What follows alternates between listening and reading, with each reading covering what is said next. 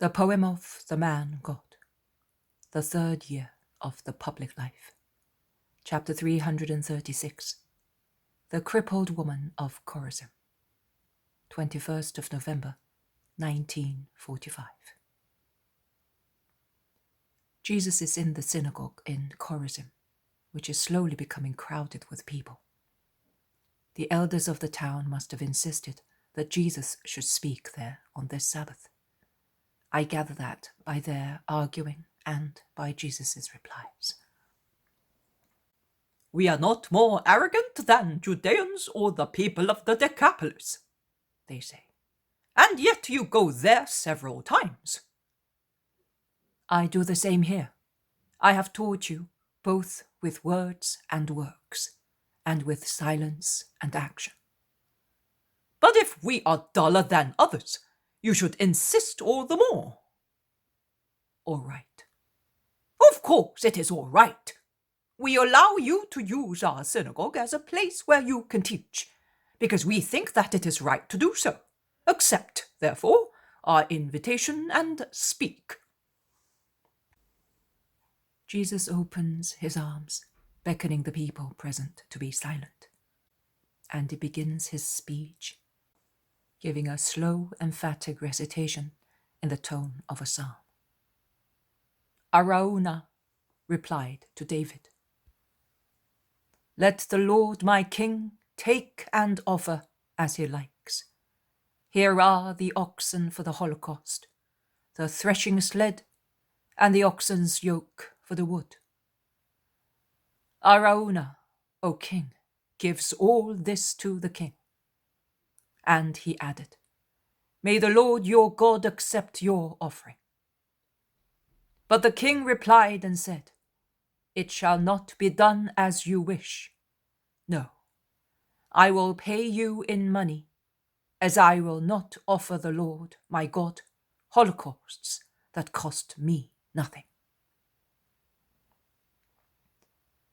Jesus lowers his eyes because he was speaking with his face turned towards the ceiling, and he stares at the head of the synagogue and the 4 elders who were with him, and asks, "Have you understood the meaning?"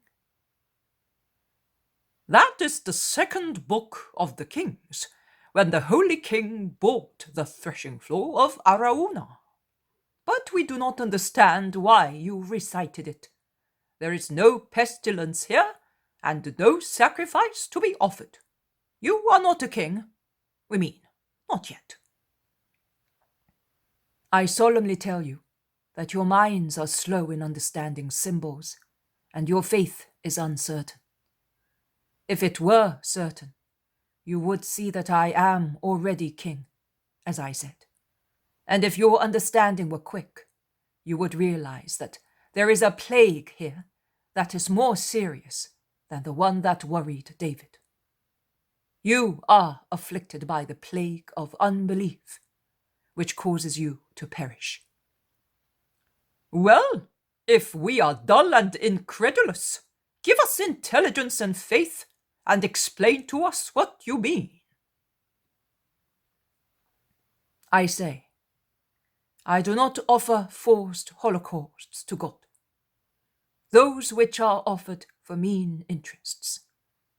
I do not agree to speak, if that is granted only to him who has come to speak. It is my right, and I assert it. Out in the sun or within closed walls, upon the mountains or down in valleys, on the seaside or sitting on the banks of the Jordan, everywhere, is my right and my duty to teach and to buy, through my work, the only holocausts that are pleasing to God. Converted hearts made faithful by my word. Here, you, people of Korazim, have granted the word to speak, not out of respect and faith, but because there is in your hearts a voice that torments you like a woodworm gnawing at a piece of wood. This chilly punishment is due to the harshness of our hearts. and you want to make amends for your purses, not for your souls. O pagan obstinate Korazim! But not everyone in Korazim is such, and I will speak to those who are not such by means of a parable. Listen. A silly rich man took a lump of material as fair as the finest honey to a craftsman, and told him to make an ornate amphora with it. This material is not good to work at, said the craftsman to the rich man. See, it is soft and resilient. How can I carve it and shape it? What? It is not good? It is a valuable resin, and a friend of mine has a small amphora made with it, and his wine acquires an exquisite taste in it. I paid for it as dear as gold, to have a larger amphora, and thus mortify my friend, who boasts of this. Make it at once, or I will tell everyone that you are a poor craftsman. But your friend's amphora must be of clear alabaster. No, it is made of this material. It is perhaps made of fine amber. No, it is the same matter as this. Let us suppose that it is made of this matter, but it must have been made solid and hard by age or by mixing it with other solidifying ingredients. Ask him, then come and let me know how it was done. No, he sold me this himself, and he assured me that it is to be used as it is. In that case, he cheated you to punish you for envying his beautiful amphora. Watch what you say. Do the work, or I will take your shop from you to punish you. In any case, everything you possess is not worth what I paid for this wonderful resin. The desolate craftsman began to work. He kneaded, but the paste stuck to his hands. He tried to solidify part of it with mastic and powders, but the resin lost its golden transparency. He put it close to his blast furnace, hoping that the heat would harden it. But clasping his brow, he had to take it away, because it liquefied. He had frozen snow brought from Mount Hermon, and he immersed the resin into it. It hardened and was beautiful. But he could not mold it. I will carve it with a chisel, he said. But at the first stroke, with the chisel, the resin broke into pieces. The desperate craftsman decided to make a last trial, although he was already convinced that it was impossible to work on the material. He gathered all the pieces together and liquefied them in the heat of the furnace. He then froze them, but not too much, with snow. And he tried to work with chisel and broad knife on the softish mass. It molded. But as soon as he removed the chisel and broad knife, it resumed its previous shape, just like dough rising in the kneading trough. The man gave up, and to avoid being retaliated to and ruined by the rich man, during the night he loaded wife, children, furnishings, and working tools on a cart and fled beyond the border, after leaving in the middle of his workshop, now completely empty, the fair mass of resin with a note on top of it, with the words, "It cannot be worked." I have been sent to shape hearts according to truth and salvation. I have had in my hands hearts made of iron, lead, tin, alabaster, marble, silver, gold, jasper, gem. Hearts that were hard, wild, too tender, inconstant. Hearts hardened by sorrows, precious hearts, hearts of all kinds. I worked at every one of them, and I molded many according to the desire of him who sent me. Some hurt me while I was working at them. Some preferred to break into pieces rather than be completed. But they will always have a recollection of me, even if it may be a hateful one. It is not possible to work on you. Nothing is of any avail with you. Warm love, patience in teaching you, severe reproaches, chisel work. As soon as I move my hands away from you, you become again what you were. There is only one thing you should do to change: to abandon yourselves entirely to me. But you do not do that, and you never will do it. The desolate workman leaves you to your destiny. But as it is fair, he does not abandon everyone in the same way. In his desolation, he can still choose those who deserve his love, and he comforts and blesses them. Woman, come here, he says, pointing to a woman who is near a wall and is so bent that she looks like a question mark.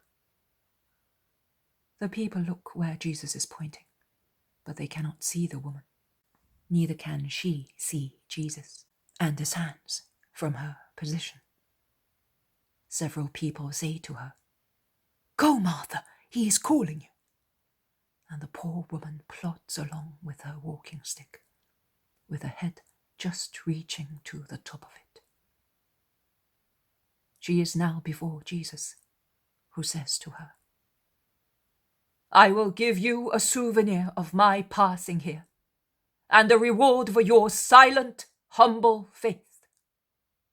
Be cured of your infirmity," he shouts finally, laying his hands on her shoulders. And the woman stands up at once, as straight as a palm tree, and raising her arms, she cries, "Hosanna! He has cured me! He has seen his faithful servant and has helped her. Praise be to the Saviour and King of Israel! Hosanna to the Son of David!"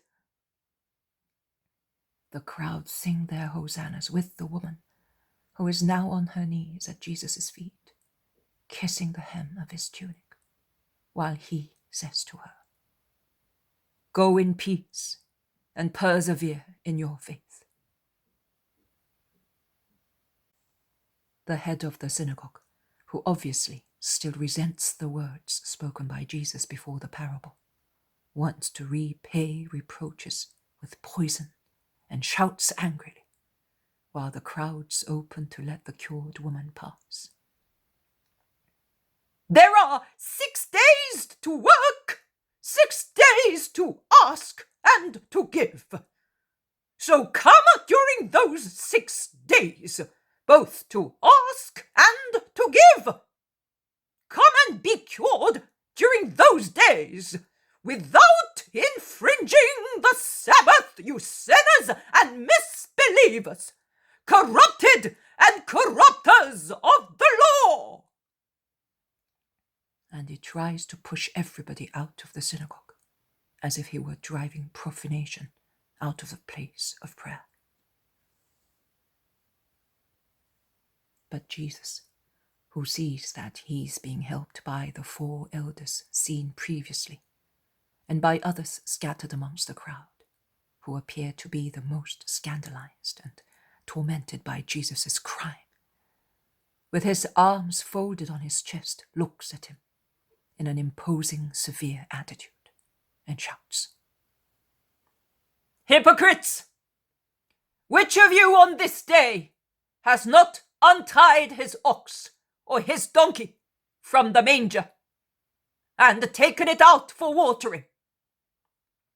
And who has not taken a sheaf of grass to his sheep and milked their full udders? If you have 6 days to do so, why have you done it also today? Just for a little milk, or for fear that your ox or your donkey might die of thirst, and you might lose it? And should I not have freed this woman from her chains, after Satan had held her bound for 18 years, only because this is the Sabbath? Go! I was able to relieve her from a misfortune that she did not want. But I will never be able to relieve you from yours, because you want them. Oh, enemies of wisdom and truth! The good people, among the many malicious ones in Korazim, approve and agree, while the others, livid with rage, run away, deserting the livid synagogue leader. Jesus also leaves him and goes out of the synagogue, surrounded by good people who go with him as far as the countryside, where he blesses them for the last time. He then takes the main road with his cousins, Peter and Thomas.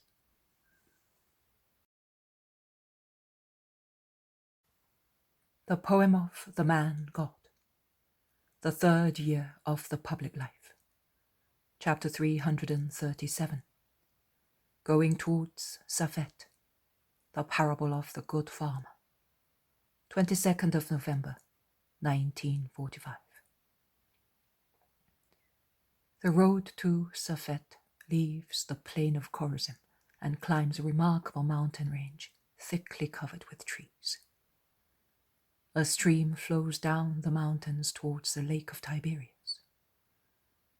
The pilgrims are waiting at a bridge for those who were sent to Meiron, and they do not have to wait long.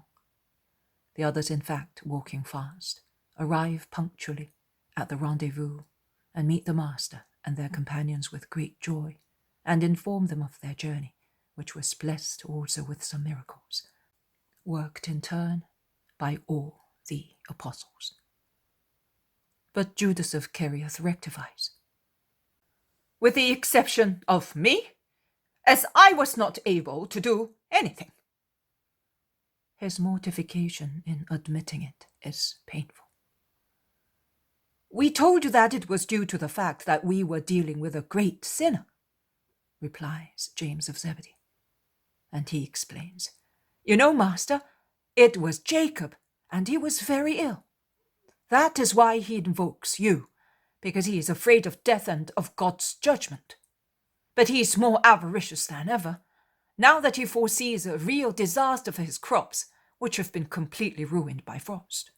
He lost all his seed corn, and he cannot sow any more because he is ill, and his maidservant is not fit to plough the field, because she is worn out by fatigue and starvation, as he economizes also on flour for bread, seized as he is with fear that he may be left without any food one day.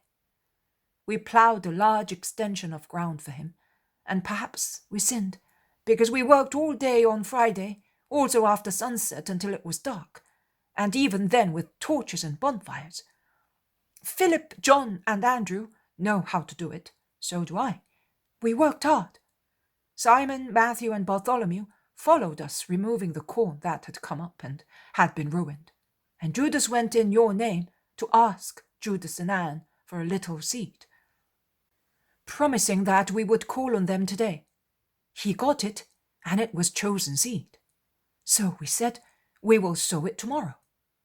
That is why we are a little late, because we started at the beginning of sunset. May the Eternal Father forgive us, considering the reason why we sinned. Judas, in the meantime, remained near Jacob's bed to convert him. He can speak better than we can. At least, that is what Bartholomew and the Zealots said spontaneously. But Jacob turned a deaf ear to all his arguments. He wanted to be cured, because his disease costs him money, and he insulted the servant, calling her a sluggard.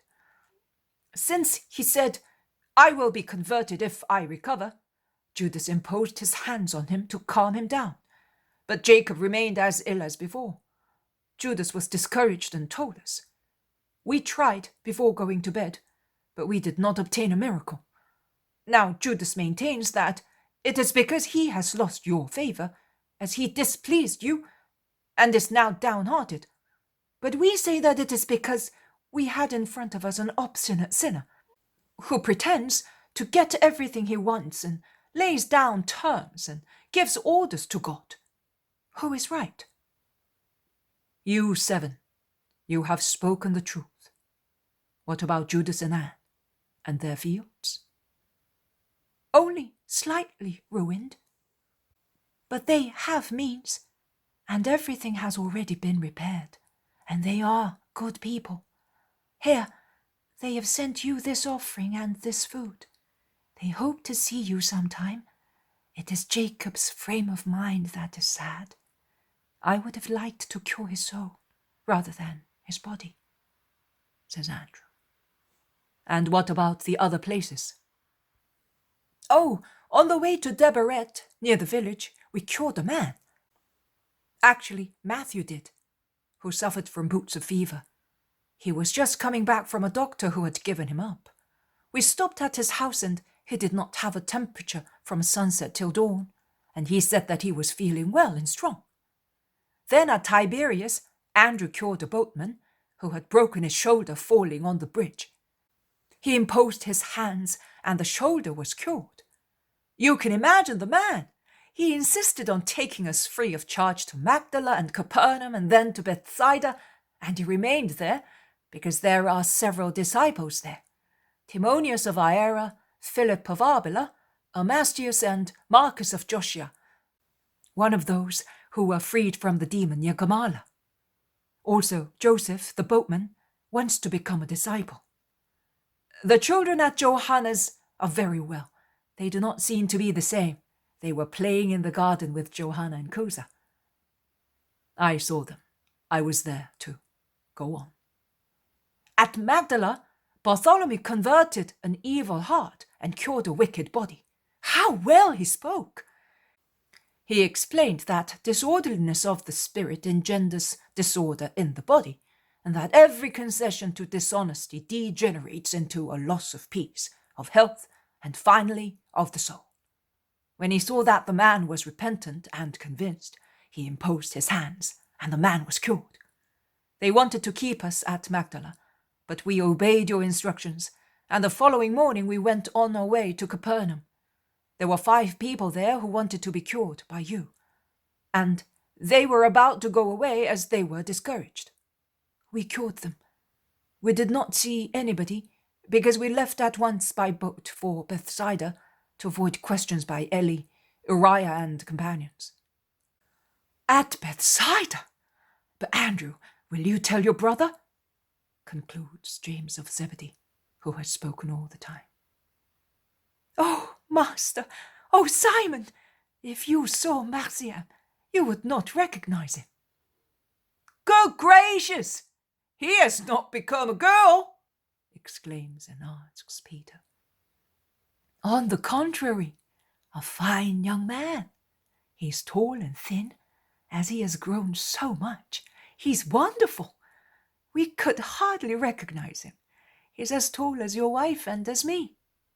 Oh, well, neither you nor Porphyria or I are palm trees. At most we could be compared to thorn bushes, says Peter, who, however, is overjoyed at the news that his adoptive son has grown up. Yes, brother, but at the recent feast of the dedication, he was still a stunted boy who hardly reached up to our shoulders. Now he is really a young man, with regard to height, voice, and seriousness. He has behaved like those plants that stagnate for years, then all of a sudden they become surprisingly luxuriant. Your wife has been very busy lengthening his garments and making new ones, and she makes them with wide hems and flounces at the waist, because she rightly foresees that Marjiam will grow more. And he is growing even more in wisdom. Nathanael in his wise humility did not tell you that for almost 2 months Bartholomew was the master of the youngest and most heroic of your disciples, who gets up before daybreak to pasture the sheep, split wood, draw water, light the fire, sweep the floors, do the shopping, out of love for his putative mother. And in the afternoon, until late at night, he studies and writes like a little doctor. Just imagine! He gathers all the children of Bethsaida together, and on the Sabbath he gives them short evangelical lessons. Thus, the little ones, who are excluded from the synagogue, lest they should disturb the service, have their day of prayer, just like grown-up people. And mothers tell me that it is beautiful to hear him speak, and that children love and obey him with respect, and are becoming very good. What a disciple he will be! Well, well, I am moved. My Marjiam, even at Nazareth, eh? His heroism for that little girl, Rachel, was it not? Peter stops in time, blushing for fear he might have said too much. Fortunately, Jesus comes to his rescue, and Judas is engrossed in thought and inattentive, or he pretends he is. Jesus says, "Yes, Rachel, you are right. She is cured, and the fields will yield a good crop of corn. James and I have been there. The sacrifice of a young child can do so much."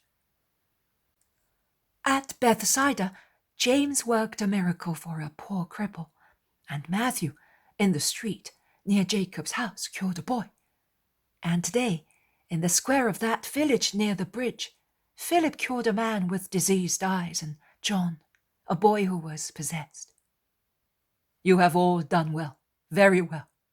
We shall now go to that village on the slopes, and will stop in one of the houses to sleep. And you, my dear master, what have you done? How is Mary, and the other Mary? Asks John. They are well, and they send you their regards. They are preparing garments and all that is necessary for the springtime pilgrimage. And they are longing to make it in order to be with us. Also Susanna, Johanna, and our mother are just as anxious, says John. Bartholomew says, Also my wife and daughters want to come this year, after so many years, to Jerusalem. She says that it will never be as beautiful as this year. I don't know why she said so, but she maintains that she feels it in her heart. In that case also mine will come. She has not told me, but what Anne does, Mary does too, says Philip. And Lazarus's sisters, you have seen them? Asks Simon Zealot. They comply with the master's instructions and with necessities, but they suffer. Lazarus looks very poorly, doesn't he, Judas? He has to lie down most of the time, but they are anxiously waiting the master, says Thomas. It will soon be Passover, and we shall go to Lazarus's house. But what have you done at Nazareth and at Korazim? At Nazareth I greeted relatives and friends, and the relatives of the 2 disciples. At Korazim I spoke in the synagogue, and I cured a woman. We stayed at the house of the widow whose mother died. It was a grief and a relief at the same time, because of their scanty resources, and of the working time that the widow lost to take care of the invalid. She is now spinning for other people, but she is no longer in despair. What is indispensable for her is now secured, and she is thus happy. Every morning, Joseph goes to work with a carpenter near the well of Jacob to learn the trade. Have those of Korazim become any better? Asks Matthew. No, Matthew. They are becoming worse and worse, Jesus admits frankly.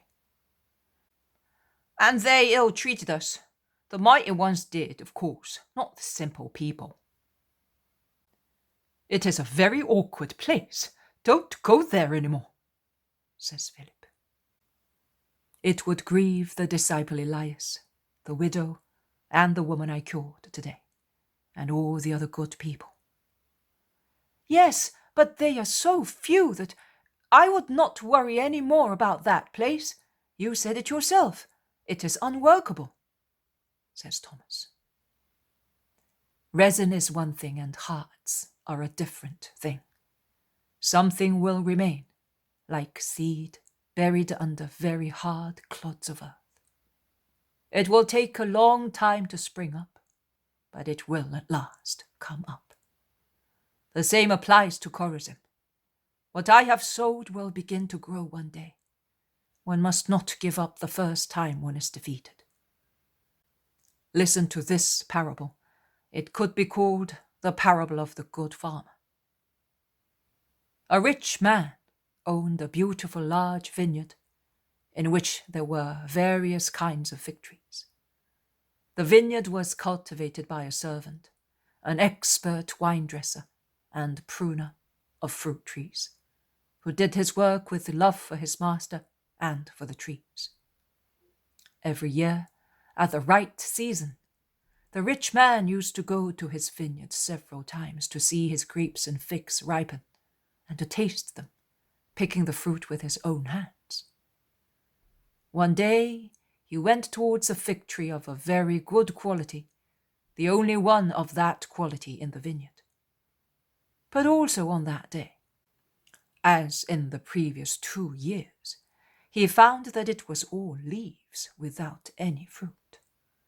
So he called the vine dresser and said, "For 3 years I have come looking for fruit on this fig tree, and I have found nothing but leaves.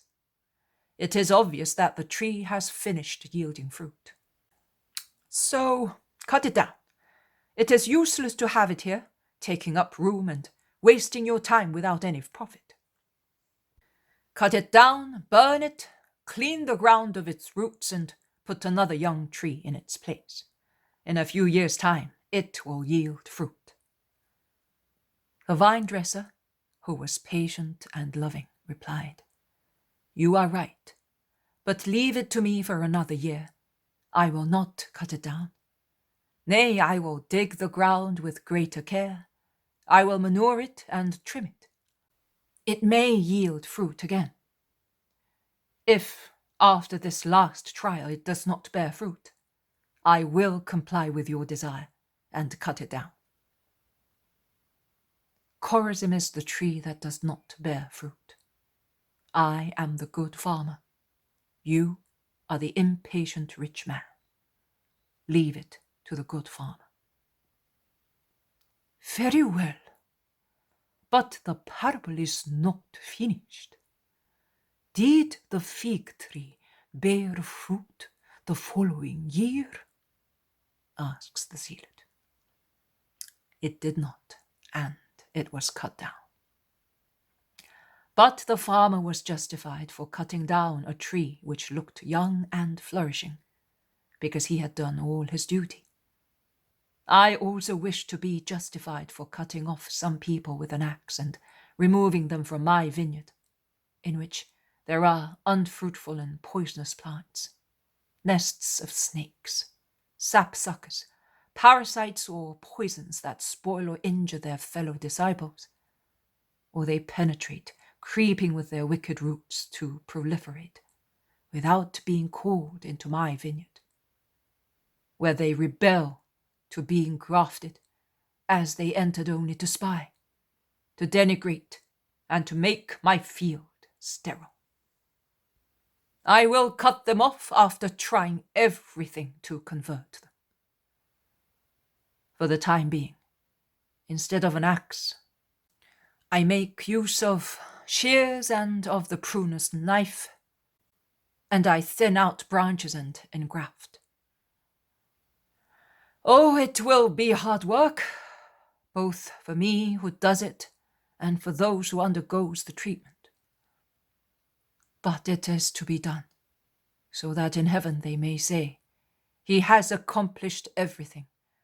But the more he pruned, grafted, hoed and manured them, shedding perspiration, tears, and blood while working, the more sterile and wicked they have become. There is the village. Go ahead, all of you, and look for lodgings. You, Judas of Kerioth, stay with me. They remain alone, and in the twilight, they proceed close to each other in dead silence. At last, Jesus says, as if he were speaking to himself, "And yet, even if we lose God's favor by infringing his law, we can always become what we were by renouncing sin." Judas does not reply. Jesus resumes, "And if one understands that it is not possible to have the power of God, because God is not there where Satan is, one can easily remedy by preferring what God grants to what our pride desires." Judas is silent.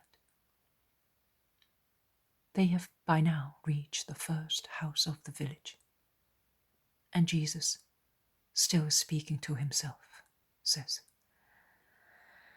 "And to think that I did severe penance, that he might mend his ways and go back to his father." Judas starts, raises his head, looks at him, but does not say anything. Jesus also looks at him, and then he asks, "Judas, to whom am I speaking?" "To me, Master. It is because of you that I no longer have power. You took it off me to increase it in John, Simon, James, in everybody except me. You do not love me. That's what it is. And I will end up by not loving you, and by cursing the hour when I did love you. And I ruined myself in the eyes of the world for a cowardly king who is overwhelmed even by the populace. I was not expecting this from you. Neither I from you.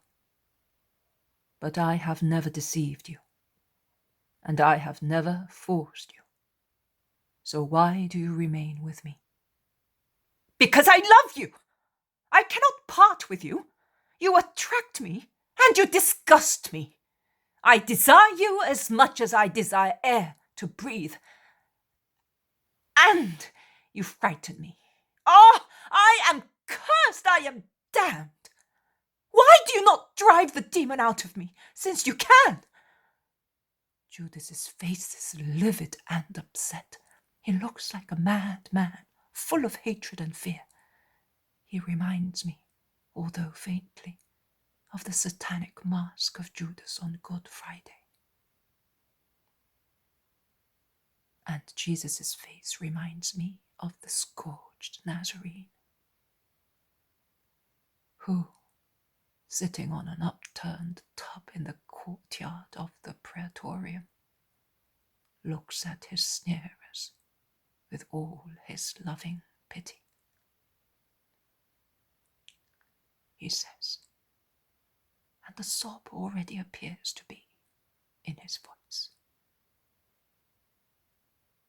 "Because there is no repentance in you, but only hatred against God, as if he were guilty of your sin." Judas utters a horrible curse between his teeth. "Master, we have found lodgings. There is room for 5 in one place, for 3 in another, for 2 in a third place, and then 2 places can accommodate 1 each. We could not find anything better," say the disciples.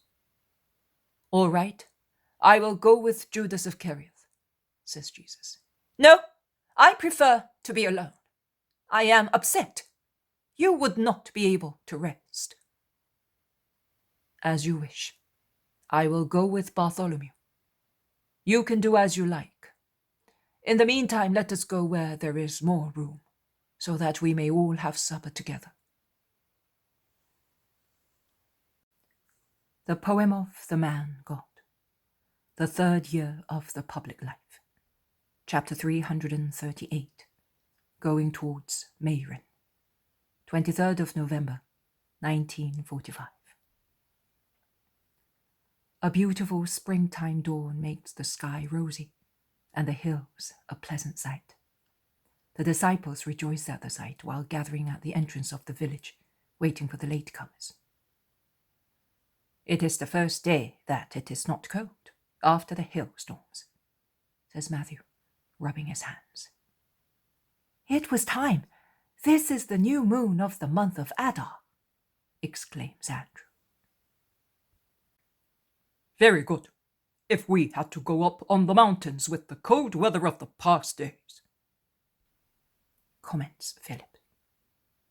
But where are we going? Asks Andrew.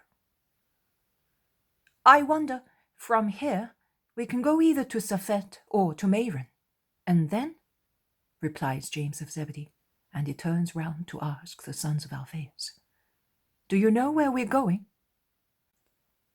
Jesus told us that he wants to go to the north, that is all, says Judas of Alphaeus laconically. Again? At the next moon, we must begin our Passover pilgrimage, says Peter, not very enthusiastically. We have plenty time, remarks Thaddeus. Yes, but no time to rest at Bethsaida. We shall certainly go there to get the women and Marjiam, replies Philip to Peter. What I ask of you is not to look bored or indifferent or the like. Jesus is most depressed. Yesterday evening he was weeping. I found him weeping while we were preparing supper. He was not praying out on the terrace, as we thought. He was weeping, says John. Why, did you ask him? They all ask. Yes, I did, but all he said was, love me, John. Perhaps it's because of the people of Korazim, the zealot, who has just arrived, says. The master is coming here with Bartholomew. Let us go and meet him. And they set out, but they continue their conversation. Or is it because of Judas? They remained alone last night, says Matthew. That's right. And Judas had previously stated that he was upset and wanted to be alone, remarks Philip. He did not want to stay even with the master, whereas I would have been so glad to be with him, says John with a sigh. And I, says everybody. I do not like that man. He is either ill or bewitched or mad or possessed. There is something wrong with him, says Thaddeus resolutely. And yet, believe me, on our way back here he was a model disciple. He always defended the master and the interests of the master, as none of us ever did. I saw him and heard him myself, and I hope you do not doubt my words, states Thomas. Do you think that we do not believe you? No, Thomas, and we are pleased to hear that Judas is better than we are. But you can see it yourself. He is strange, is he not? Asks Andrew. Oh, he certainly is. Perhaps innermost problems worry him. Or probably because he did not work in a miracle. He is rather proud, for a good purpose, but he is keen on doing things and he likes to be praised for them. It may be, but the master is sad. Look at him over there. He does not look like the man we have always known. But long live the Lord!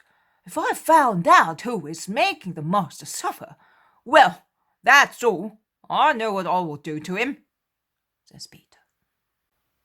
Jesus, who is talking intently to Nathanael, sees them and quickens his pace, smiling. Peace to you. Are you all there? Judas of Simon is missing. I thought he was with you, because at the house where he slept, they told me that they found his room empty and tidied up, explains Andrew. Jesus knits his brows for a moment and becomes engrossed in thought, lowering his head. He then says, It does not matter. Let us go just the same. Tell the people in the last houses that we are going to Meiron and to Giscala. If Judas should look for us, ask them to direct him there. Let us go. They all feel that the atmosphere is stormy, and they obey without uttering a single word. Jesus continues his conversation with Bartholomew and is a few steps ahead of the others. I can hear famous names being mentioned by them during their conversation. Hillel, Yael, Barak, and glorious events of Israel, which they recollect, commenting and admiring the great doctors, while Bartholomew regrets the past. Oh, if wise Hillel was still alive, he was good and strong. He would not have been upset. He would have judged you by himself, independently of others. Do not worry, Bartholomew, and bless the Most High, who has received him in his peace. The spirit of the wise man thus did not become aware of the excitement of so much hatred against me. My lord, not only hatred. More hatred than love, my friend, and it will always be so. Do not be sad. We will defend you. It is not death that grieves me. It is the sight of men's sins. Death? No! Don't speak of death. They will not go to that extent, because they are afraid. Hatred will be stronger than fear. Bartholomew, when I am dead, and when I am far away, in holy heaven, say to men, he suffered more because of your hatred than because of his death. Master, don't say that. No one will hate you so much as to cause you to die. You can always prevent it. You are powerful. Jesus smiles sadly, I would say wearily, while with measured steps he climbs the mountainous road leading to Meiron. And the more the road climbs, the wider becomes the beautiful view of the Lake of Tiberias, visible through an opening in a gorge, on nearby arch-shaped hills, which, however, obstruct the sight of Lake Meiron, while the view extends beyond the Lake Tiberias on the tableland beyond the Jordan, as far as the remote, indented mountains of Hauran, Trachonitis, and Perea. But Jesus points to north-northeast, saying, After Passover we will have to go there, to Philip's tetrarchy, and we shall just have enough time to do so, as we shall have to be in Jerusalem once again for Pentecost. Would it not be more convenient to go there now? We could go beyond the Jordan, towards its sources, and then come back through the Decapolis. Jesus passes his hand across his brow, with a tired gesture of one whose mind is clouded, and he whispers, I do not know yet, Bartholomew. How much depression, sorrow, entreaty there is in his voice. Bartholomew bends a little, as if he were hurt by Jesus' strange, unusual tone, and he says with loving anxiety, Master, what is the matter with you? What do you want from old Nathaniel?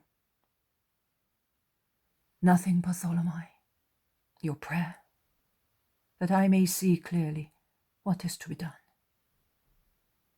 But they are calling us, Bartholomew. Let us stop here. And they stop near a group of trees. The others appear round a bend of the path. They are in a group. Master, Judas is running after us at breakneck speed.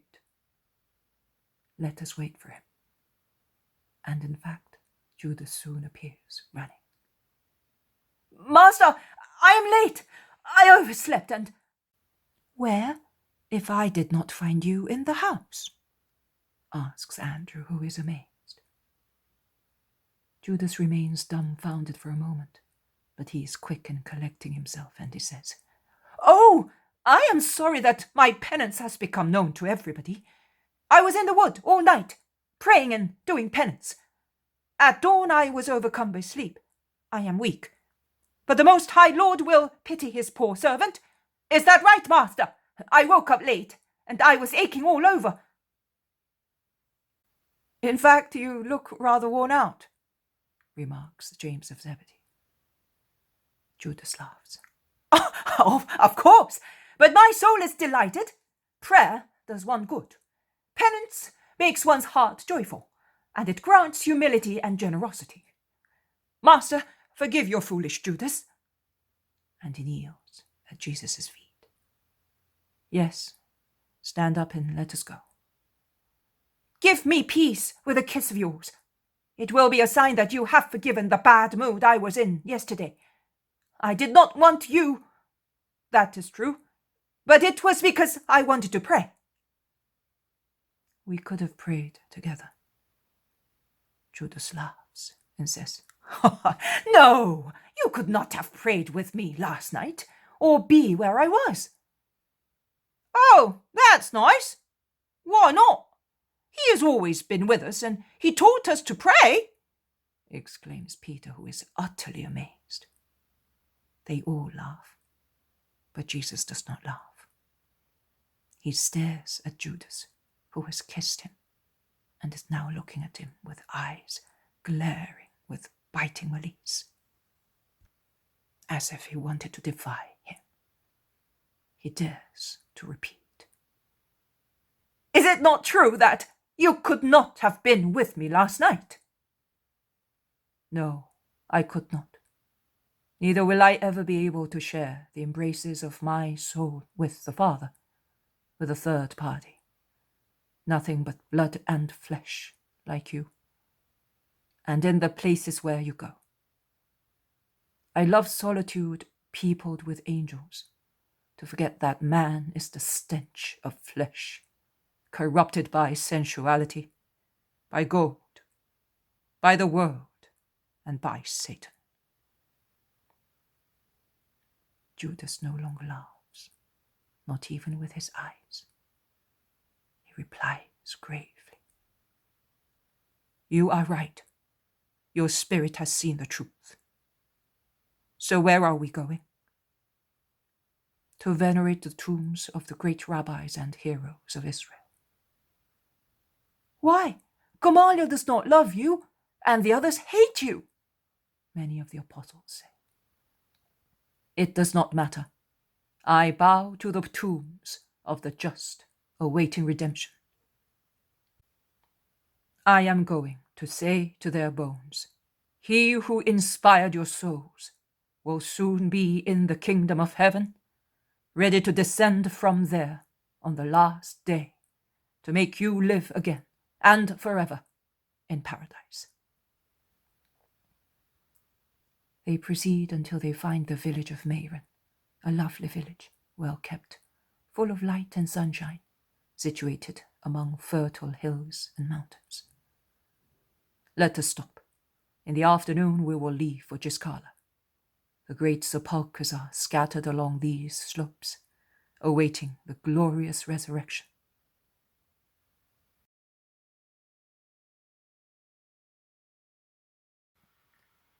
The poem of the man God, the third year of the public life. Chapter 339. At Hillel's sepulchre at Giscala. 24th of November, 1945. From the village of Meiron, Jesus and his apostles take a mountainous road that runs northwest through woods and pastures, rising all the time. They have perhaps already venerated some sepulchres, because I can hear them speak about them. The Iscariot is now ahead with Jesus.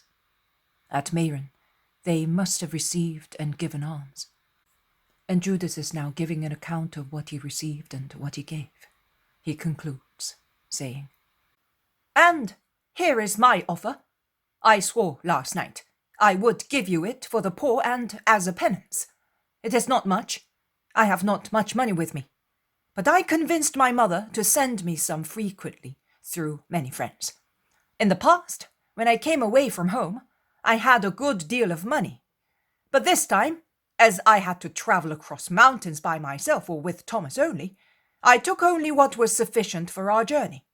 I prefer to do that. The only thing is, sometimes I will have to ask you for permission to leave you and go to see my friends. I have already arranged everything. Master, shall I continue to keep the money? Do you still trust me?" "Judas, you are saying everything by yourself, and I do not know why you do that. You must know that nothing has changed as far as I am concerned, because I hope that you will change and become once again the disciple you were in the past, and that you will become a just man, for whose conversion I pray and suffer." "You are right, master, but with your help I will certainly become so. In any case, they are minor imperfections, things of no importance. Nay, they help us to understand our fellow men and cure them." "Your morals, Judas, are strange indeed. And I should say more than that.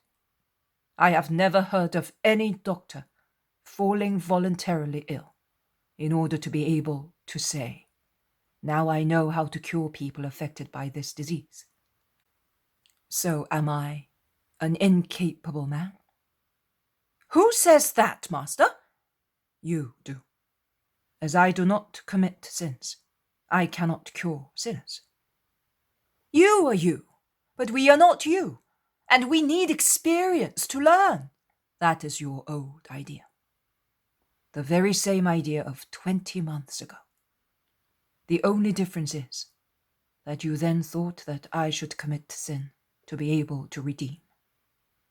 I am really surprised that you have not tried to correct this fault of mine, according to your way of judging, and to gift me with this ability to understand sinners." "You are joking, master, and I am glad. I felt sorry for you. You were so sad, and it is double joy to me that I have made you joke. But I never thought of claiming to be your master. In any case, as you can see yourself, I have corrected my way of thinking, as I now say that this experience is necessary only to us poor men. You are the Son of God, are you not? Your wisdom, therefore, needs no experience to be what it is." "Well, you had better know that innocence is also wisdom, a much greater wisdom than the low, dangerous knowledge of sinners. When the holy ignorance of evil should limit our ability to guide ourselves and other people, then the angelical ministry, which is always present in pure hearts, makes up for that. And you may rest assured that the angels, who are most pure, can tell good from evil, and they can lead the pure souls, whom they guard, on the just path and to just deeds. Sin does not increase wisdom. It is not light. It is not a guide. Never. It is corruption. It is derangement of mind. It is chaos. Thus, he who commits it tastes its flavor, but at the same time he loses the ability to savor many other spiritual things, and no longer has an angel of God, a spirit of order and love, to guide him. Instead, he has an angel of Satan to lead him into greater and greater disorder, because of the unappeasable hatred that devours those diabolical spirits. Listen, Master, and if one wanted to attain angelical guidance again, is repentance sufficient? Or does the poison of sin last even after one has repented and has been forgiven?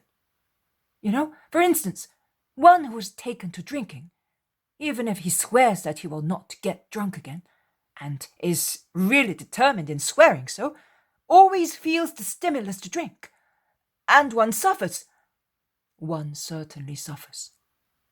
That is why one should never become the slave of evil. But to suffer is not to sin. It is expiation.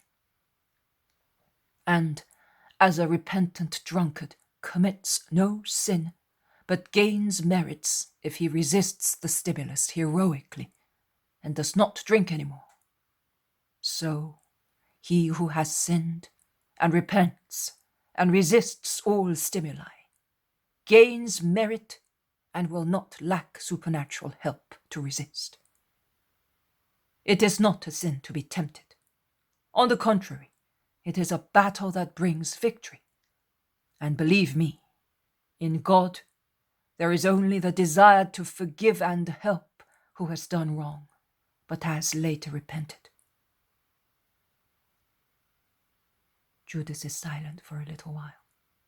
Then it takes Jesus' hand and kisses it, remaining bent over it. Last night I exceeded the limit. I insulted you, Master. I told you that I would end up by hating you. How much I blasphemed! Can I ever be forgiven? The greatest sin is to despair of God's mercy. Judas, I said, every sin against the Son of Man will be forgiven. The Son of Man has come to forgive, to save, to cure, to lead souls to heaven. Why do you want to lose heaven? Judas, look at me. Wash your soul in the love emanating from my eyes. Do I not disgust you? Yes, you do. But love is stronger than disgust. Judas, poor leper, the greatest leper in Israel. Come and invoke health from him who can give it to you. Give it me, Master. No, not that way. There is no true repentance or firm will in you. There is only a faint effort of surviving love for me and for your past vocation. There is a hint of repentance, but it is entirely human. That is not entirely bad. Nay, it is the first step towards good.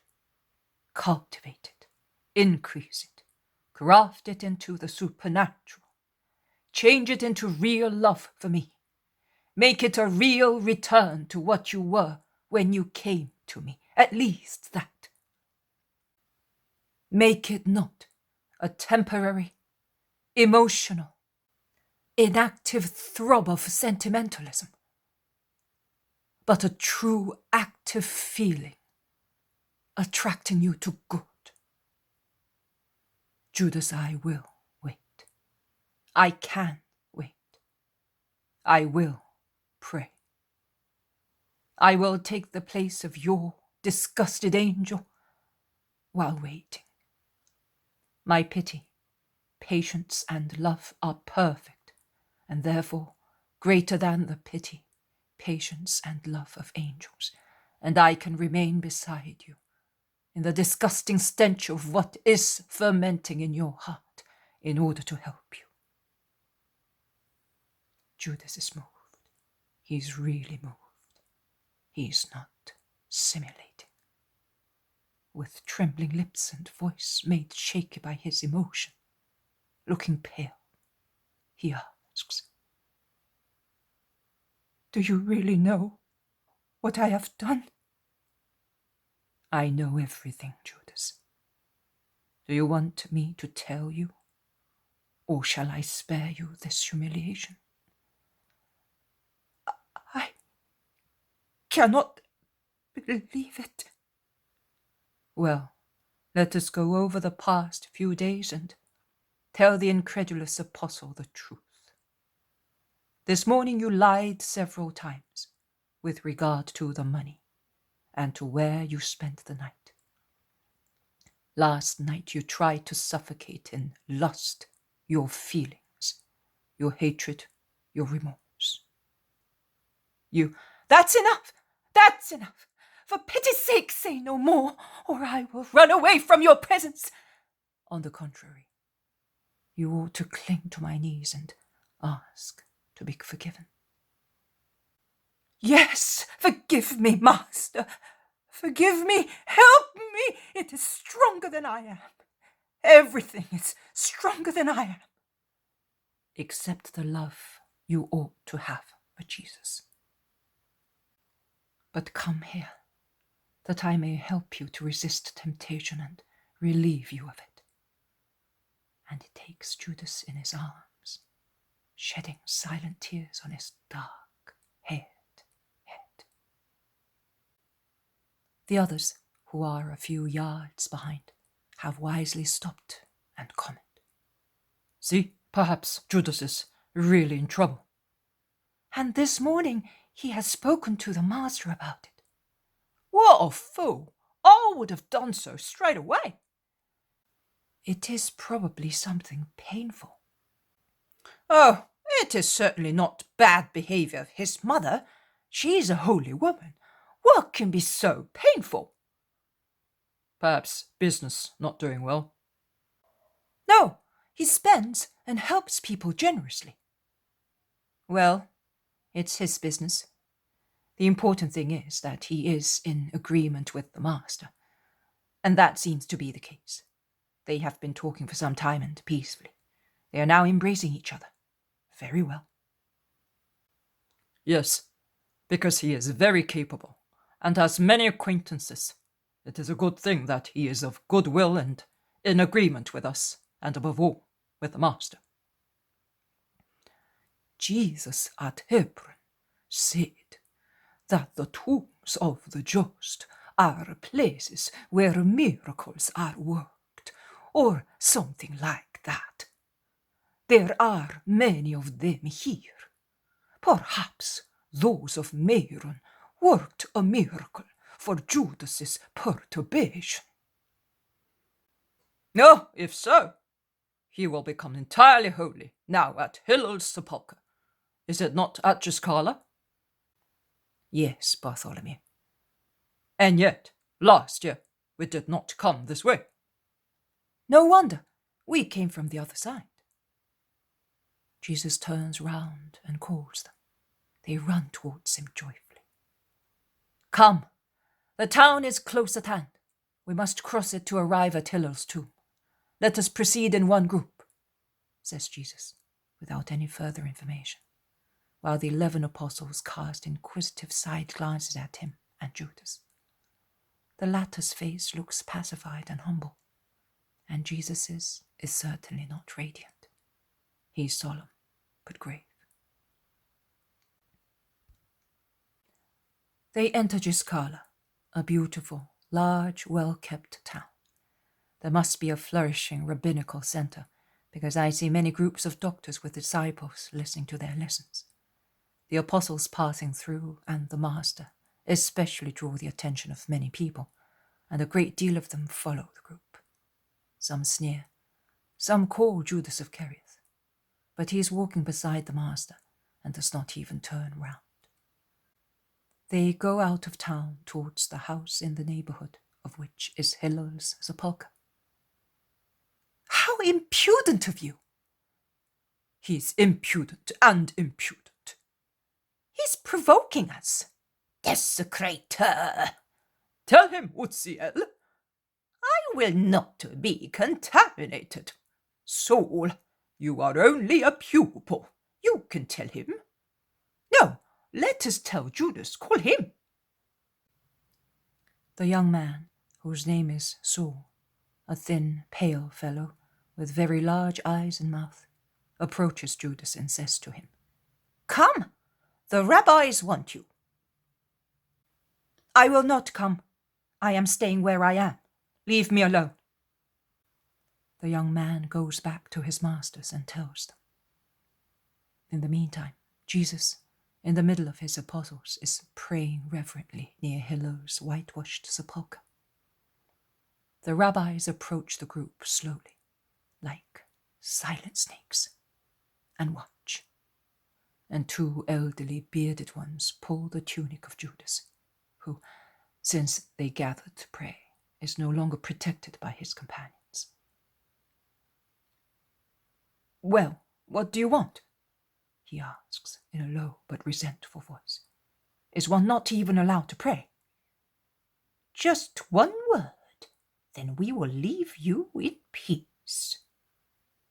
Simon Zealot and Thaddeus turn round and tell the noisy disturbers to be quiet. Judas moves a few steps aside and asks, "What do you want?" I do not hear what the older man whispers in Judas's ear, but I distinctly see the gesture of Judas, who steps aside resolutely, saying, "No, leave me in peace. Poisoned souls. I don't know you. I don't want to have anything more to do with you." The rabbinical group burst into a scornful laugh and threaten. What you do, you silly boy? You had better watch. Go away. You can go and tell the others, all the others. Have you understood? You can apply to anybody you like, but not to me, you devils. And he leaves them. He has spoken so loudly that the apostles turn round dumbfounded. Jesus does not even after the scornful laugh and threat. "We will see you again, Judas of Simon. We will meet again." That resounds in the silence of the place. Judas goes back to his place. He moves aside Andrew, who has gone close to Jesus, and as if he wished to be defended and protected, he takes the hem of Jesus' mantle in his hands. The angry men then rage against Jesus. They come forth threatening and shouting. "What are you doing here, you anathema of Israel? Go away! Don't make the bones of the just man, whom you are not worthy to approach, stir in the grave. We will tell Gamaliel and will have you punished." Jesus turns round and looks at them, one at a time. "Why are you looking at us like that, you demoniac?" "To become better acquainted with your faces and your hearts. Because not only my apostle will see you again, I will as well. And I want to know you well, so that I can recognize you at once." "Well, have you seen us? Go away.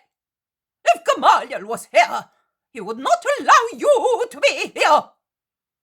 "I was here last year with him." "That is not true, you liar!"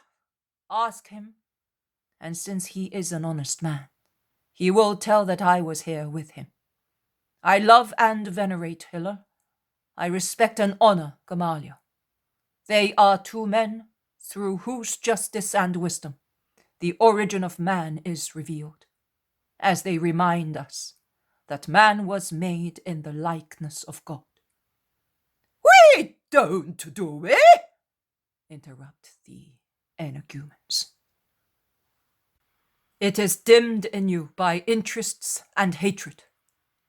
"Listen to him.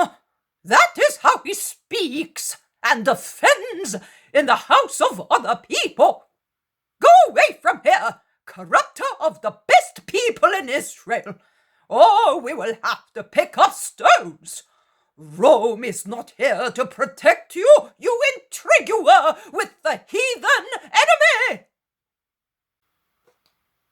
Why do you hate me? Why do you persecute me? What wrong have I done you? Some of you have benefited from me. Everybody has been respected by me. So why are you so cruel against me? Jesus is humble, meek, afflicted and loving. He implores them to love him. They take it as a sign of weakness and fear, and they become more furious. The first stone flies skimming James of Zebedee, who quickly makes the gesture of reacting by throwing it against the assailants, while all the others gather round Jesus. But they are 12 against about 100. Another stone strikes Jesus' hand while he is telling his disciples not to react. The back of his hand is injured and bleeds. It seems to be already wounded by the nail. Jesus then stops praying. He straightens up imposingly, looks at them and crushes them with a glare. But another stone strikes the temple of James of Alphaeus, and it begins to bleed.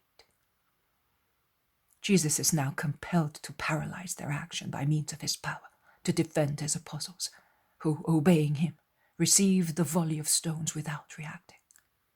And when the cowards are overwhelmed by Jesus' will, and by his frightful imposing attitude, he says, "I am going, but you must know that Hillel would have cursed you for what you are doing. I am going away. But remember that not even the Red Sea prevented the Israelites from going on the way pointed out to them by God. Everything flattened out and became a level road for the passing God. The same applies to me. As Egyptians, Philistines, Amorites, Canaanites, and other peoples could not stop the triumphal march of Israel, so you, who are worse than they were, will not be able to stop my march and mission. Israel, remember what they sang at the well of the water given by God. Rise, O well, that was sunk by the princes and dug by the leaders of the people, with the giver of the law, with their staves. I am that well. It was dug by heaven in response to the prayers and the justice of the true princes and leaders of the holy people, which you are not. No, you are not. The Messiah would never have come for you, because you do not deserve him. In fact, his coming is your ruin, because the Most High is aware of all the thoughts of men and has always been aware of them, even before Cain, from whom you descend, existed, and before Abel, whom I resemble, before Noah, my symbol, and before Moses, who first used my symbol, before Balaam, who prophesied the star, before Isaiah and all the prophets. And God knows your hearts and is struck with horror at them.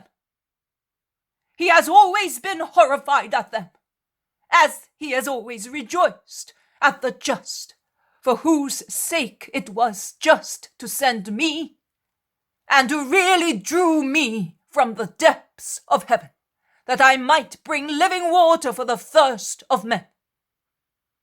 I am the source of eternal life, but you do not wish to drink at it, and you will die." And he walks slowly through the paralyzed rabbis and their pupils and goes on his way, slowly, solemnly, in the amazed silence of men and things. The poem of the man God, the third year of the public life. Chapter 340, the deaf-mute cured near the Phoenician border. 25th of November, 1945.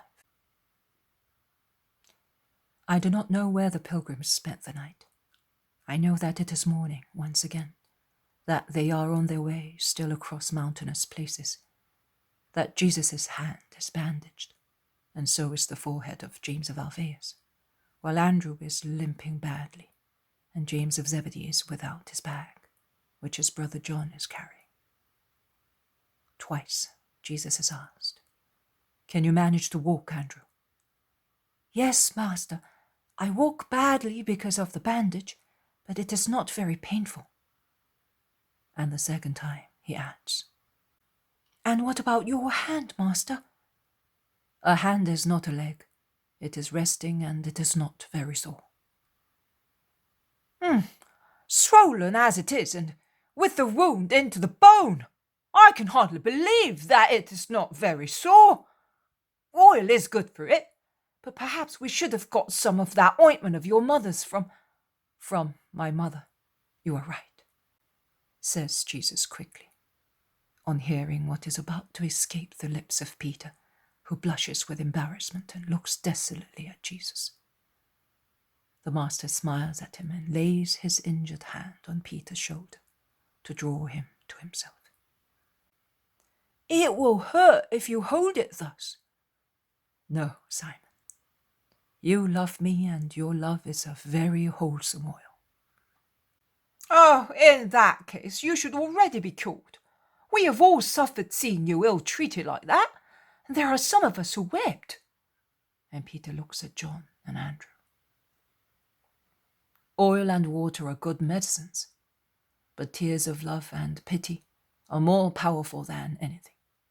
See, I am much more cheerful today than yesterday, because today I know how obedient you are and how much you love me, everyone. And Jesus looks at them with his habitually sad, mild eyes, which this morning are shining, although faintly, with joy. But what hyenas they are! Never seen so much hatred, says Judas of Alphaeus. They must have been all Judeans. No, brother. Regions have nothing to do with it. Hatred is the same everywhere. Remember that I was driven out of Nazareth months ago, and they wanted to pelt me with stones. Do you not remember? Says Jesus calmly, which comforts the Judean apostles for Thaddeus's words. They are, in fact, so consoled that Iscariot says, But I will tell them that, oh, I will indeed. We were not doing anything wrong. We did not react. And he spoke of nothing but love from the very beginning. And they threw stones at us, as if we were snakes. I will tell them. And who are you going to tell if they are all against us? I know who I will tell. In the meantime, I will tell Hermas and Stephen as soon as I see them, and Gamaliel will know at once. But at Passover, I know who I will tell. I will say, it is not fair to do that. Your fury is against the law. You are guilty, not he. It would be better if you did not approach those men. I think that you are guilty in their eyes as well, advises Philip wisely. That's true. It is better if I never get in touch with them again. Yes, it is better. But I will tell Stephen. He's good and has no poison. Never mind, Judas. You would not change anything for the better. I have forgiven them. Let us forget about it, says Jesus calmly and convincingly. Twice, crossing two little streams, both Andrew and the two Jameses dampen the bandages on their bruises. Jesus does not. He proceeds peacefully, as if he felt no pain. But his hand must be really sore if he has to ask Andrew to break his bread when they stop to eat, and if he has to beg Matthew to tie his sandal when the sandal laces come undone. Above all, if, when going down a steep shortcut, he bumps into a tree trunk because his foot has slipped, and he cannot help moaning while his bandage becomes stained once again with blood.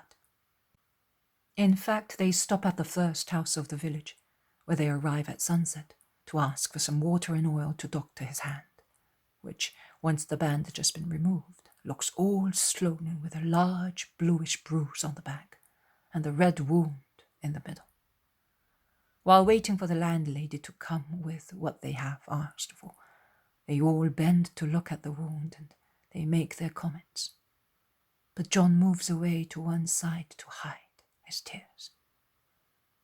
Jesus calls him. Come here, it is nothing serious. Do not weep.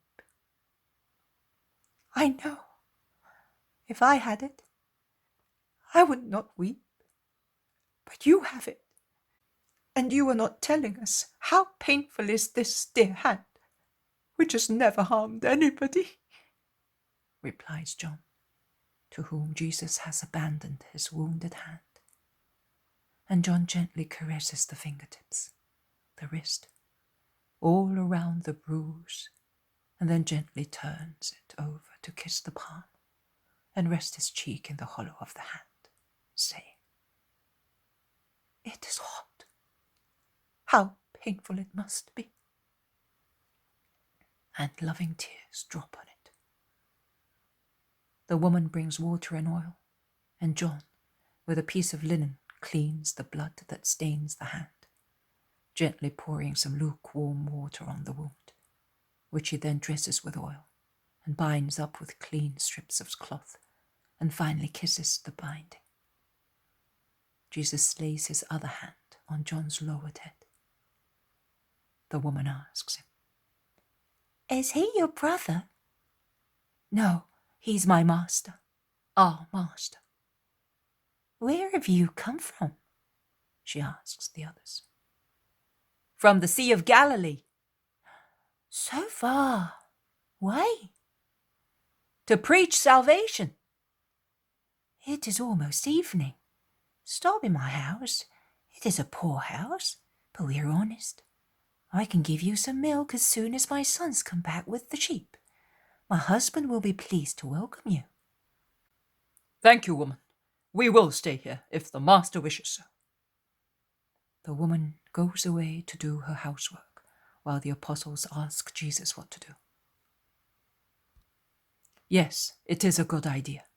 Tomorrow we will go to Kedesh, and then towards Paneas. I have been thinking, Bartholomew, it is better to do as you suggested. You gave me a good piece of advice. I hope I will thus be able to find other disciples and send them ahead of me to Capernaum. I know that some must have already been to Kedesh, and the 3 shepherds from Lebanon are among them." The woman comes back and asks, "Well?" "Yes, good woman, we are staying here for the night." "And for supper? Oh, accept my invitation. It is no burden to me. And after all, we have been told to be merciful by some men who are the disciples of that Jesus of Galilee, who is called the Messiah and works so many miracles and preaches the kingdom of God. But he has never been here. Perhaps because we are at the Phoenician border. But his disciples came, and that is really a lot. Here in the village, we all want to go to Judea at Passover to see if we can find this Jesus, because we have some sick people, and his disciples cured some of them, but not everyone. Among the latter, there is the young son of a brother of my brother-in-law's wife." "What is the matter with him?" asks Jesus, smiling. He does not speak and he does not hear. Perhaps a demon entered the womb of his mother to make her suffer and drive her to despair. But he is good, not like a possessed. The disciples said that Jesus of Nazareth is needed for him, because there must be something missing, and only that Jesus. Oh, here are my sons and my husband. Melchiah, I have welcomed these pilgrims in the name of the Lord, and I was telling them about Levi. Sarah, go and milk the sheep, and you, Samuel, go down into the grotto and bring some oil and wine, and get also some apples in the attic. Hurry up, Sarah, we will prepare the beds upstairs." "Do not tire yourself, woman. Any place will suit us. Could I see the man of whom you were speaking?" "Yes, but... Oh, Lord! Are you perhaps the Nazarene?" "I am." The woman drops on her knees, shouting, "Melchiah! Sarah! Samuel! Come and worship the Messiah! What a day! And I have him in my house, and I have been speaking to him, and I brought him water to clean his wound. She then runs to the basin and sees that it is empty. "Why have you thrown that water out? It was holy water. Oh, Malchiah, the Messiah is with us." "Yes, but be good, woman, and do not tell anybody. Go and get the deaf mute and bring him here," says Jesus, smiling. And Malchiah is soon back with the deaf mute, his relatives, and at least half of the people in the village. The mother of the poor fellow worships Jesus and implores him. "Yes, it will be done as you wish." And he takes the deaf mute by the hand and draws him away from the crowd, who are pressing together, and whom the apostles are busy pushing back to protect Jesus' wounded hand. Jesus draws the deaf mute close to himself, puts his forefingers into his ears, touches his lips with his tongue, then raising his eyes to the sky, which is growing dark, he breathes on the face of the man and shouts in a loud voice, "Be opened!" and lets him go. The young man looks at him for a moment while the crowds whisper. The change in the countenance of the deaf mute is surprising. From listless and sad, it becomes amazed and smiling. He touches his ears with his hands, presses them, takes his hands away. He persuades himself that he can really hear. He opens his mouth, saying, "Mother, I can hear! Oh Lord, I adore you!" The crowd is seized by the usual enthusiasm, also because they ask one another, "How can he be able to speak if he never heard a word since he was born? A miracle in the miracle. He loosened his tongue and opened his ears, and at the same time he taught him to speak. Long live Jesus of Nazareth! Hosanna to the Holy Messiah!" and they press against Jesus, who raises his wounded hand to bless them, while some, urged by the woman of the house, wet their faces and limbs with the remaining drops of water left in the basin. Jesus sees them and shouts, "Because of your faith, you are all cured. Go home, be good and honest. Believe in the word of the gospel, and keep to yourselves what you know, until it is time to announce it in the squares and throughout the whole world. May my peace be with you." and he goes into the large kitchen where the fire is blazing and the light of 2 lamps flicker.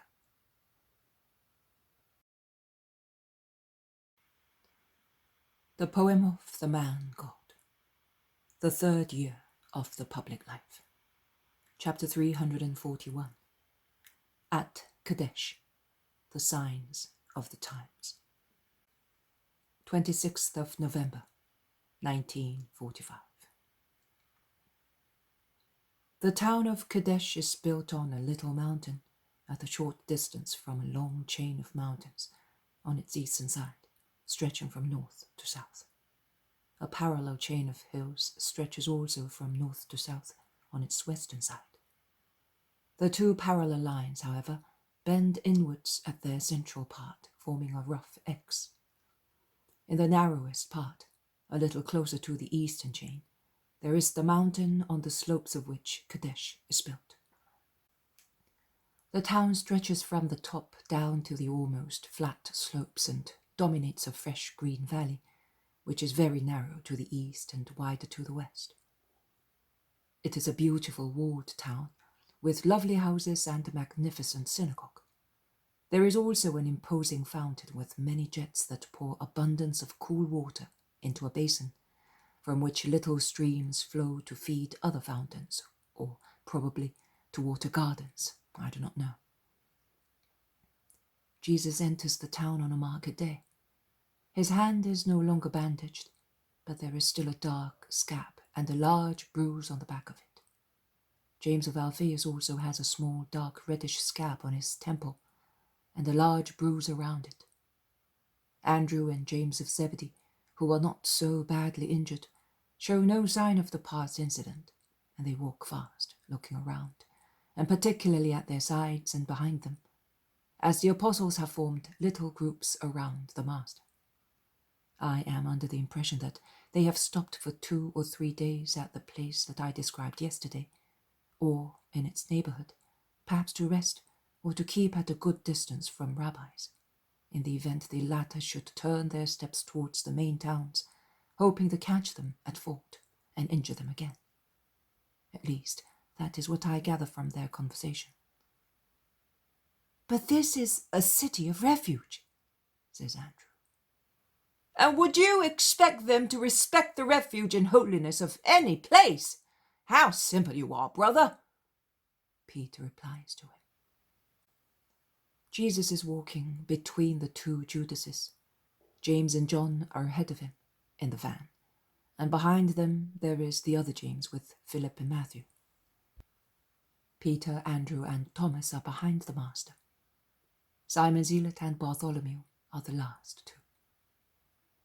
Everything goes well as far as the entrance to a beautiful square, the one with the fountain and the synagogue, where many people are discussing business.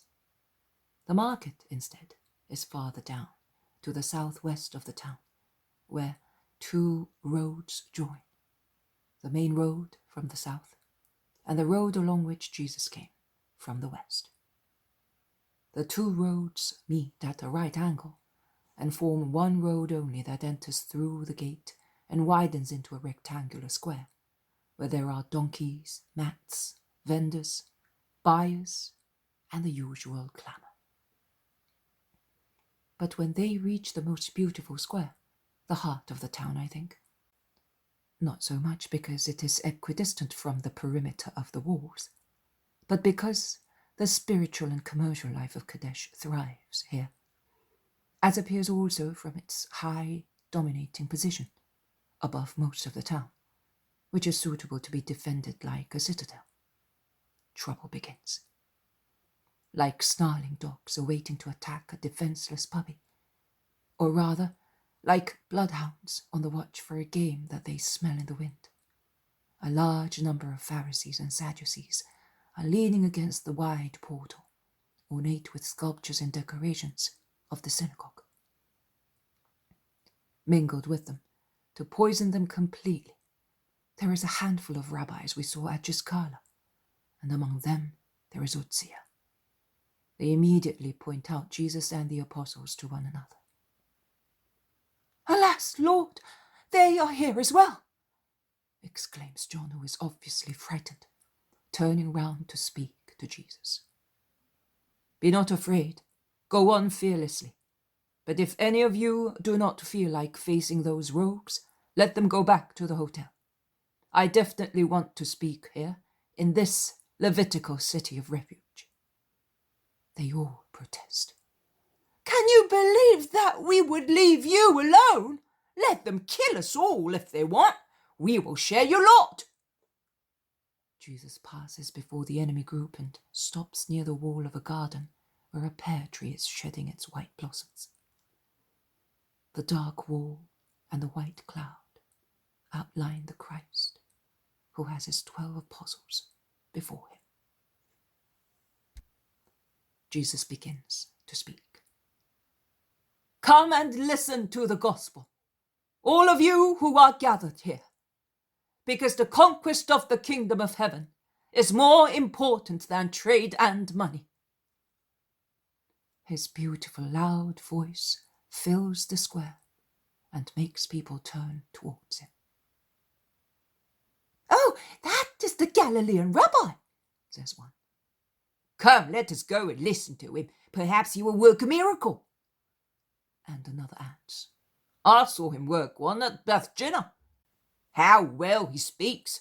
Nothing like those predatory hawks and astute snakes." Jesus is soon surrounded by a crowd, and he continues to speak to the attentive listeners. "From the heart of this Levitical town, I do not wish to remind you of the law.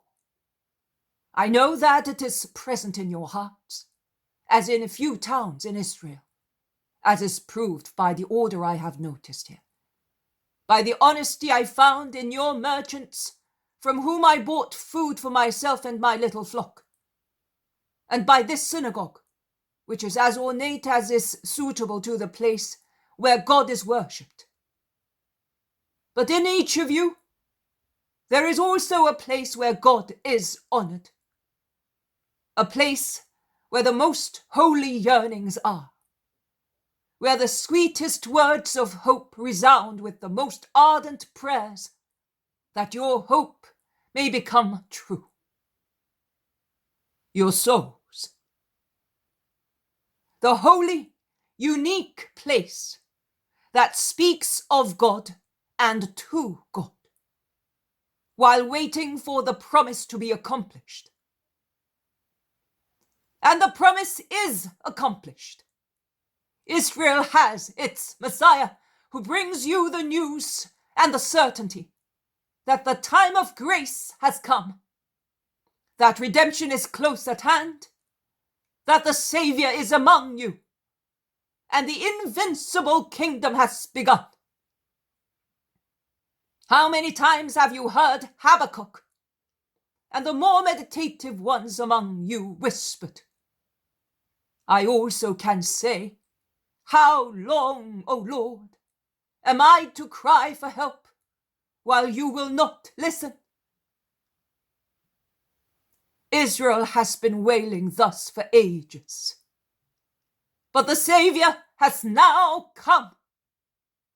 The great robbery, the endless trouble, disorder and injustice brought about by Satan are about to collapse, because the envoy of God is on the point of restoring man to his dignity of Son of God and co-heir of the kingdom of God. Let us look at Habakkuk's prophecy with fresh eyes, and we will see that it bears witness to me, and it already speaks the language of the gospel, which I bring to the children of Israel. But now it is I who must wail. Sentence was passed, but opposition is triumphing. And I moan so sorrowfully, not so much for my own sake, as I am above human judgment, as for those who are in opposition, and thus condemn themselves, and for those who are misled by opposers. Are you surprised at what I am saying? Among you there are merchants from other parts of Israel. They can confirm that I am not lying. I do not lie by leading a life that is the opposite of what I teach, by not doing what people expect the Savior to do. Neither do I lie by stating that human opposition sets itself up against the judgment of God who sent me, and against the judgment of humble, sincere crowds who have heard me and judged me for what I am. Some of the people in the crowd whisper, "That is true. It is true indeed. We belong to the people, and we want him, and we know that he is holy. But they," and they point to the Pharisees and their companions, "are hostile to him."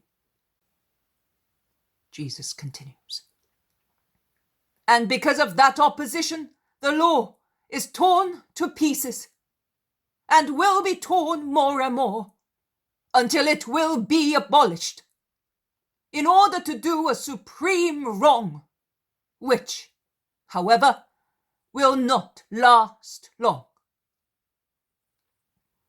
And blessed are those who during the short, fearful pause, when opposition will appear to have triumphed over me, have continued to believe in Jesus of Nazareth, in the Son of God, in the Son of Man, predicted by the prophets. I could fulfill the judgment of God to the very end by saving all the children of Israel. But I will not be able, because the impious will triumph against themselves, against their own better part. And as they trample on my rights and oppress my believers, so they will trample on the rights of their souls, which need me to be saved, and which are presented to Satan in order to deny them to me. The Pharisees begin to murmur.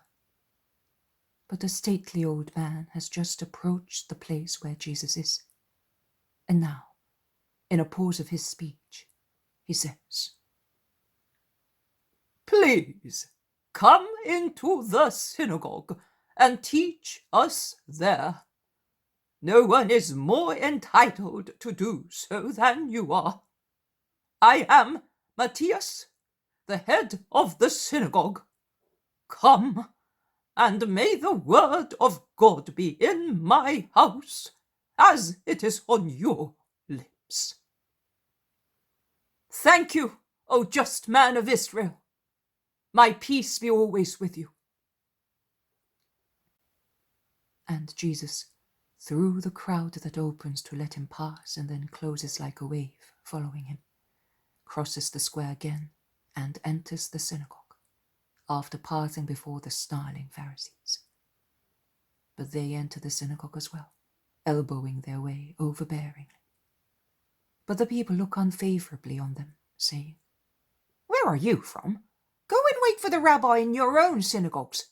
This is our house, and we do not want strangers here." And the rabbis, Sadducees and Pharisees must put up with the situation and remain quietly near the entrance to avoid being thrown out by the citizens of Kedesh. Jesus is near the head of the synagogue and other people of the synagogue. I do not know whether they are his sons or assistants. He resumes speaking. Habakkuk says, and how lovingly he invites you to meditate. Cast your eyes over the nations. Look and be amazed and astounded, for something has happened in your own days, which no man will believe when he is told of it. Even nowadays we have physical enemies in Israel, but let us leave out the little detail of the prophecy and consider only the great prediction contained in it. Because prophecies always have a spiritual meaning, even when they appear to have a material reference. So, the event that has taken place, and is such that no one will accept it unless one is convinced of the infinite goodness of the true God, is that he has sent his word to save and redeem the world. God who parts from God to save the guilty creature. And I have been sent for that. And none of the powers in the world will be able to hold back the impetus of my triumph over kings and tyrants, over sin and stupidity. I will win, because I am the triumpher. A scornful laugh is heard together with a shout from the end of the synagogue. People protest, and the head of the synagogue, whose eyes are closed, as he is so engrossed in listening to Jesus, stands up and commands silence, threatening to have the disturbers expelled. Let them speak. Invite them to expound their objections, says Jesus in a loud voice. Oh, good. Very well. Let us come near you. We want to ask you some questions, shout the contradictors ironically. Come, people of Kedesh, let them pass. And the crowd, casting hostile glances and making faces at them, with a few reviling epithets as well, let them pass. "What do you want to know?" Jesus asks severely. "So, you say that you are the Messiah. Are you really sure?" Jesus, standing with folded arms, looks at the man who has spoken with such overwhelming authority that his irony immediately vanishes and he becomes silent. But another one resumes speaking. "You cannot expect us to believe you on your word. Anyone can lie, even in good faith. One needs proofs to believe. So prove to us that you really are what you say." "Israel is full of my proofs," replies Jesus sharply. "Oh, those trifles that any holy man can work. They have already been done, and will be done again by the just in Israel," says a Pharisee. Another one adds, "Neither is it certain that you do them through holiness and the help of God. In fact, they say, and it is really credible, that you are helped by Satan. We want other proofs of superior level that Satan cannot give." "Of course, a victory over death," says another one. "You have already had it." "They were cases of catalepsy.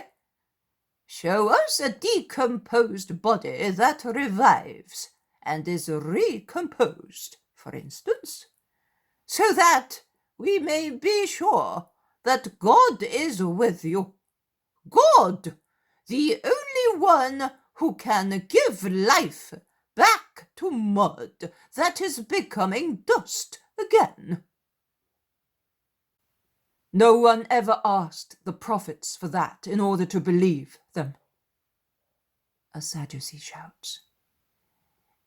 "You are greater than a prophet. You are the Son of God. At least so you say. Ah, so why do you not act as God? Come on, give us a sign." "Yes, a sign from heaven, proving that you are the Son of God. We will then worship you," shouts a Pharisee. "Certainly, you are right, Simon." "Certainly, you are right, Simon. We do not want to commit Aaron's sin again. We will not worship an idol, the golden calf. But we could worship the Lamb of God. Are you not it? Providing heaven proves that you are," says the one named Uzziel, and who was at Giscala, laughing sarcastically. Another one shouts, "Let me speak, for I am Zadok, the golden scribe. Listen to me, Christ. You have been preceded by too many false Christs. We have had enough frauds. We want a sign that you really are Christ. And if God is with you, he cannot deny you that. And we will believe in you and help you. Otherwise, you know what is due to you according to the commandment of God." Jesus raises his injured hand and shows it to his interlocutor. "Do you see this sign? You did it. You have pointed out a further sign, and when you see it incised in the flesh of the Lamb, you will rejoice. Look at it. Can you see it? You will see it also in heaven. when you appear to give an account of your way of living, because I will be your judge, and I will be there with my glorified body, with the signs of my ministry and of yours, of my love and of your hatred. And you will see it too, Uzziel, and you, Simon, and Caiaphas and Annas will see it, and many more, on that last day, the day of wrath, the dreadful day. And you will then prefer to be in the abyss, because the sign on my injured hand will torture you more than the fire of hell. Oh, those are blasphemous words! You will be in heaven with your body, blasphemer! You will be judge in the place of God. Anathema on you! You are insulting the pontiff! You deserve to be stoned! Shout in chorus, Pharisees, Sadducees, and doctors. The head of the synagogue stands up again. He looks patriarchal and stately in his old age, like Moses, and he shouts, Kedesh is a city of refuge and a Levitical city. Respect it. That is an old story. It doesn't count anymore. Oh, blasphemous tongues! You are sinners, not he, and I will defend him. He is not saying anything wrong. He is explaining the prophets and has brought us the good promise. And you are interrupting, provoking and offending him. I will not allow that. He is under the protection of old Matthias of the stock of Levi, by father, and of Aaron by mother. Go out and let him instruct my old age and the youth of my sons. and he lays his old wrinkled hand on Jesus' forearm in a gesture of protection.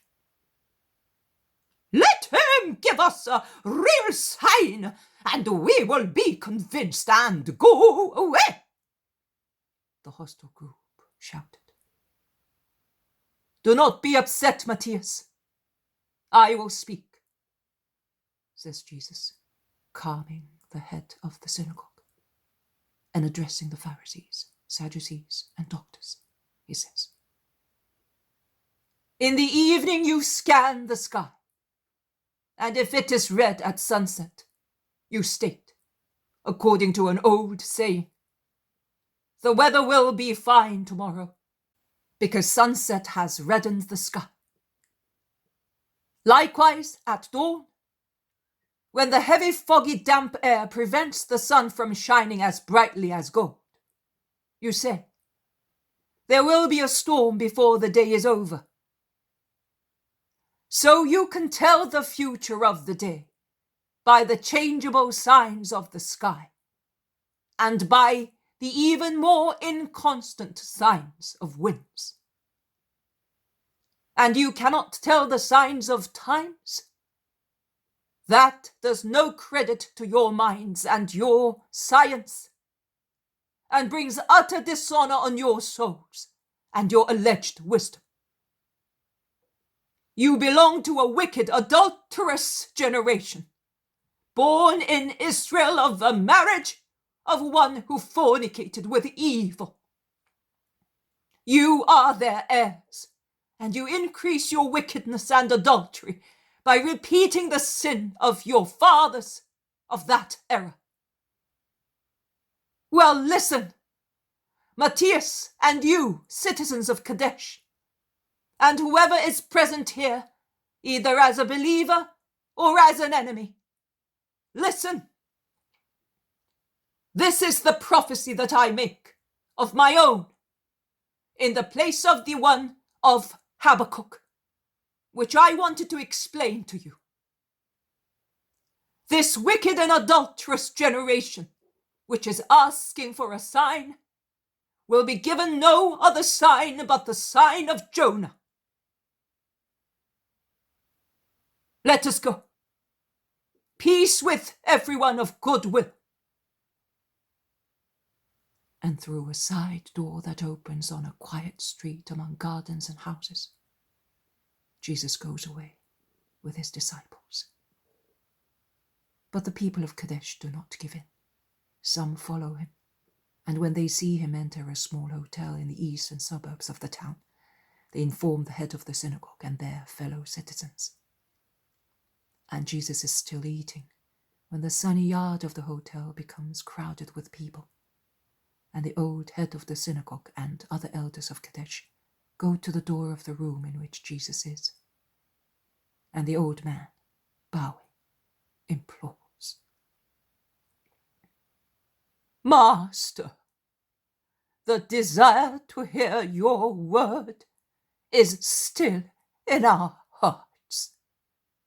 The prophecy by Habakkuk was so beautiful as you were explaining it.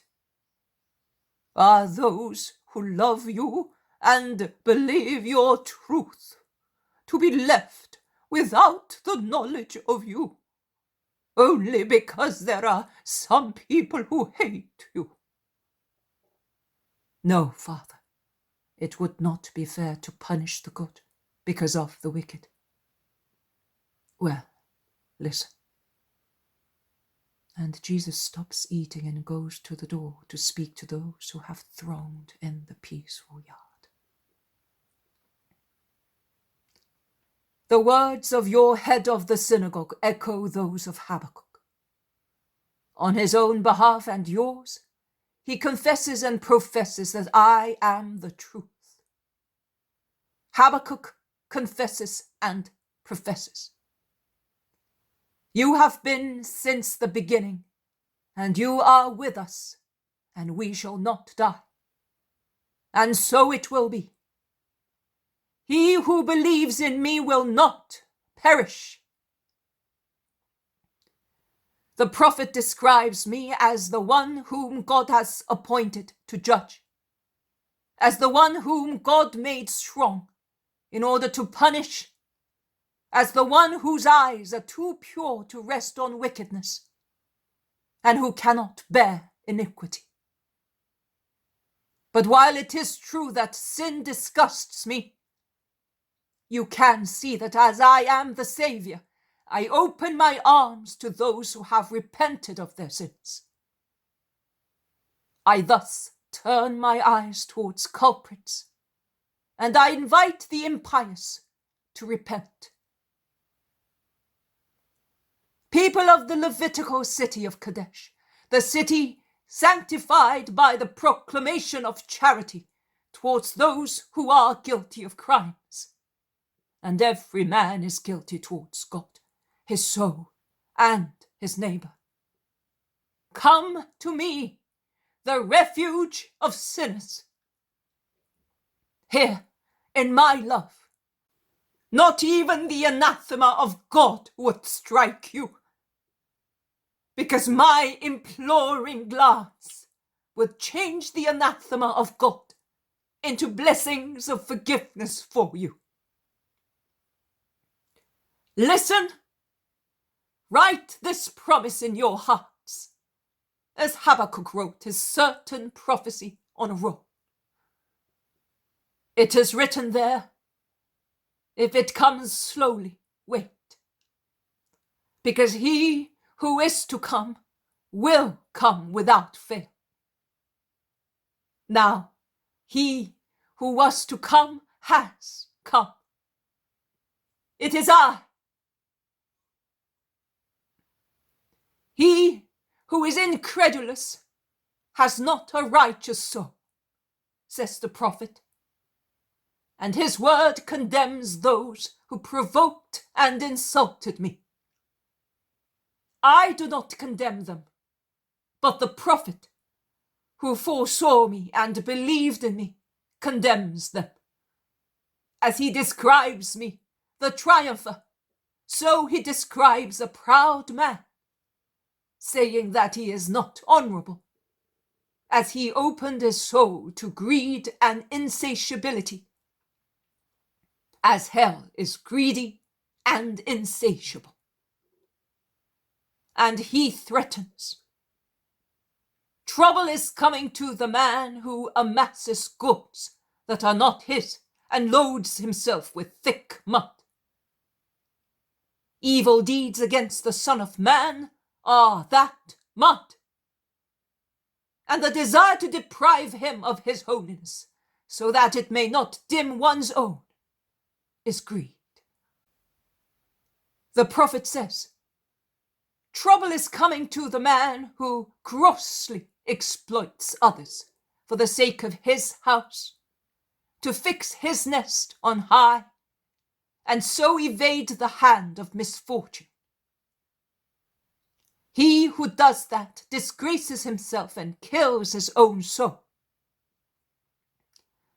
Trouble is coming to the man who builds a town with blood and founds a city on crime.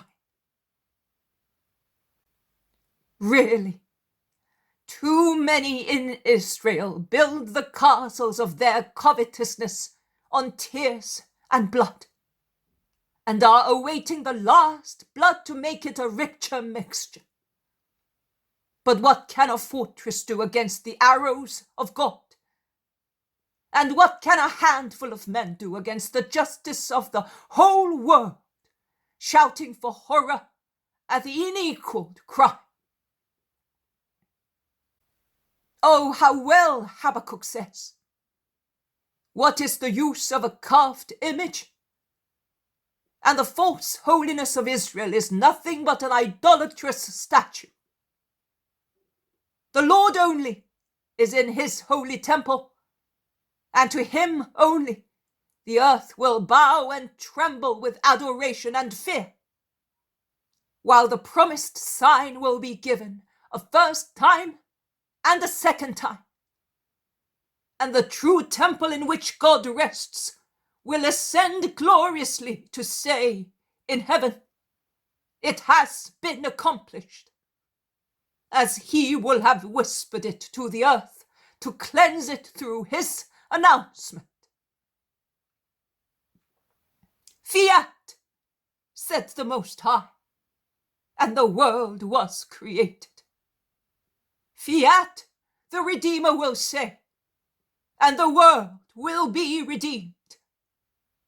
I will give the world the means to be redeemed, and those will be redeemed who want to be so. Now stand up, let us say the prayer of the prophet, but as it is right to say it in this time of grace. I heard, O Lord, your announcement, and I rejoiced. It is no longer the time of fright, O believers in the Messiah. Lord, your work is in the middle of the course of years. Make it live, notwithstanding the snares of enemies. In the middle of the course of years, you will manifest it. Yes, when the time is completed, the work will be accomplished. His mercy will shine, notwithstanding his wrath, because his wrath will strike only those who have cast nets or laid snares or shot arrows at the Lamb Savior. From the light, God will come to the world. I am the light that came to bring you God. My splendor will inundate the earth, springing in torrents, where the pointed horns will have torn to pieces the flesh of the victim. The last victory of death and of Satan, who will be beaten and will flee before the living Holy One. Glory to the Lord! Glory to the Creator of the world!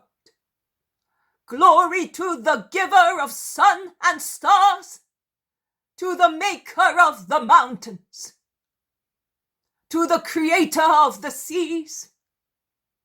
Glory, infinite glory to the good Lord, who wanted the Christ to save his people and redeem man. Join me, sing with me, because mercy has come to the world, and the time of peace is close at hand. He who stretches out his hands to you exhorts you to believe and live in the Lord, because Israel will be shortly judged with justice. Peace to you who are present here, to your families, and to your homes. Jesus makes a wide gesture, blessing them, and is about to withdraw. But the head of the synagogue begs him. Stay a little longer. I cannot, Father. At least send us your apostles. You will have them without fail. Goodbye. Go in peace. They are alone. I would like to know who sent them our way. They look like necromancers, says Peter. The Iscariot turns pale and comes forward. He kneels at Jesus' feet. Master, I am the culprit. I spoke in that village to one of them, whose guest I was. What? Was that your penance? You are... Be silent, Simon of Jonah. Your brother is accusing himself sincerely. Respect him because of his humiliation. Do not worry, Judas. I forgive you. You know that I forgive. But be wiser the next time. And now let us go. We will walk as long as it is moonlight. We must cross the river before dawn. Let us go. The wood begins over there. Both the good and the wicked will lose track of us. Tomorrow, we will be on the way to Paneas. The poem of the man God. The third year of the public life. Chapter 342. Going towards Caesarea Philippi. Peter's Primacy. 27th of November, 1945.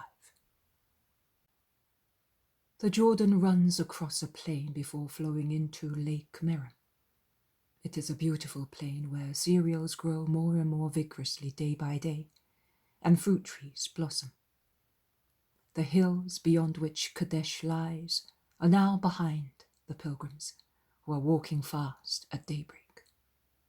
They appear to be very cold, as they cast keen glances at the rising sun, and they look for it as soon as its rays shine on meadows and caress leaves. They must have slept out in the open, or at most in a stackyard, because their garments are creased and show particles of straw and dry leaves, which they remove as they see them in the light, which is becoming clearer and clearer. The river is detected through its gurgling, which sounds loud in the silent morning in the country, and by the sight of a thick line of trees, the new leaves of which are quivering in the light morning breeze. But it cannot be seen as yet, sunken as it is in the flat plain, although it is swollen by many torrents flowing into it from the eastern hills. when they can see its blue water sparkle through the new greenery on its banks. They are almost on its bank. Shall we walk along the bank as far as the bridge, or shall we cross the river here? They asked Jesus, who was alone, pensive, and has now stopped waiting for them. See if there is a boat to cross over. It is better to cross here. Yes, at the bridge, which is just on the road to Caesarea Paneas, we might come across someone who has been sent to follow our footsteps, remarks Bartholomew, frowning, while he looks at Judas. No, don't look back at me. I did not know that we were coming here, and I have not said anything.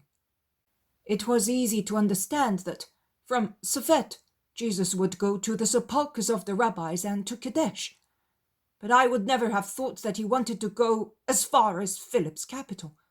So they know nothing about it. So we shall not find them through my fault, or through their own decision, unless Beelzebub himself leads them, says calmly and humbly the Iscariot. Very well, because with certain people we must be sharp-sighted and speak very carefully, without letting them have any clue of our plans. We must watch everything. Otherwise, our evangelization will become a perpetual flight, replies Bartholomew. John and Andrew come back.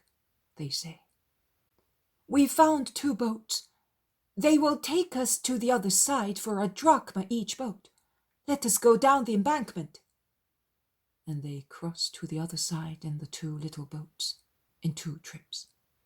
There is a fertile plain also on this side, fertile, but not thickly populated. Only the local farmers live there. What shall we do for bread? I'm hungry. There are no Philistine ears of corn here. Grass and leaves and flowers. I am neither a little sheep nor a bee, grumbles Peter to his companions, who smile at his remark. Judas Thaddeus turns round. He was a little ahead, and he says, We will buy some bread in the next village. Providing they don't make us flee, concludes James of Zebedee. You who say that we have to watch everything, be careful, lest you pick up the yeast of the Pharisees and Sadducees. I think that is what you are doing, without considering the wrong you are doing. Be careful, very careful, says Jesus. The apostles look at one another and whisper, What is he saying? The bread was given to us by the woman of the deaf-mute and by the innkeeper at Kedesh. I still have it here. It is the only bread we have, and we do not know whether he will be able to find any more to satisfy our hunger. So why does he say that we buy bread of Sadducees and Pharisees with their yeast? Perhaps he does not want us to buy any in the villages here. Jesus, who once again was ahead of them all alone, turns round. Why are you afraid to be left without bread?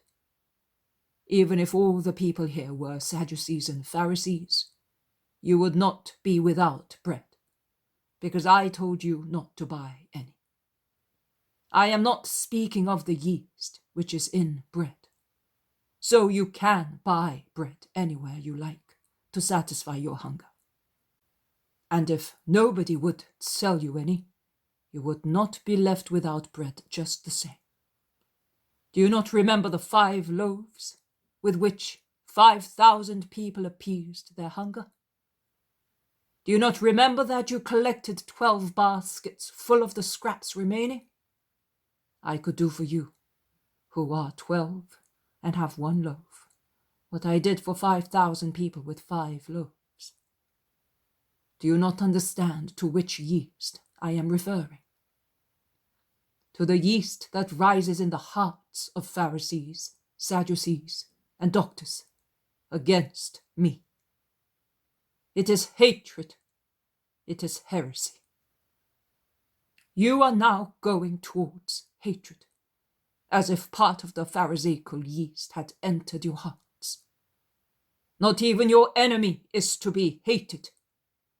Not even a very small inlet is to be opened to anything that is not God. After the first element, others opposed to God would enter. Sometimes one perishes or is defeated because one wants to fight enemies with equal weapons. And once you have been defeated, you could, by contact, absorb their doctrine. Be charitable and reserved. You are not yet in a position to oppose such doctrines without being infected, because you have some of their elements as well, and hatred is one of them. I would also warn you that they may change method in order to entice you and take you away from me by being extremely polite, showing that they are repentant and anxious to make peace. You must not avoid them, but when they try to imbue you with their doctrines, you must reject them. That is the yeast to which I am referring. Animosity, which is against love, and false doctrines. I say to you, be prudent. That sign which the Pharisees asked for yesterday, was it yeast, Master? Asks Thomas. It was yeast and poison. You did the right thing in not giving it to them. But I will give it to them one day. When? They ask curiously. One day. And what sign is it? Are you not telling even us, your apostles, so that we may recognize it at once? Asks Peter, who is anxious to know. You should not need a sign. Oh, it is not to be able to believe in you. We have not many ideas as the people have. All we want is to love you, says James of Zebedee passionately. But the people you approach in a simple, friendly way, more than I do, without making them feel uneasy, as I may do. Who do they say that I am? And who do they say the Son of Man is? Some say that you are Jesus, that is, the Christ, and they are the best. Some say that you are a prophet, some only a rabbi. Others, and you know, say that you are mad and possessed. But some call you by the same name that you use, and they say, Son of Man. And some say that that is not possible, because the Son of Man is a different thing. But that is not always a denial, because in actual fact, they acknowledge that you are more than the Son of Man. You are the Son of God. Others instead say that you are not even the Son of Man, but a poor man agitated by Satan or deranged by madness. You can thus see that there are many different opinions, says Bartholomew. What is the Son of Man, therefore, according to the people? He is a man in whom there are all the most beautiful virtues of men, a man gifted with all the requisites of intelligence, wisdom, grace, which we think were in Adam, to which some add the gift of not having to die. You know that there is already a rumor that John the Baptist is not dead. They say that he was only carried elsewhere by angels, and that Herod, and above all Herodias, to prevent people from saying that they had been defeated by God, killed a servant, had him beheaded, and then showed his mutilated body saying it was the corpse of the Baptist. People say so many things.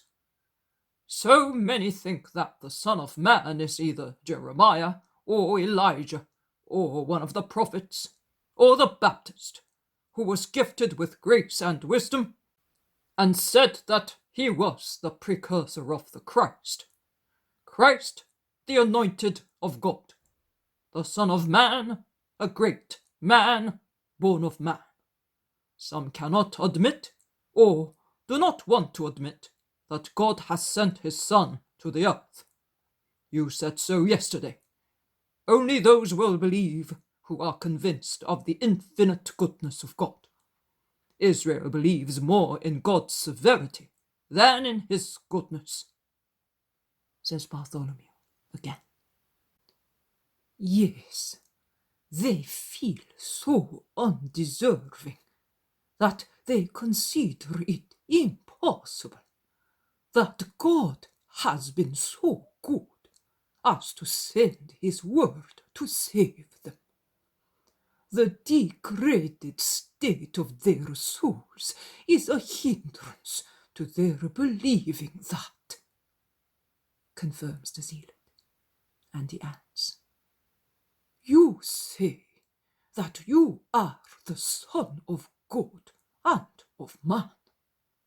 In fact, in you there is all grace and wisdom as man. And I really think that he who was born of Adam in the state of grace would have been like you in beauty and intelligence, and all virtues. The power of God shines in you. But who can believe that among those who consider themselves gods and judge God by their standards in their infinite pride? Cruel, hateful, greedy, impure as they are, they cannot possibly think that God has gone to such an extreme of kindness as to give himself to redeem them, his love to save them, his generosity to be at their mercy, his purity to sacrifice his life among men. Since they are so inflexible and captious in looking for faults and punishing them, they cannot believe that. And who do you say that I am? Tell me your own personal opinion, without taking into account my words or the words of other people. If you were compelled to judge me, who would you say that I am? You are the Christ, the Son of the living God, exclaims Peter, kneeling down with his arms stretched upwards towards Jesus, who looks at him with his face bright with love, and who bends to raise and embrace him, saying, Simon, son of Jonah, you are a happy man, because it was not the flesh and blood that revealed this to you, but my Father in heaven. Since the first day you came with me, you have been asking yourself that question, and because you are simple and honest, you have been able to understand and accept the reply that came to you from heaven. You did not see supernatural manifestations as your brother John and James did. You did not know my holiness as son, workman, citizen, as my brothers Judas and James did. You did not receive any miracle, neither did you see me work any. I showed no sign of power to you as I did with Philip, Nathanael, Simon Canadian, Thomas, and Judas, who saw them. You were not subdued by my will, as Levi the publican was. And yet you exclaimed, He is the Christ. You believed since the first moment you saw me, and your faith was never shaken. That is why I called you Cephas, and that is why on you, Peter, I will build my church, and the gates of hell shall not prevail against it. I will give you the keys of the kingdom of heaven. Whatever you bind on earth shall be bound also in heaven. And whatever you loose on the earth shall be loosed also in heaven. O prudent, faithful man, whose heart I have been able to test. And now, from this moment, you are the head, to whom obedience and respect are due as to another, myself. And I proclaim him such before all of you. If Jesus had crushed Peter under a hailstorm of reproaches, Peter would not have wept so copiously. He is weeping and is shaken by sobs, with his face on Jesus' chest. His weeping can be compared only to the tears he will shed in the grief for denying Jesus. He now weeps for many good, humble feelings. A little of the old Simon, the fisherman of Bethsaida, who had laughed incredulously and facetiously at his brother's first announcement, saying, Of course the Messiah would appear just to you. A good little of the old Simon crumbles under those tears, and from his vanishing frail human nature, Peter appears, more and more clearly, the pontiff of the Church of Christ. When he raises his shy, embarrassed face, he can make only one gesture, to say everything, to promise everything, to strengthen himself completely for his new ministry. He throws his arms round Jesus' neck, compelling him to bend and kiss him, mingling his somewhat bristly, grizzled hair and beard with the soft golden hair and beard of Jesus. And he looks at Jesus with his large, loving, imploring and adoring eyes, still shining and red with tears, holding the Master's ascetic face, bent over his own, in his rough, large, stumpy hands, as if it were a vase from which a vital liquid flowed. And he drinks kindness, grace, confidence and strength from Jesus' face, eyes, and smile. They separate at last and resume their journey toward Caesarea Philippi. And Jesus says to everybody, Peter has spoken the truth. Many guess it. You are aware of it. But for the time being, do not say to anybody who the Christ is, in the full truth known to you. Let God speak to the hearts of people as he speaks to yours. I solemnly tell you that those who add perfect faith and perfect love to my statement or yours will learn the true meaning of the word. Jesus the Christ, the Word, the Son of Man and of God.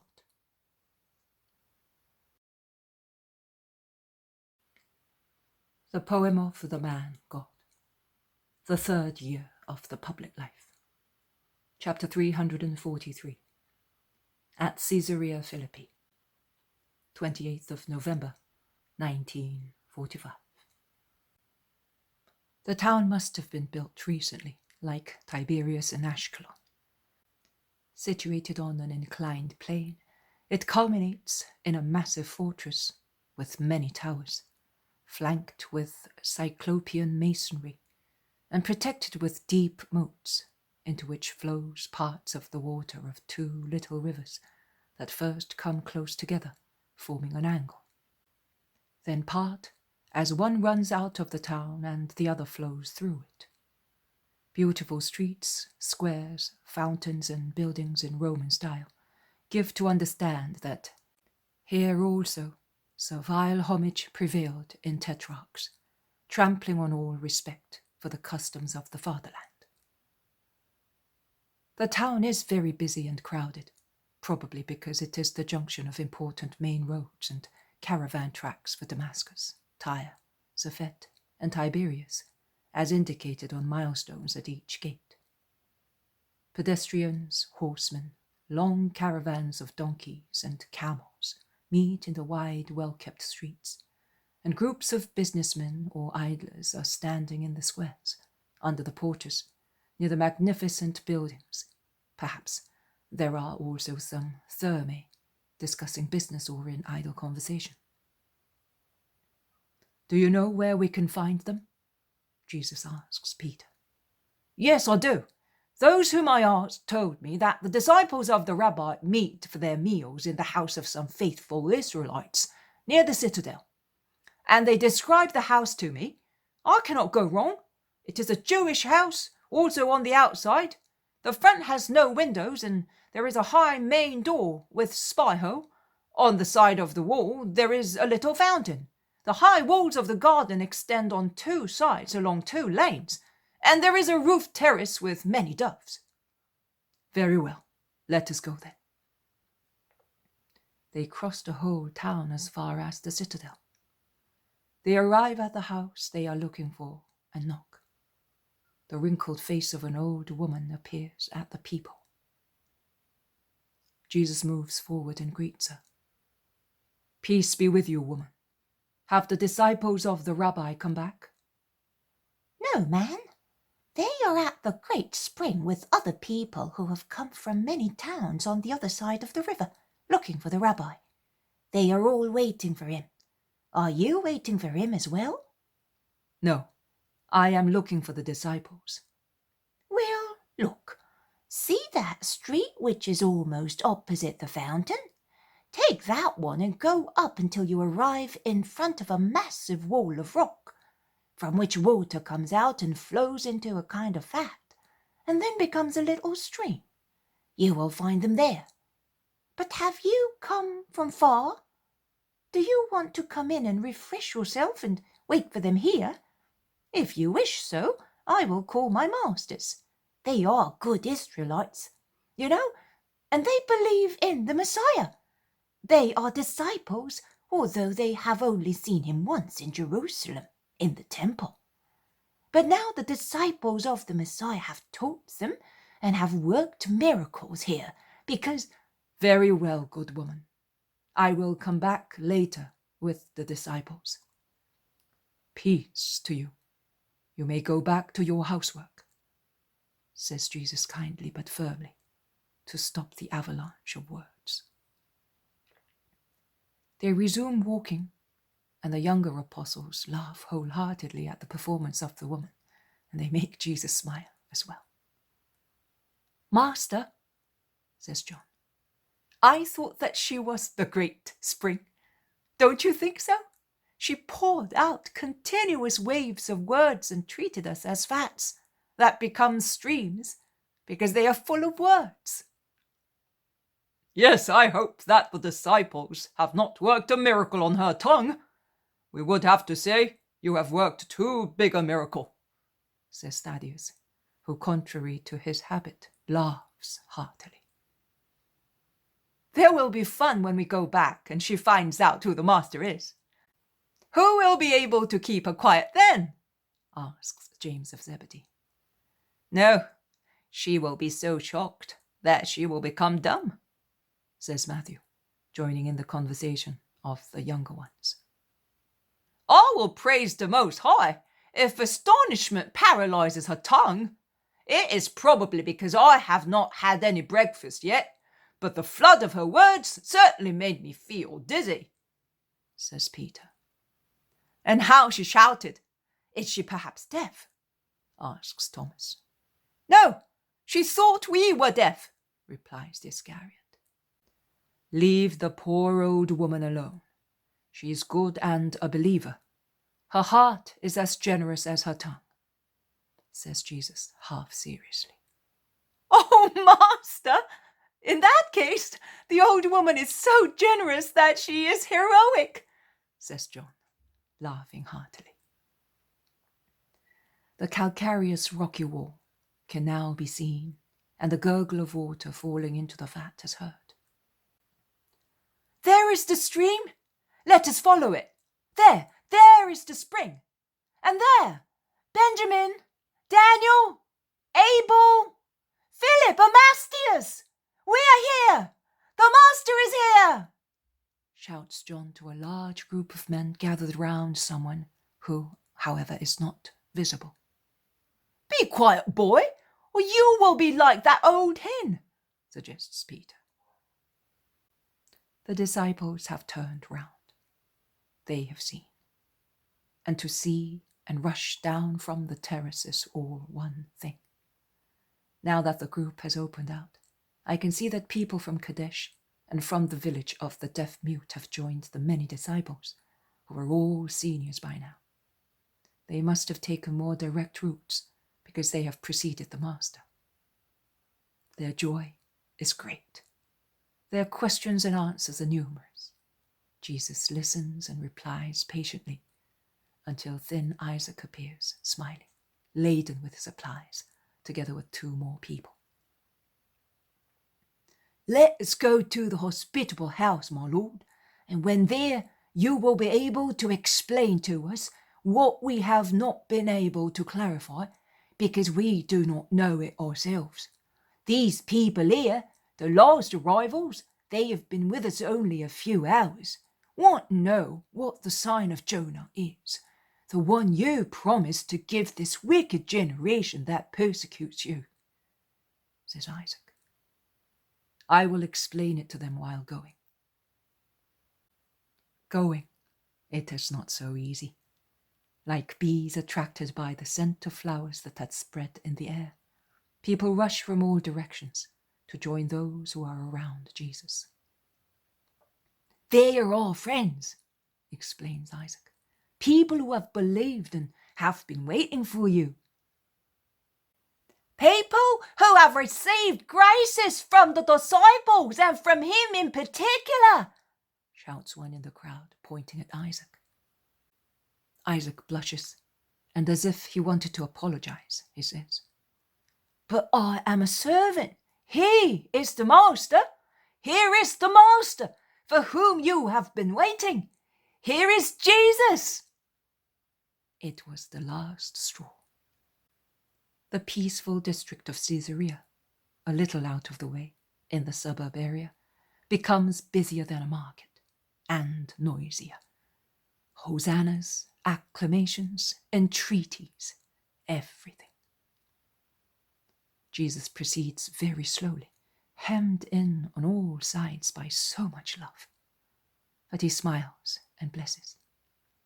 He proceeds so slowly that some people have time to run away and spread the news, and then come back with friends or relatives, holding their children high up in order to arrive safely close to Jesus, who caresses and blesses them. They thus arrive at the house seen previously and knock. The same old servant, on hearing all the voices, opens without any hesitation. But she sees Jesus in the middle of the cheering crowd, and she understands. She drops to the floor, moaning. Have mercy, my lord! Your servant did not recognize you, and did not worship you. No harm, woman. You did not recognize the man, but you believed in him. That is what is required to be loved by God. Stand up and take me to your masters. The old woman obeys, trembling with respect. But she sees her masters, overwhelmed with respect, leaning against the wall at the end of the rather dark entrance hall. She points at them. there they are. Peace to you and to this house. May the Lord bless you for your faith in the Christ and for your charity to his disciples, says Jesus, going towards the two old people who are either husband and wife or brother and sister. They worship him and then take him to the wide veranda where several tables are laid under a heavy velarium. The view stretches over Caesarea as far as the mountains behind it and on its sides. Doves fly from the terrace to the garden, full of trees in blossom. While an old servant adds more places to the tables, Isaac explains. Benjamin and Anne welcome not only us, but whoever comes looking for you. They do so in your name. May heaven bless them every time they do so. Oh, we have means, but have no children. At the end of our days, we are adopting the poor of the Lord, says simply the old woman. And Jesus lays his hand on her grey-haired head, saying, And that makes you mother more than if you had conceived 7 times and 7 times. But now, allow me to explain to these people what they wanted to know, so that we can then dismiss them and sit down to our meal. The terrace is crammed with people, and more continue to arrive, taking up every possible bit of room. Jesus is surrounded by children who look at him ecstatically with their large, innocent eyes. His back is turned to the table, and he smiles at the children even when talking of the important subject. He seems to be reading on their innocent faces the words of the requested truth. Listen, the sign of Jonah that I promised to the wicked, and I promise to you as well, not because you are wicked, on the contrary, that you may reach perfection in believing when you see that it is accomplished, is this. As Jonah remained in the belly of the sea monster for 3 days, and then was vomited on the shore to convert and save Nineveh, so it will happen to the Son of Man. To calm the billows of a great satanic storm, the mighty ones in Israel will deem it necessary to sacrifice the innocent. But they will only increase their dangers, because in addition to Satan, who will perturb them, they will have God, who will punish them after the crime. They could defeat the storm by believing in me, but they will not believe, because they see in me the cause of their perturbation, of their fears, dangers, and refutation of their false holiness. But when the hour comes, the insatiable monster, that is the bowels of the earth, which swallow every man who dies, will open up to give the light back to the world that denied it. So, as Jonah was a sign of the power and mercy of the Lord for the people of Nineveh, so the Son of Man will be the sign for this generation. With the difference that Nineveh was converted, whereas Jerusalem will not be converted, because it is full of the wicked generation of which I spoke. So the Queen of the South will rise on doomsday against the men of this generation and will condemn them, because she came in her days from the end of the world to listen to Solomon's wisdom, whilst this generation, which has me with them, will not listen to me, and they persecute and drive me away, as if I were a leper and a sinner.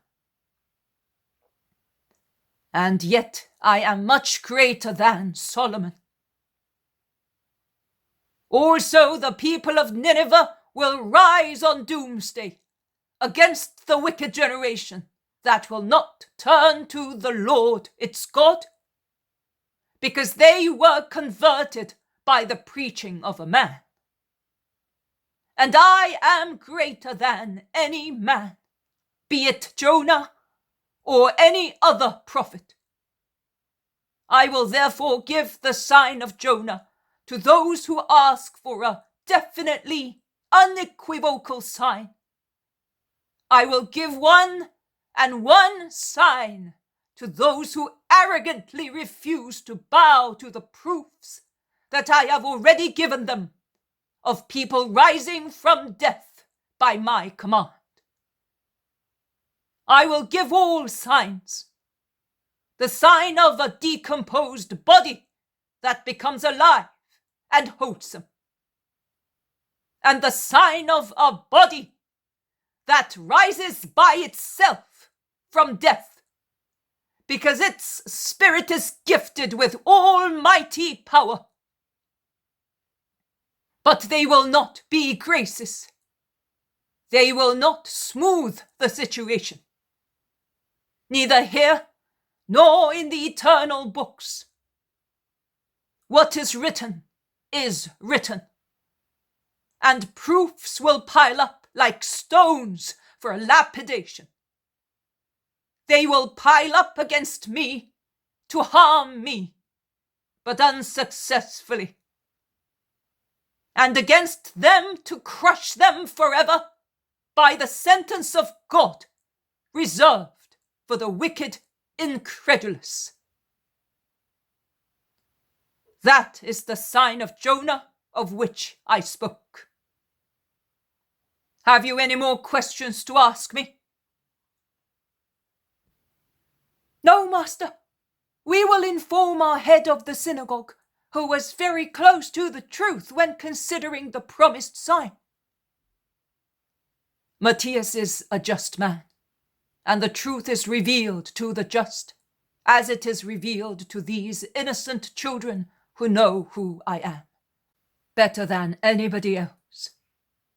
Before I dismiss you, let me hear these angels of the earth praise the mercy of God.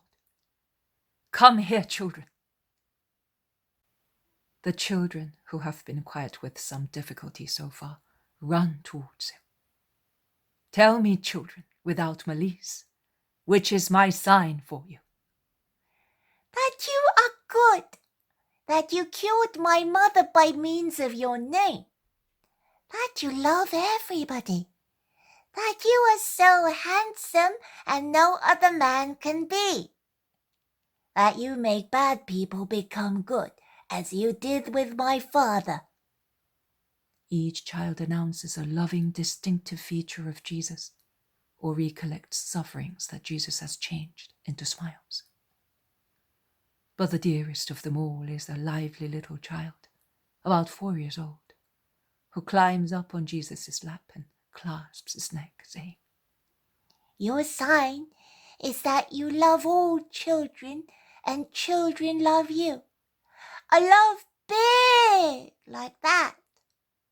And he opens his little plump arms wide and laughs. And he then embraces Jesus' neck once again, rubbing his childish cheek against Jesus's, who kisses him, asking, But why do you love me, if you have never seen me before? Because you look like the angel of the Lord. But you have not seen him, my dear little fellow, says Jesus, tempting him and smiling. The child remains dumbfounded for a moment. He then smiles, displaying all his little teeth, and he says, But my soul did see him. Mommy says that I have it, and it's here, and God sees it, and my soul has seen God and the angels, and sees them, and my soul knows you, because you are the Lord. Jesus kisses his forehead, saying, "May this kiss increase in you the light of your intellect." And he puts him down. The child runs to his father, holding a hand on his forehead where it was kissed, and he shouts, To Mummy, so that she may kiss here where the Lord kissed, and her voice will come back to her, and she will not weep anymore.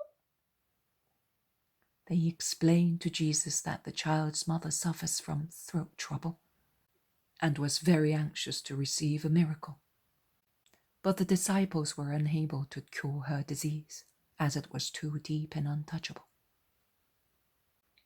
"The youngest disciple, her little boy, will cure her. Go in peace, man, and have faith, like your son," he says, dismissing the child's father. He then kisses the other children who are anxious to have the same kiss on their foreheads, and he dismisses the citizens. Only his disciples, the people from Kedesh and the other places, remain with him. While waiting for the meal to be served, Jesus organizes the departure of the following day of all the disciples, who will precede him to Capernaum, where they will join the others, who will have gone there from other places. "You will then take with you Salome, the wives and daughters of Nathanael and Philip, Johanna and Susanna, as you proceed towards Nazareth. You will get my mother there, and the mother of my brothers, and you will take them to Bethany, to the house in which Joseph lives, in Lazarus' property. We will come through the Decapolis." "And what about Marjiam?" asks Peter. "I said, you will precede me to Capernaum. I did not say, go. But from Capernaum, you will be able to inform the women of our arrival, so that they may be ready when we go towards Jerusalem via the Decapolis. Marjiam, who is now a young man, will go with the disciples escorting the women." "The fact is that I wanted to take also my wife, poor woman, to Jerusalem. She has always wanted to go, but she never came because I did not want any trouble. But I would like to make her happy this year. She is so good." "Of course, Simon. That is another reason for sending Marjiam with her. We shall travel very slowly, and we shall all meet there." The old landlord says, "Such a short time with me." "Father, I have still so much to do. I want to be in Jerusalem at least 8 days before Passover. Remember that the first phase of the moon of Adar is already over." "That is true, but I longed so much for you. I seem to be in the light of heaven with you here, and that the light will go out as soon as you go away." "No, Father, I will leave it in your heart. I will leave it also to your wife and to everybody in this hospitable house."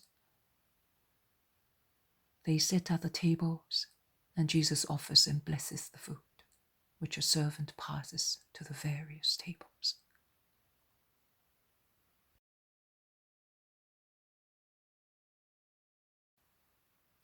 The poem of the man God, the 3rd year of the public life. Chapter 344. At the castle in Caesarea Paneas, 29th of November, 1945. The meal in the hospitable house is over, and Jesus goes out with the 12, his disciples, and the old landlord. They go back to the great spring, but they do not stop there. They continue along the same road, which is uphill all the way northwards. The road, although very steep, is comfortable, because it is manageable also to carts and horses. At the end of it, on the top of the mountain, there is a massive castle, or fortress, whichever it may be, and it is amazing because of its peculiar shape. It seems to consist of 2 buildings, placed at different levels, so that the rear one, which is also more wall-like looking, is a few meters higher than the front one, which it dominates and defends. Between the 2 buildings there is a high, broad wall fortified with square, squat towers, but it must be 1 building only, because it is surrounded by an ashlar wall, with slanting ashlars at the base to support the weight of the rampart.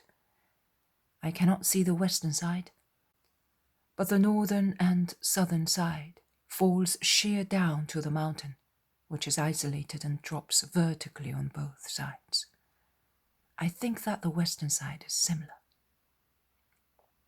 Old Benjamin, who, like all of us, is proud of his town, explains the importance of the Tetrarch's castle, which, besides being a castle, is also a fortress for the town, and he points out its beauty, its powerful solidity, its attributes such as cisterns, vats, space, wide view all around, position, etc.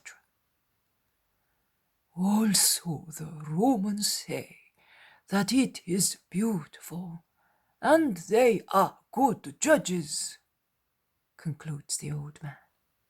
He then adds, I am familiar with the superintendent. That is why I can go in. I will show you the widest and most beautiful view of Palestine. Jesus listens to him kindly. The others smile faintly. They have seen so many views. But the old man is so kind that they have not the heart to mortify him. And they countenance him in his desire to show beautiful things to Jesus. They reach the summit. The view is really magnificent, even from the emplacement before the main iron gate. But the old man says, Come, come, it is more beautiful inside. We will go to the top of the highest tower in the citadel. You will see. And they enter a dark corridor dug in the wall, which is several meters wide, until they reach a yard where the superintendent is watching for them with his family. The 2 friends greet each other, and the old man explains the reason for the visit. The rabbi of Israel, what a pity that Philip is not here. He was so anxious to see him, because we heard of his fame. He's very fond of true rabbis, because they are the only ones who defended his rights, and also to spite Antipas, who does not like them. Come, come. The man eyed Jesus very carefully first, and then decided to honor him by giving him a bow worthy of a king. They go through another corridor into a second yard, where there is another iron postern admitting to a third yard, beyond which there is a deep moat and the turreted wall of the citadel. Faces of curious warriors and Batman appear from everywhere. They enter the citadel, and then, climbing a narrow staircase, they reach the bastion, and then a tower. Only Jesus, the superintendent, Benjamin, and the 12 enter the tower, and they are packed like sardines, so the others cannot go in, and they remain on the bastion. Jesus and those who are with him enjoy a superb view when they go out on the little terrace at the top of the tower and look over the high stone parapet. Leaning out over the abyss on this western side, the highest part of the castle, they can see the whole of Caesarea stretched out at the foot of the mountain, and they can see it very well, because it is not on level ground, but on gentle slopes. Beyond Caesarea there is a fertile plain that extends as far as Lake Meiron, and it looks like a little green sea, the water of which sparkles like light turquoises strewn over the green expanse like particles of clear sky. And then there are beautiful hills spread here and there at the borders of the plain, like necklaces of dark emerald streaked with the silver of olive trees, and airy plumes of trees in blossom, or trees in blossom as compact as huge balls. And looking to the north and the east, there is the powerful Lebanon and the Hermon, shining in the sun with its pearly snow, and the mountains of Iturea. And one can catch a glimpse of the imposing Jordan Valley, enclosed between the hills of the Sea of Tiberias and the mountains of Golanitis, fading away in the distance like a dream. "How beautiful! It is very beautiful," exclaims Jesus, admiring the view, and he seems to be blessing or to be wishing to embrace these beautiful places by opening his arms wide and smiling joyfully. And he replies to the apostles, asking for this or that elucidation, pointing out the places where they have already been, that is, to the various regions and the directions in which they lie. "But I cannot see the Jordan," says Bartholomew. "You cannot see it, but it is over there, in that expanse, between the two chains of mountains. The river is immediately beyond the western one. We will be going down there, because Perea and the Decapolis are still awaiting the evangelizer." But he turns round as if he were listening to the air, because of a long, choked wailing that he has heard more than once. He looks at the superintendent, as if to ask him what is happening. "It is one of the women of the castle, a young wife. She's about to have a baby. It will be her first and last one because her husband died at the beginning of the month of Chislev. I do not know whether she will live, because since her husband died, she has been doing nothing but melt into tears. She has worn herself to a shadow. Can you hear her? She has not even got the strength to cry. Of course, a widow at 17 years, and they were very fond of each other. My wife and my mother-in-law keep saying to her, 'You will find your Toby in your son,' but they are just words." They come down from the tower and go round the bastions, admiring the place and the view. The superintendent then insists in offering the guests some fruit and drinks, and they enter a large room in the front of the castle, to which the servants bring what has been ordered. The moaning becomes more heartrending and is closer, and the superintendent apologizes also because the incident keeps his wife away from the master. But a cry, which is even more painful than the previous moaning, is now heard, and hands carrying fruit or cups to mouths are left midair. "I am going to see what happened," says the superintendent, and he goes out while the painful noise of cries and weeping is heard more distinctly through the half-open door. The superintendent comes back. "The baby died as soon as it was born. What a torture! She's trying to revive it with her failing strength, but it does not breathe anymore. It is purple." And shaking his head, he says, "Poor Dorca! Bring me the baby." "But it is dead, Lord." "Bring me the baby," I said, "as it is, and tell the mother to have faith." The superintendent runs away. He comes back. "She does not want to give it. She said that she will not give it to anybody. She seems to be mad. She says that we are trying to take it away from her." "Take me to the door of her room, so that she may see me." "But—" "Never mind. I will be purified later, if necessary." They go quickly along a dark corridor as far as a closed room.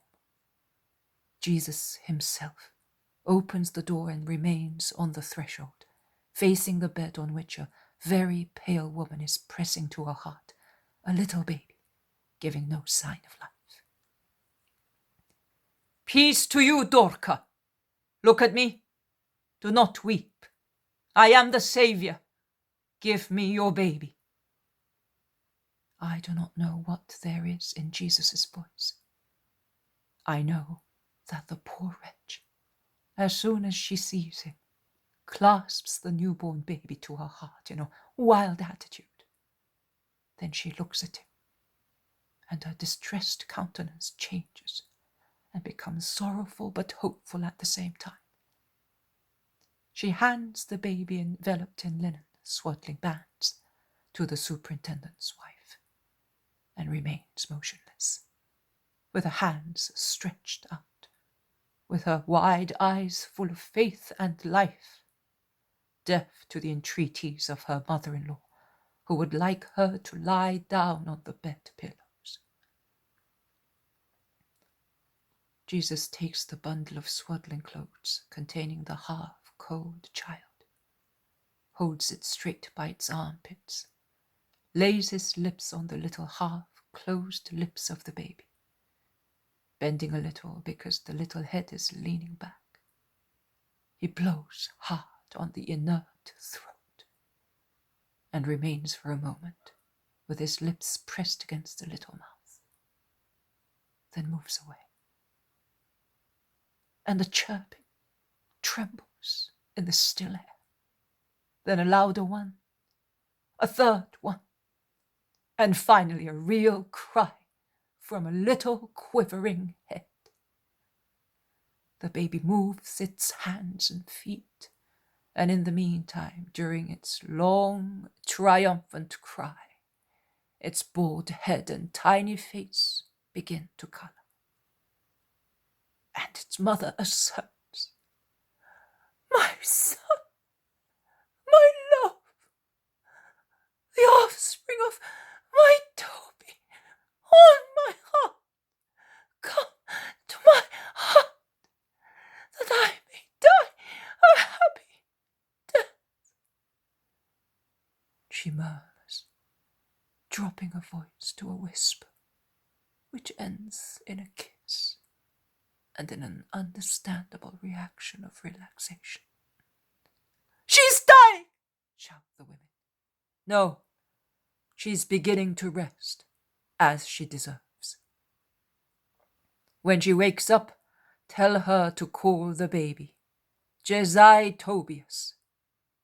I will see her at the temple on the day of her purification. Goodbye. Peace be with you." He slowly closes the door and turns round to go back to his disciples, but they are all there, deeply moved at what they have seen and looking at him full of admiration. They go back together to the yard. They say goodbye to the dumbfounded superintendent, who keeps repeating, "How sorry the tetrarch will be that he was not here!" And they begin to descend towards the town. Jesus lays his hand on the shoulder of old Benjamin, saying, "Thank you for what you have shown to us, and for being the occasion for a miracle."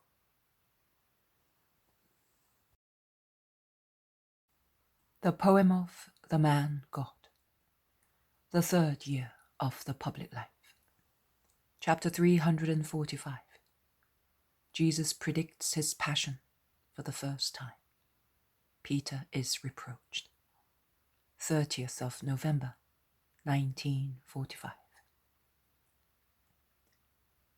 Jesus must have left the town of Caesarea Philippi at daybreak, because the town is now far behind with its mountains, and Jesus is once again in the plain going towards Lake Meiron, from where he will go to the lake of Gennesaret. His apostles are with him, together with all the disciples who are at Caesarea. But no one is surprised to see such a numerous caravan on the road, because there are many more caravans of Israelites or proselytes going to Jerusalem from all parts of the diaspora, as they wished to remain some time in the holy city, to listen to the rabbis and breathe the air of the temple for a long time. They proceed quickly, but although the sun is already high in the sky, it is not troublesome, as springtime sunshine gently warms new leaves of trees in blossom and makes flowers open everywhere. The plain before the lake is like a flowery carpet, and the pilgrims looking at the hills surrounding it sees them spotted with white, rosy, pink, or almost red blossoms of the various fruit trees, or on passing near the houses of farmers or foragers on the roadside, they enjoy the sight of the first rose bushes full of flowers in gardens, along hedges or against the walls of the houses. Johanna's garden must be all in flowers, remarks Simon Zealot. Also the garden in Nazareth must look like a basket full of flowers. Mary is the sweet bee that passes from one rose bush to another, then to the jasmines, which will soon be blooming, then to the lilies, which are already in bud, and she will pick a branch of the almond tree, as she is wont to do. Nay, she may pick a branch of the pear tree or of the pomegranate, to put it into the amphora in a little room. When we were young boys, every year we used to ask her, "Why do you always have a flowery branch there, and you do not put the early roses in it?" And she replied, "Because on those petals I can see an order written, which came to me from God, and I smell the pure scent of celestial air. Do you remember Judas?" James of Alphaeus asked his brother. Yes, I do. And I remember that when I grew up, I used to wait anxiously for springtime, so that I could see Mary walking in her garden, under her trees, the blossoms of which were like clouds, or among the bushes of the early roses. I never saw anything more beautiful than the eternal girl passing lightly among her flowers while doves were flying around her. "Oh, let us go to her soon, Lord, that I may see all that as well," implores Thomas. All we need to do is quicken our steps and rest less at night to arrive in Nazareth in good time, replies Jesus. "Will you really take me there, Lord?" Yes, Thomas, I will. We shall all go to Bethsaida, and then to Capernaum, where we shall part. We shall proceed to Tiberias by boat, and then to Nazareth. Thus, with the exception of you Judeans, we shall all be glad to get lighter garments, as winter is now over.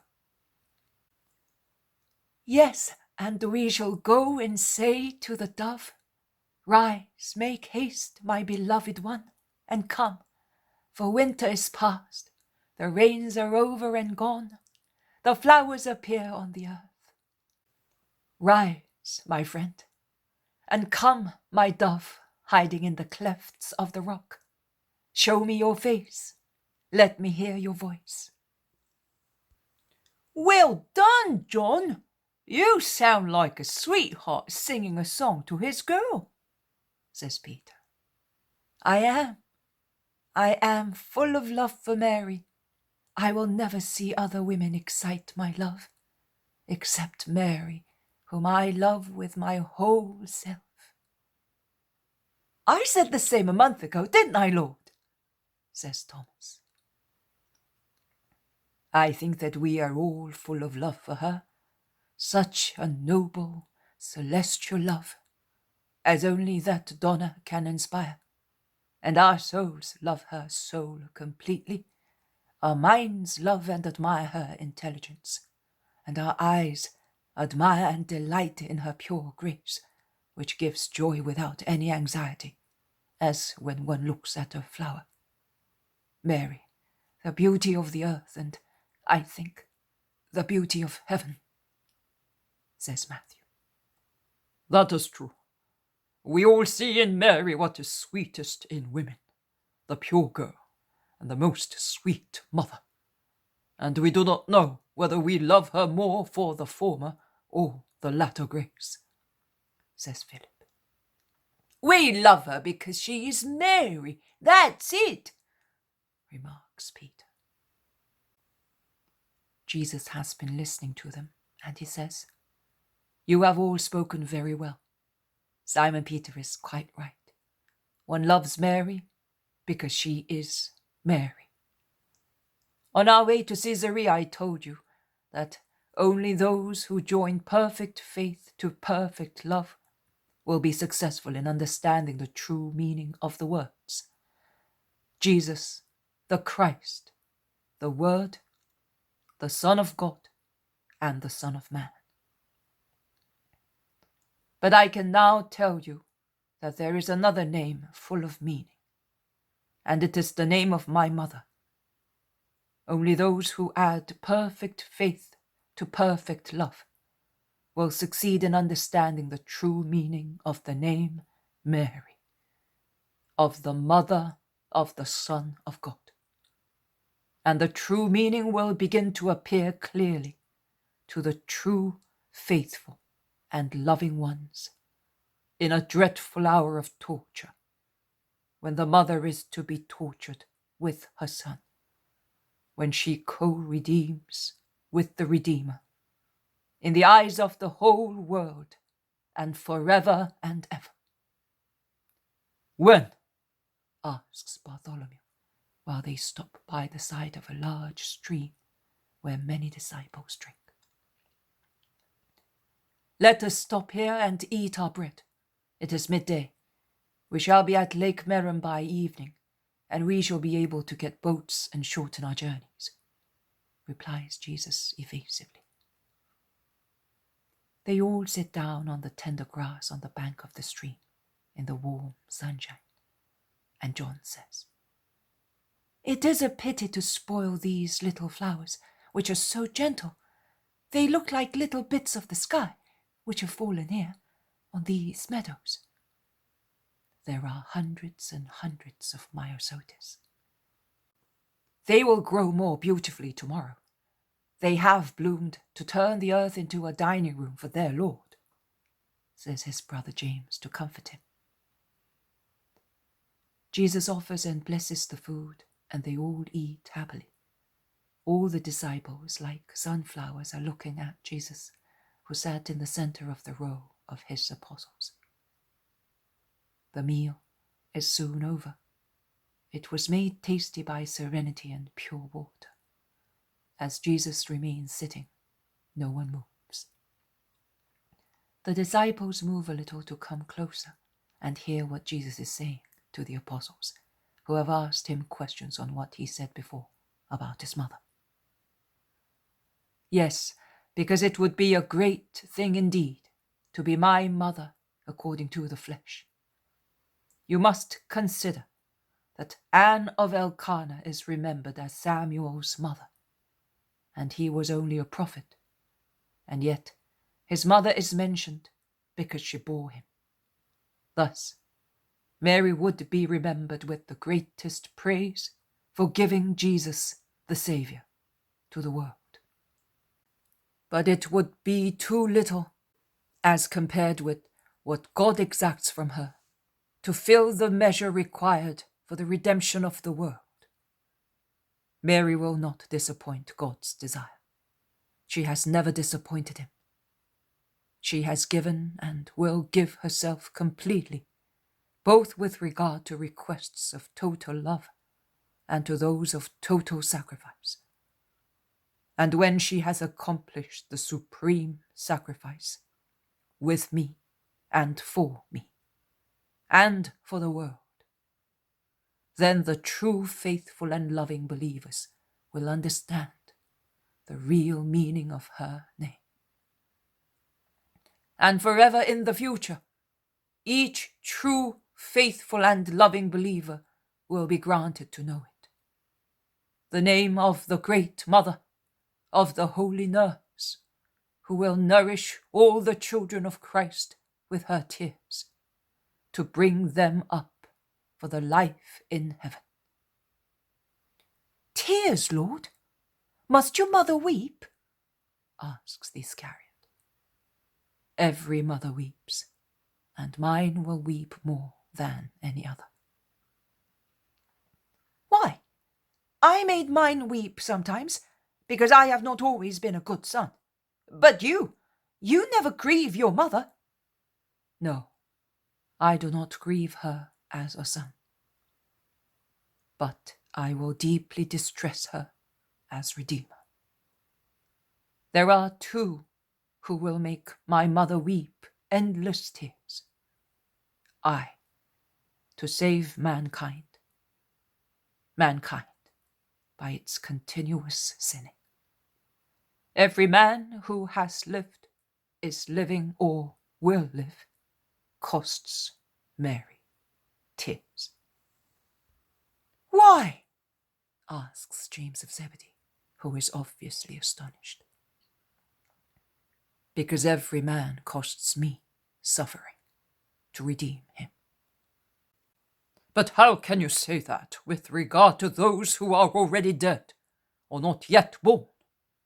The living, the scribes, Pharisees, Sadducees, may make you suffer through their charges against you, their jealousy, their wickedness, but nothing more than that, states Bartholomew confidently. John the Baptist was also killed, and he is not the only prophet killed by Israel, or the only priest of the eternal will killed because he was disliked by those who disobeyed God. But you are greater than a prophet, than the Baptist himself. Your precursor. You are the word of God. The hand of Israel will not rise against you, says Judas Thaddeus. Do you think so, brother? You are wrong, replies Jesus. No, it cannot be. That cannot happen. God will not allow it. It would be a perpetual humiliation of his Christ. Judas Thaddeus is so excited that he stands up. Jesus also stands up and stares at his pale face and sincere eyes. He says slowly, and yet it will happen. And he lowers his right arm, which he had raised, as if he were swearing an oath. They all stand up and press close around him, a circle of sad, incredulous faces. Voices can be heard whispering. Of course, if it were really so, Thaddeus would be right. What happened to the Baptist was wrong, but it extolled the man, a hero till the very last. If instead it should happen to the Christ, it would diminish his fame. Christ can be persecuted, but not humiliated. The unction of God is upon him. Who would continue to believe in you if they saw you at the mercy of men? We will not allow that. James of Alphaeus is the only one who makes no comment. His brother chides him. Are you not saying anything? Are you not reacting? Have you not heard? Defend the Christ against himself. James does not reply, but he covers his face with his hands and moves aside, weeping. He is a fool, utters his brother. Perhaps not such a fool as you think, replies Amastius, and he goes on. Yesterday, when explaining the prophecy, the master spoke of a decomposed body that is recomposed, and of a body that will rise from the death by itself. I think that one cannot rise again unless one dies first. But one may die a natural death or die of old age, and even that would be too much for the Christ, retorts Thaddeus, and many say that he is right.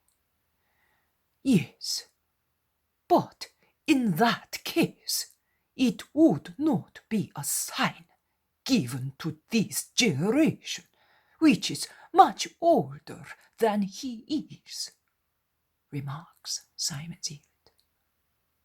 Of course not, but he did not necessarily speak of himself, retorts Thaddeus, who is obstinate in his love and respect. No one but the Son of God can rise by oneself from the dead, as no one but the Son of God can be born as he was born. I maintain that, as I saw the glory of his birth, says Isaac, as a fully confident witness. Jesus has been listening to them, looking at each while he was speaking, with his arms folded on his chest. He now makes a gesture that he wants to speak, and he says, "The Son of Man will be handed over into the power of men, because he is the Son of God, but he is also the Redeemer of man. And there is no redemption without suffering. My body, flesh, and blood will suffer, to make amends for the sins of the flesh and of the blood. I will suffer morally, to make amends for the sins of intentions and passions. And I will suffer spiritually for the sins of souls. My suffering will be complete. Therefore, at the appointed time, I will be captured in Jerusalem, and after suffering grievously at the hands of the elders and high pontiffs, of the scribes and Pharisees, I will be sentenced to disgraceful death. And God will let them do so, because it must be so, as I am the Lamb who is to expiate the sins of the whole world. And in deepest anguish, which my mother and few more people will share with me, I will die on the scaffold. And 3 days later, exclusively through my own divine will, I will rise again to eternal glorious life as man, and once again I will be God in heaven with the Father and the Spirit. But I must first suffer all infamy, and my heart is to be pierced by falsehood and hatred." A chorus of scandalized shouts spreads through the warm, scented springtime air. Peter, who is also daunted and scandalized, takes Jesus by the arm and pulls him aside and whispers in his ear, "Oh Lord, don't say that. It is not right. See, they are scandalized. You lose your esteem. On no account you must allow that. In any case, such a thing will never happen. So why speak of it as something real? You must rise higher and higher in the eyes of men if you want to assert your authority, and eventually end by working a last miracle, such as crushing your enemies. But you must never lower yourself to the level of a punished criminal." And Peter looks like a master or a sorrowful father, kindly reproaching a son who has said something silly. Jesus, who was lightly bent to hear Peter's whispering, straightens himself up, and with a severe countenance and eyes blazing with anger, he shouts, so that everybody may hear him and learn the lesson.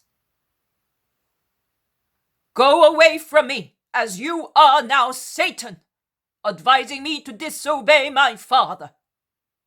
But that is why I came, not to be honored. By advising me to be proud, disobedient, and uncharitably severe, you are spurring me to evil things. Go away. You are scandalizing me. Do you not understand that greatness does not lie in honors, but in sacrifice? and that it is of no importance to be considered worms by men, if God considers us angels. You foolish man, understand neither God's greatness nor his reasons, and you see, judge, feel, and speak according to what is purely human. Poor Peter is crushed by the severe reproach, and feeling humiliated, he moves aside and weeps. But his tears are not the tears of joy of a few days ago. He weeps his heart out, because he realizes that he has sinned and has grieved the person whom he loves. And Jesus lets him weep. He takes off his sandals, pulls his clothes up, and wades the stream. The others follow him silently. No one dares say a word. Poor Peter is the last in the group, and in vain Isaac and the zealot endeavour to console him. Andrew turns round several times to look at him, and then whispers something to John, who is utterly depressed. But John shakes his head in denial. Andrew then makes up his mind. He runs forward and reaches Jesus. He calls him in a low, trembling voice. "Master! Master!" Jesus lets him call several times. At last he turns round with a severe countenance. He asks, "What do you want?" "Master, my brother is distressed. He is weeping." "He deserved it." "That is true, master, but he's a man. One can make mistakes when speaking." "In fact, what he said today was quite wrong," replies Jesus. But he is not quite so severe now, and the sparkle of a smile mitigates his divine eyes. Andrew takes heart again and redoubles his effort in favour of his brother. "But you are just, and you know that he erred through his love for you." "Love must be light, not darkness. He turned it into darkness and bandaged his soul with it." "That is true, Lord, but bandages can be removed if one wants. It is not as if the spirit itself were in darkness. Bandages are the outside. The spirit is the inside, the living nucleus. The inside of my brother is good." "Well, let him remove the bandages that he put on it." "He will certainly do so, Lord. He is already doing it. If you turn round, you will see how disfigured his face is by tears, which you are not comforting. Why are you so severe with him?" "Because it is his duty to be the first, as I gave him the honour to be so. He who received much must give much." "Oh, Lord, yes, that is true. But do you not remember Mary of Lazarus, or John of Endor, or Aglae, or the beautiful woman of Korazim, or Levi? You gave them everything, and they had only shown you their intention of being redeemed. Lord, you heard my entreaties on behalf of the beautiful woman of Korazim and of Aglae. Would you not listen to my entreaties on behalf of your Simon and mine, who erred through his love for you?" Jesus looks at his mild apostle, who has become bold and insistent in favour of his brother, as he was silently insistent for the beautiful woman of Korazim and Aglae, and his face shines brightly. "Go and call your brother," he says, "and bring him here." "Oh, thank you, my lord. I will go at once. And he runs away as swiftly as a swallow. Come, Simon. The master is no longer angry with you. Come, because he wants to tell you. No, I am ashamed. He rebuked me only a little while ago. He wants me to reproach me again. How little you know him. Come on. Do you think that I would take you to him to make you suffer again? I would not insist if I were not sure that a great joy is expecting you there. Come. But what shall I tell him? Peter asks, setting out somewhat reluctantly. He is restrained by his human nature, but at the same time he is urged by his soul that cannot bear to be without Jesus' condescension and love. What shall I say to him? He continues to ask. Nothing. Show him your face, and that will be sufficient, his brother says, encouraging him. All the disciples, as the two brothers overtake them, look at them smiling, as they understand what is happening. They arrive where Jesus is, but at the last moment Peter stops. Andrew wastes no time. With a strong push, as he is wont to do when driving his boat into the lake, he hurls him forward. Jesus stops. Peter raises his face. Jesus lowers his. They look at each other.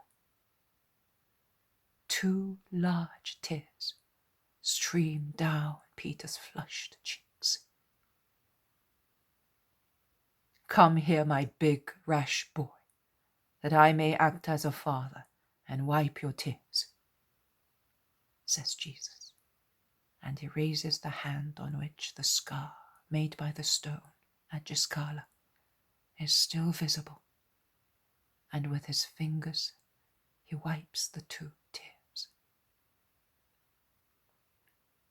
Oh, Lord, have you forgiven me?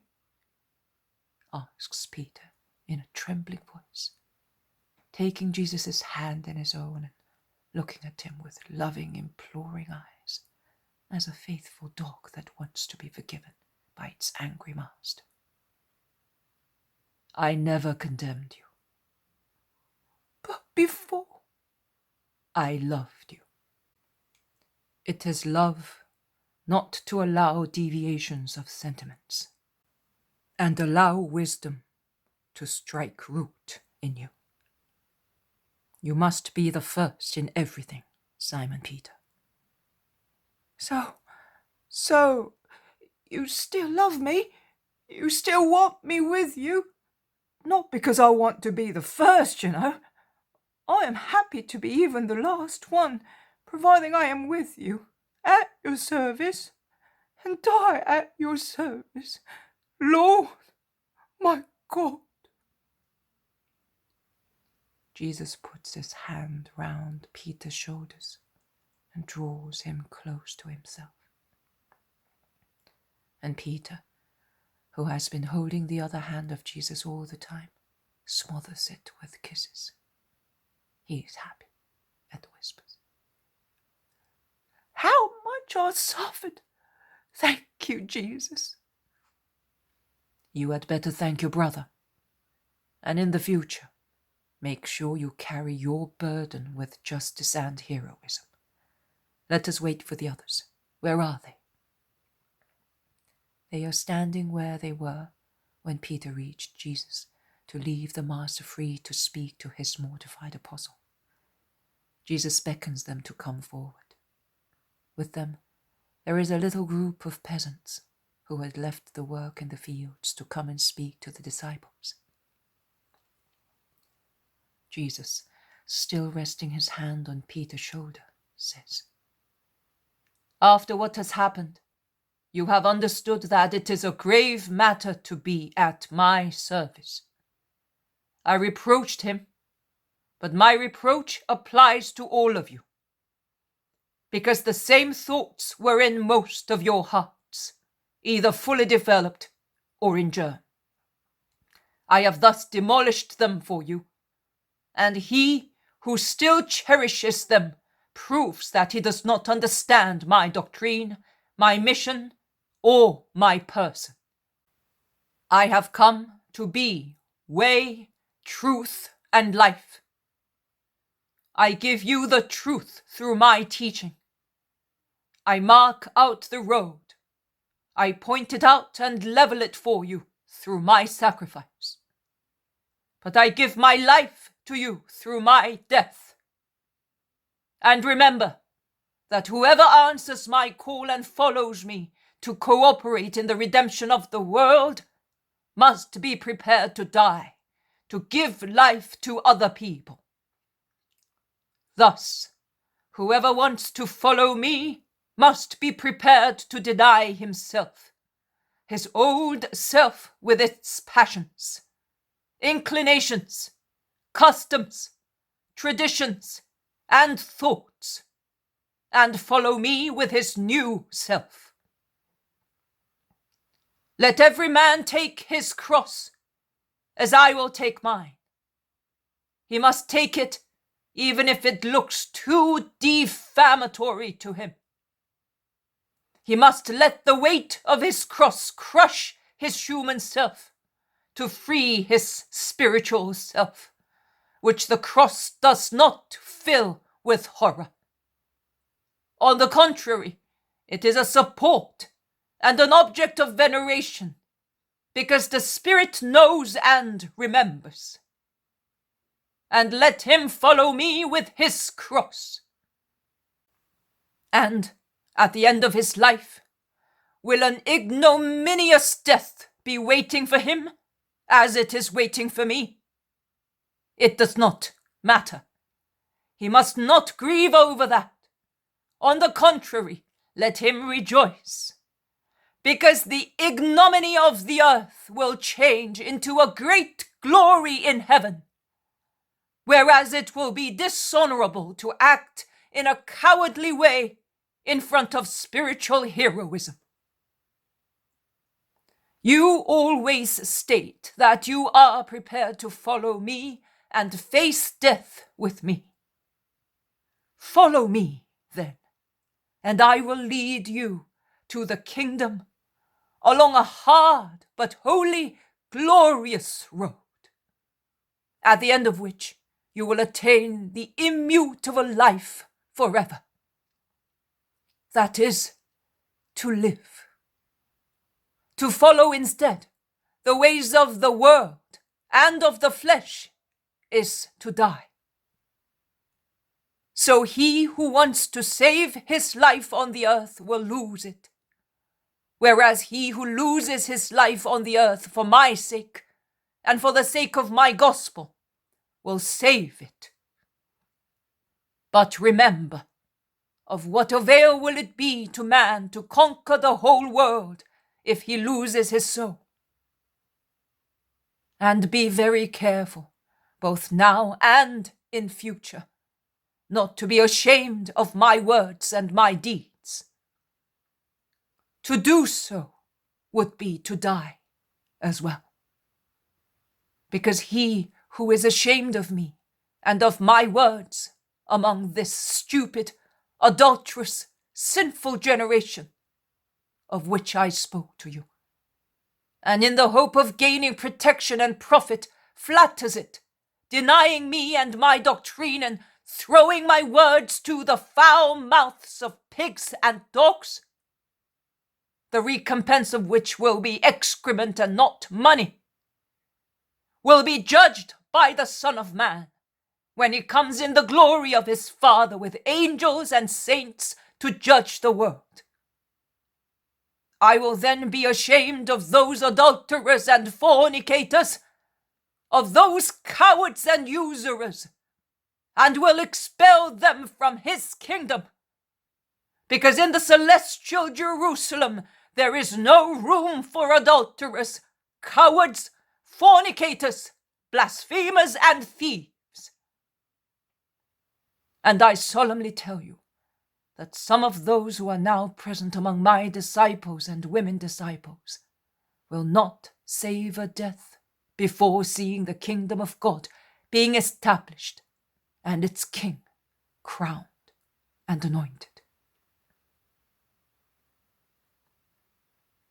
They take to the road again, talking animatedly, while the sun is slowly setting in the sky.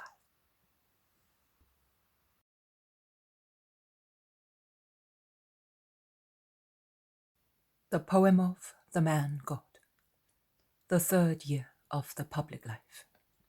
Chapter 346.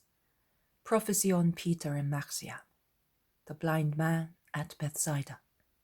1st of December, 1945. They are not walking any longer, but are running in the fresh dawn, which is more pleasant and clearer than the previous mornings. Sparkling dewdrops and many-coloured petals fall on their heads and in the meadows, adding other hues to the countless shades of the little flowers, growing on the banks and in the fields, and glistening on the grass like diamonds.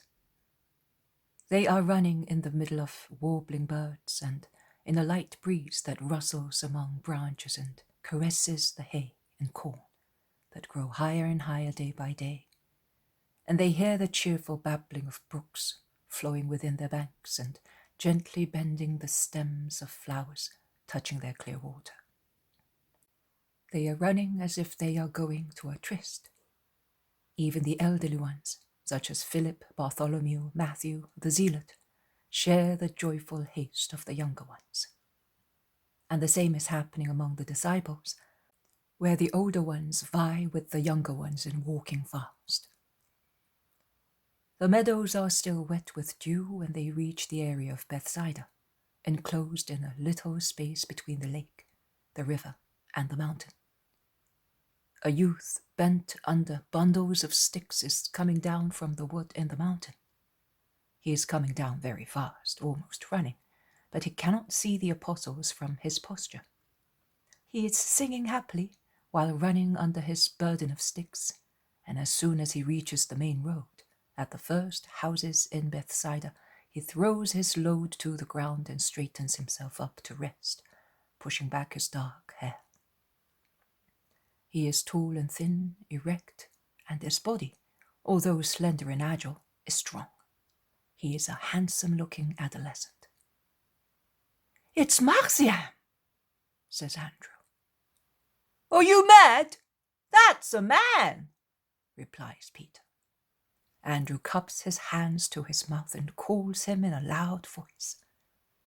The young man, who was about to bend to pick up his load after fastening the belt of his short tunic, which barely reaches his knees and is open at his chest, probably because it's rather tight, turns round in the direction of the call and sees Jesus, Peter, and the others, who are looking at him, standing near a group of willows dipping into a large stream, the final left-hand tributary of the Jordan, before the Lake of Galilee, just outside the village.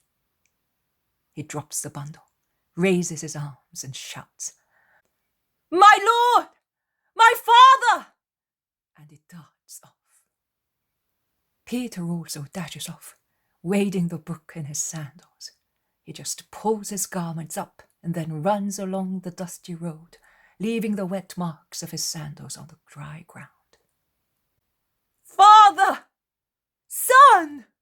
They embrace each other, and Marjiam is really as tall as Peter, and thus his dark hair falls on Peter's face when they kiss each other.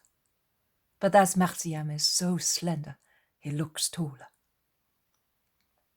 Then Marjiam breaks away from the loving embrace and resumes his race towards Jesus, who is now on this side of the stream and is coming slowly forward, surrounded by the apostles. Marjiam falls at his feet, with his arms raised, and he exclaims, "Oh, my Lord, bless your servant!" But Jesus bends, lifts him up, and presses him to his heart, kissing both his cheeks and wishing him everlasting peace and increase in wisdom and grace in the ways of the Lord. The apostles also give a hearty welcome to the boy, particularly those who have not seen him for months, and they congratulate him on his growth. But Peter, if he had procreated him, he would not have been so pleased. He walks round him, looks at him, touches him, and asks the others, "Isn't he handsome? Isn't he well built? Look how straight he is. What a broad chest and his straight legs. A bit thin, not very sinewy as yet, but he is promising. Very good. And his face? Tell me whether he looks like the poor little fellow I carried in my arms last year, when he looked like a frail, miserable, sad, frightened bird. Well done, Porphyria! Oh, she has been very clever feeding him with plenty honey, butter, oil, eggs, and fish liver. I must congratulate her at once. Do you mind, master? May I go to see my wife?" "Go, Simon. I will soon be with you." Marjiam, whose hand is still in that of Jesus, says, "Master, my father will certainly tell mother to prepare a meal for you. Let me go and help her." "Yes, go, and may God bless you for honoring your father and mother." Marjiam runs away, picks up his bundle of firewood, puts it on his shoulder, reaches Peter and walks beside him. "They look like Abraham and Isaac climbing the mountain," remarks Bartholomew.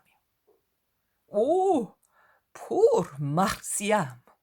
That would be the last straw, indeed," says Simon Zealot. "And poor brother of mine. I don't know whether he would have the strength to act as Abraham," says Andrew. Jesus looks at him and then looks at the grey head of Peter, who is moving away close to his Marjiam. And he says, "I solemnly tell you that the day will come when Peter will rejoice, knowing that his Marjiam has been imprisoned, beaten, scourged, sentenced to death, and that he would have the heart to lay the boy on the scaffold himself, to clothe him with the purple of heaven, and to fertilize the earth with the blood of a martyr. And he will be jealous and sorrowful for one reason only, that he is not in the place of his son and subordinate, because his election to supreme head of my church will compel him to spare himself for the church until I say to him, 'Go and die for it.' You do not know Peter yet. I do." "Do you foresee martyrdom for Marjiam and my brother?" "Are you sorry, Andrew?" "No, I am sorry that you do not foresee it also for me." "I solemnly tell you that you will all be clad with purple, except one." "Who? Who?" "Let us be silent on the grief of God," Jesus says sadly but solemnly, and they are all silent, looking frightened and pensive. They walk along the first road in Bethsaida, among vegetable gardens full of fresh greenery. Peter, with other people of Bethsaida, is leading a blind man towards Jesus. Marjiam is not there. He must have stayed at home to help Porphyria. Among the people of Bethsaida and the relatives of the blind man, there are many disciples who have come from Capernaum and other towns, and among them there are Stephen, Hermas, John the priest, John the scribe, and many more. It is now quite a problem to remember them all. They are so many. "I brought them to you, Lord. He has been waiting here for several days," explains Peter, while the blind man and his relatives sing a song. "Jesus, Son of David, have mercy on us. Touch with your hand the eyes of my son, and he will see." Have mercy on me, Lord. I believe in you. Jesus takes the blind man by the hand and walks back a few steps with him to put him in the shade as the street is flooded with sunbeams. He places him against a foliage-covered wall of the first house in the village and stands in front of him. He wets both his forefingers with saliva and rubs the man's eyes with his moist fingers.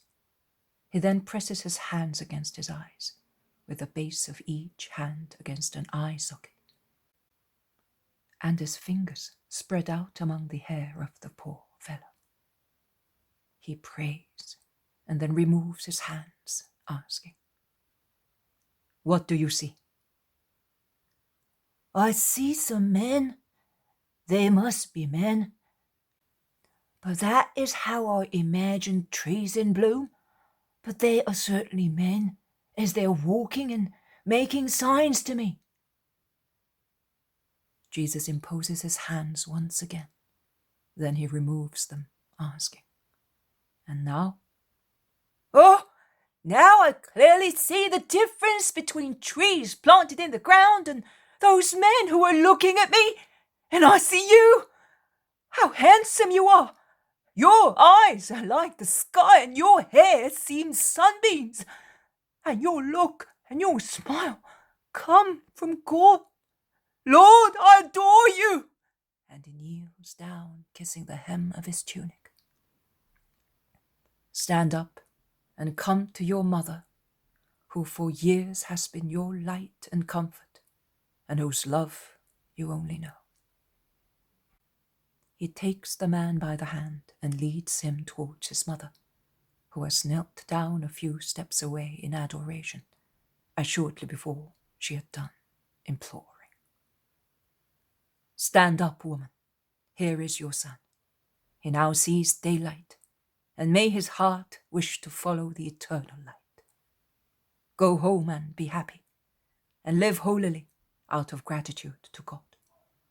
But going through villages, do not tell anybody that I cured you, lest the crowds should rush here and prevent me from going where it is just that I should go, to confirm the faith and take the light and joy to other children of my Father." And he quickly disappears along a little path among kitchen gardens, going towards Peter's house, which he enters, greeting Porphyria kindly.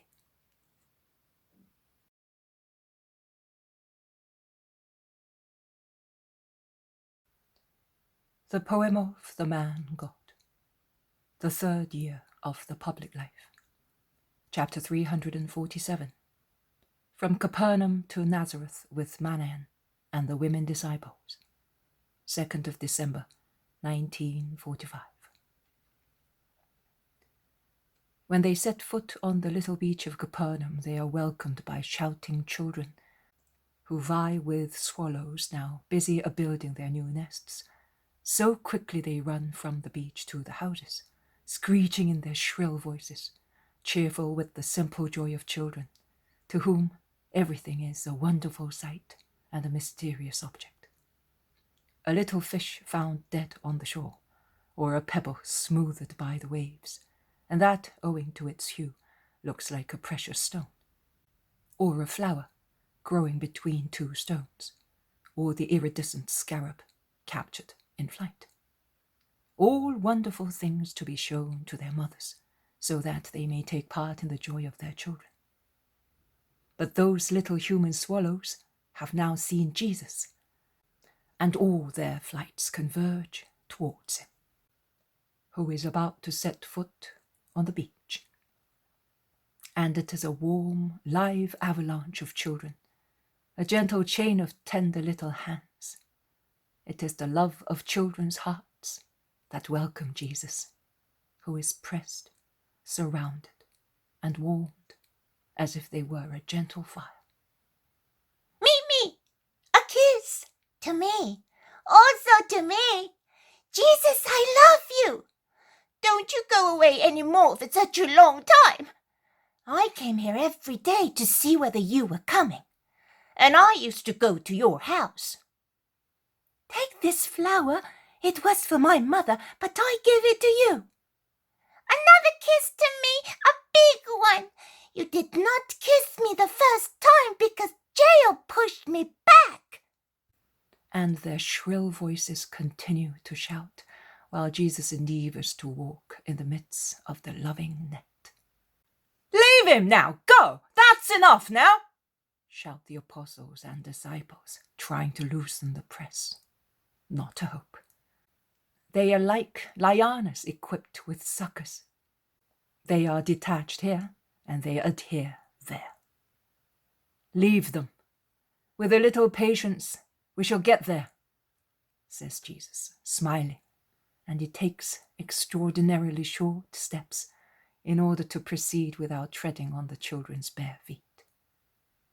What frees him from the loving press is the arrival of Manaen with other disciples, among whom are the shepherds who are in Judea. Peace to you, master! Thunders Manaen, who is imposing in his magnificent garment, and no longer wears jewels on his forehead and fingers. A wonderful sword is instead hanging on his side, and it excites the respectful admiration of the children, who at the sight of the magnificent knight dressed in purple and carrying such a marvelous weapon on his side, move aside, obviously frightened. And Jesus can thus embrace him and Elias, Levi, Matthias, Joseph, John, Simeon, and I do not know how many more. How come you are here? And how did you know that I had landed? We knew by the shouting of the children. They pierced walls like arrows of joy. But I came here thinking that your next trip to Judea is now close at hand, and that also the women will be taking part in it. I want to be there as well, to protect you, my lord, if I am not too proud in thinking so.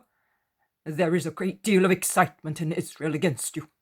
I regret having to say so, but you are aware of it.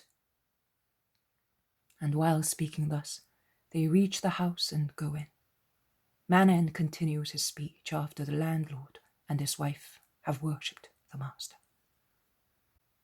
By now the excitement and interest in you have pervaded every place, rousing and drawing the attention even of the most dull-minded people, who are normally concerned with entirely different matters. The news of what you have worked has passed even through the filthy walls of Machaerus, and has reached the lustful refuges of Herod. That is, his palace in Tiberias, the castles of Herodias, and the splendid royal palace of the Asmoneans near the Sixtus Market. Like a wave of light and power, the news passes through dark, vile barriers. It demolishes the piles of sins placed as trenches to cover up the foul love affairs of the court and its cruel crimes.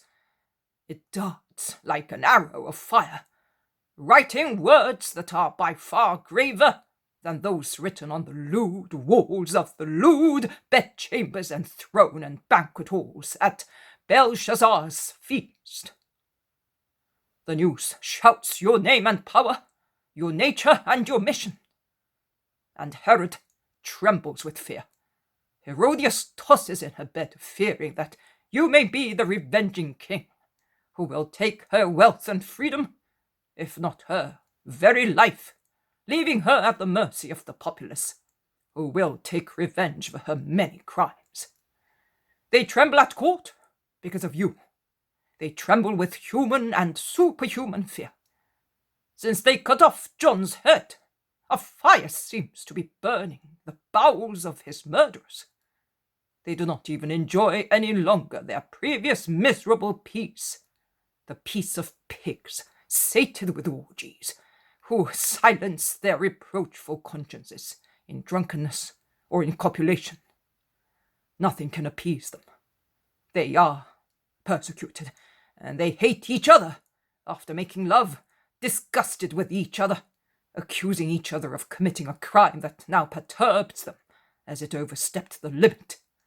Salome, as if she were possessed by a demon, is shaken by such eroticism that would degrade even a slave girl. The royal palace stinks more than a sewer. Herod has asked me about you several times, and every time I always replied to him, as far as I am concerned, he is the Messiah, the King of Israel of the unique royal stock, David's. He is the Son of Man, foretold by the prophets. He is the Word of God. He, who being the Christ, the anointed of God, has the right to reign over all living beings. And Herod goes pale with fear as he realizes that you are the Revenger. And as his courtiers, in order to comfort him, say that you are John, erroneously believed to be dead, thus making him faint with horror, or that you are Elijah or some other prophet of the past, he fights against his fear and the cry of his conscience, devoured by remorse, saying, "No, he cannot be John. I had John beheaded, and his head is safely kept by Herodias. And he cannot be one of the prophets. One does not live again after dying. Neither can he be the Christ. Who says that he is? Who dares to tell me that he is the king of the unique royal stock? I am the king. No one else is. The Messiah was killed by Herod the Great. He was drowned in a sea of blood as soon as he was born. He was slaughtered like a little lamb, and he was only a few months old. Can you not hear him weep? His bleating is always resounding within my head, together with John's roar. It is against the law for you to have her. Is it against the law for me? No, it isn't. I am allowed everything, because I am the king. I want wine and women here, if Herodias refuses my embraces, and let Salome dance to rouse my senses, which your fearful tales have frightened. And he gets drunk with the girl mimes of the court, while in her rooms the mad woman howls curses against the martyr and threats to you. And Salome, in her rooms, realizes what it means to be born of two lewd parents, and to give assent to a crime, and to have it committed by yielding one's body to the lubricious craving of a filthy man. When Herod comes to his senses, he wants to be informed about you, and would like to see you. That is why he is in favor of my visits to you, as he hopes that I may take you to him, which I will never do, as I am not prepared to take your holiness into a den of foul beasts. And Herodias would like to have you to strike you, and she shouts so, holding her stiletto in her hands. And Salome would like to have you, as she saw you at Tiberias, without your knowing it. Lost Ethanim and is mad for you. That is the royal palace, master. But I am remaining here, so that I can keep an eye on what they intend doing to you. And I am grateful to you for it, and the Most High blesses you. That is also a way to serve the Most High in his decrees. That is what I thought, and that is why I came. Manaen, since you have come, I ask you to do me a favor. Do not come towards Jerusalem with me, but go with the women. I shall go with my disciples along an unknown road, and no one will be able to injure me. But they are women and unprotected, and he who is to accompany them is a meek soul, and has been taught to offer his other cheek to anyone who should strike him. Your presence will be a safe protection. I understand that it is a sacrifice, but we shall be together in Judea. My dear friend, do not deny me this favor. Lord, every desire of yours is law to your servant. I am at the service of your mother and of the women disciples as from this moment, until you wish so. Thank you. Also, this obedience of yours will be written in heaven. Now, while waiting for the boats, let us cure the sick people who are waiting for me. And Jesus goes down into the kitchen garden, where there are stretchers and sick people, and he cures them at once, while Jairus and a few friends of Capernaum pay their respects to him. In the meantime, the women, that is, Porphyria and Salome, Bartholomew's elderly wife and Philip's less elderly one, with her young daughters, are busy preparing food for the large crowd of disciples, whose hunger will be satisfied with the baskets of fish offered by the people of Bethsaida and Capernaum, and a great deal of gutting the still wriggling silvery fish, of washing them in basins and grilling them, is done in the kitchen while Marjiam and some other disciples keep the fire going and bring pitchers of water to help the women. The meal is soon ready and soon over, and as sufficient boats have already been assembled, all they have to do is to embark for Magdala on an enchanting lake, which is so serene and angelical in the emerald green setting of its shores. The hospitable house and gardens of Mary of Magdala welcome the Master and his disciples in the midday sun, and the whole of Magdala rushes to greet the Rabbi, who is going towards Jerusalem.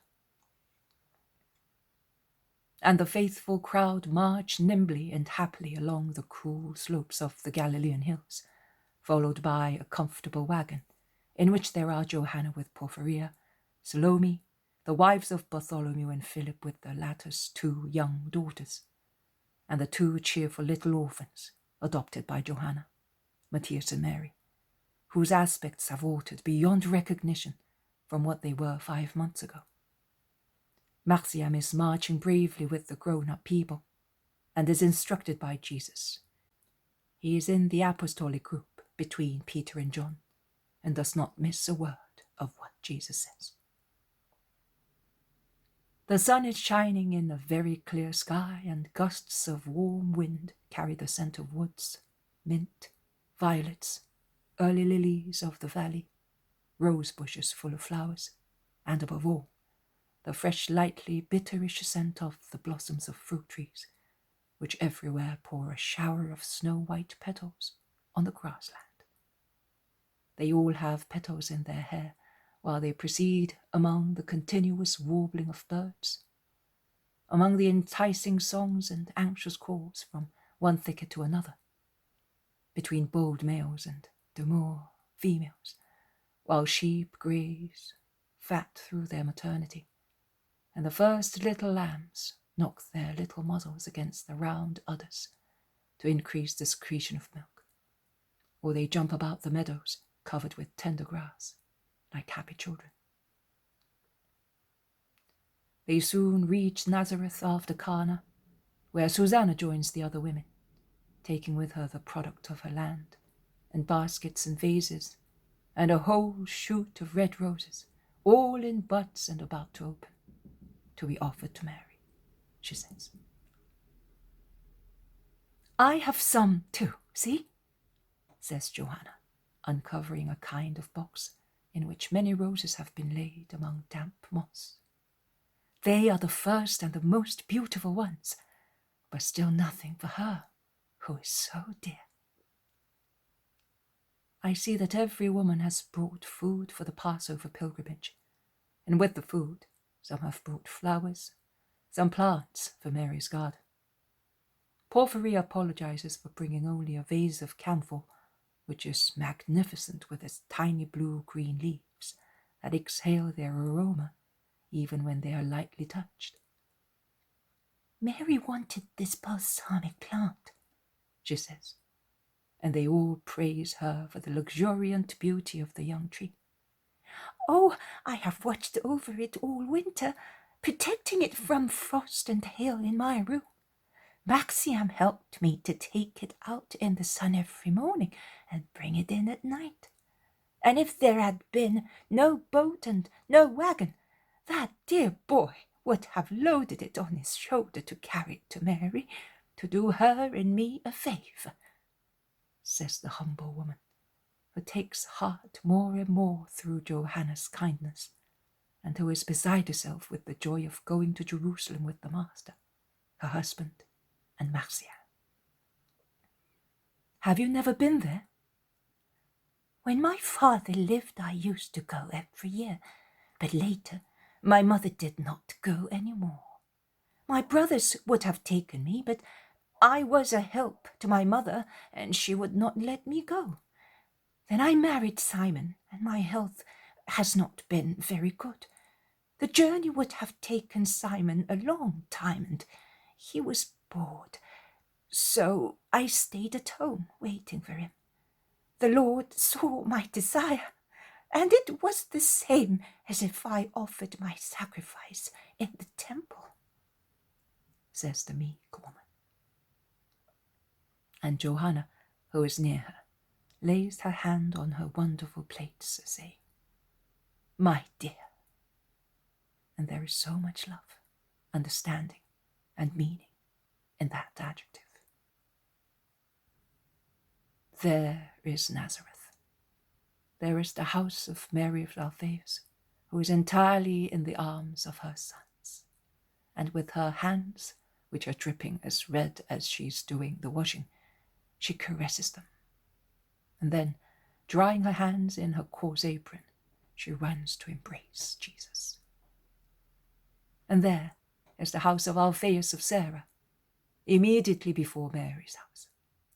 Alphaeus tells his oldest grandchild to run and tell Mary, and he strides towards Jesus, holding an armful of grandchildren in his arms, and he greets him together with the children held in his arms, like a bunch of flowers offered to Jesus.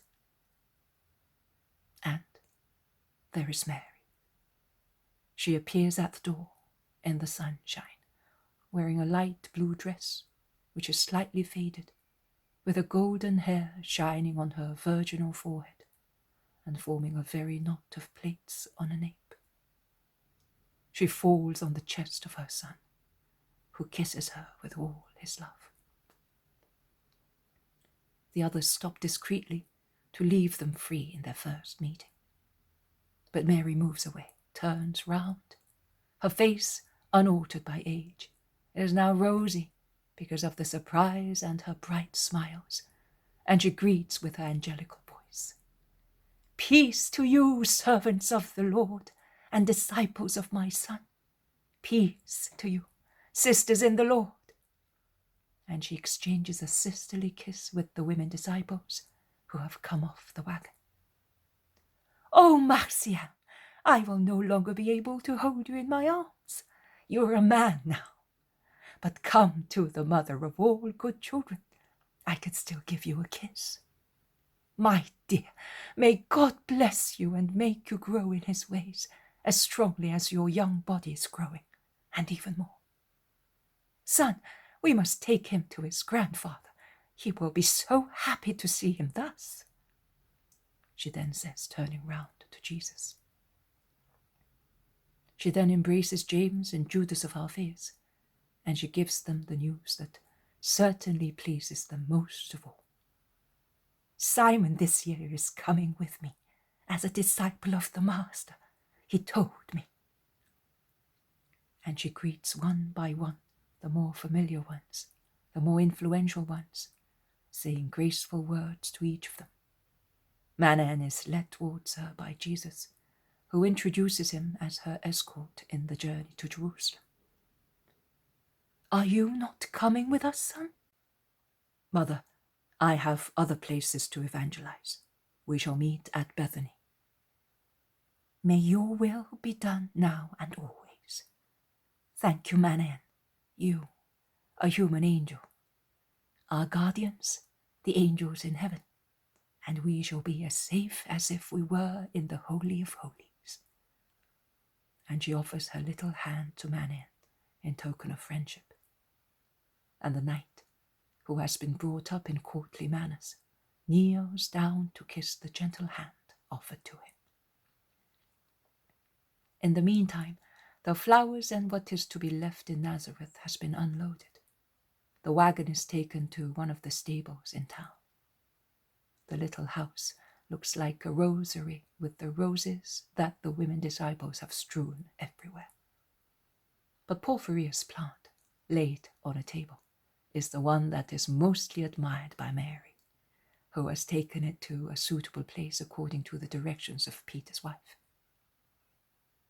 They cannot certainly all go into the little house or the little kitchen garden, which is not an estate, but it seems to rise towards the sky and become airy. So many are the clouds of blossoms on the trees in the garden. And Judas of Alphaeus asks Mary, smiling, "Have you picked your branch for your amphora today?" "Most certainly, Judas, and I was contemplating it when you arrived." "And you were dreaming once again, Mother, of your remote mystery," says Jesus, embracing her with his left arm and drawing her close to his heart. Mary raises a flushed face and says with a sigh, "Yes, son, and I was dreaming once again of the first throb of your heart within me." Jesus says, "Let the women disciples, the apostles, Marjiam, the shepherd disciples, John the priest, Stephen, Hermas, and Manaen stay here. The others can spread out looking for lodgings." "Many can stay with me," shouts Simon of Alphaeus from the door where he has been stopped. "I am their fellow disciple and I claim them." "Oh, brother, come in, that I may kiss you," says Jesus effusively, while Alphaeus of Sarah, Ishmael, and Asa, the 2 disciples, formerly donkey drivers of Nazareth, say, "Come to our houses." The disciples who have not been chosen to stay go away, and the door can be closed. But it is opened once again, and immediately afterwards, for the arrival of Mary of Alphaeus, who cannot stay away, even if her washing is going to be spoiled. They are about 40 people, and they spread through the warm, peaceful garden until food is handed out, and everybody finds it has a celestial flavor. So happy they are to take it in the house of the Lord and hand it out by Mary.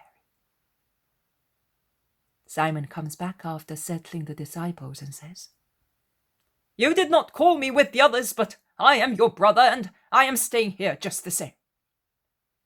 "Very well, Simon, come here. I wanted you to be here to meet Mary. Many of you know Mary as the mother, some as the spouse, but no one knows her as the Virgin Mary. I want you to become acquainted with her in this garden in bloom, to which your hearts desire to come when you are compelled to be far away, as to a resting place after your apostolate work. I listened to you apostles, disciples, and relatives speak, and I heard your impressions, your recollections, and your statements concerning my mother. I will transfigure all that, which is admirable although still very human, into a supernatural knowledge. Because my mother is to be transfigured before me, in the eyes of the most deserving, to show her as she is. You see a woman different from other women because of her holiness. But in actual fact, you see her as a soul, enveloped in a body, just like all women, her sisters. But now I wish to reveal to you the soul of my mother, her true and eternal beauty. Come here, mother. Do not blush. Do not withdraw shyly, sweet dove of God. Your son is the word of God, and he can speak of you and of your mystery, of your mysteries, O sublime mystery of God. Let us sit down here, in the pleasant shade of the trees in blossom, near the house, near your holy room. Thus, let us lift this fluttering curtain, so that the waves of holiness and paradise may come out of this virginal room to saturate us all with your virtues. Yes, me as well. That I may smell of you, O perfect Virgin, so that I may be able to bear the stench of the world in order that I may see purity after saturating my eyes with your purity. Marjiam, John, Stephen, come here. And you, women disciples, stand directly in front of the open door of the chaste abode of the most chaste amongst women. And you, my friends, stand behind. And you, my beloved mother, here, beside me. A little while ago I said to you, the eternal beauty of the soul of my mother. I am the Word, and thus I can make use of words without erring. I said, eternal, not immortal. And I deliberately said so. He is immortal, who, after being born, does not die. Thus the souls of the just are immortal in heaven. The souls of sinners are immortal in hell. Because a soul, once it has been created, does not die, but to grace. But the soul has life. It exists from that moment that God thinks of it. It is the thought of God that creates it. The soul of my mother was thought by God from everlasting. It is therefore eternal in its beauty, in which God poured every perfection to receive delight and comfort from it. It is written in the book of our ancestor Solomon, who foresaw you, and can thus be called your prophet. God possessed me from the beginning of his works, from the very beginning, before creation. From everlasting I was firmly set, from the beginning, before the earth came into being. The deep was not yet, and I was conceived. There were no springs to gush with water. The mountains were not yet settled on their huge mass, and I already was. Before the hills I came to birth. He had not yet made the earth, the rivers, or the poles of the world, and I already existed. When he prepared the sky and heaven, I was present. When with inviolable law he closed the abyss under the vault, when he fixed firm the celestial vault, and he suspended there the sources of water, when he assigned the sea its boundaries, and he ordered the water not to pass its limit, when he laid down the foundations of the earth, I was by his side, arranging everything. I was always joyfully at play in his presence. I played in the universe. Yes, Mother, with whom God, immense, sublime, virgin, uncreated, was pregnant and carried you like a most sweet burden, rejoicing at feeling you stir within him, when with your smiles he created the universe. He laboriously gave birth to you, to give you to the world, most gentle soul, born of the deity, to be the virgin, the perfection of creation, the light of paradise, the advice of God, who looking at you forgave sin, because you alone, by yourself, can love, as all mankind put together cannot love. In you is the forgiveness of God. You are the treatment of God. You are the caress of the eternal Father on the wound that man inflicted on God. In you is the salvation of the world. Mother of the love incarnate, and of the granted Redeemer. The soul of my mother, merged in love with my Father. I looked at you within me, O soul of my mother, and your splendor, your prayer, the idea of being carried by you, comforted me forever and ever. For my destiny of sorrow and inhuman experience of what the corrupted world is for the most perfect God. Thank you, Mother.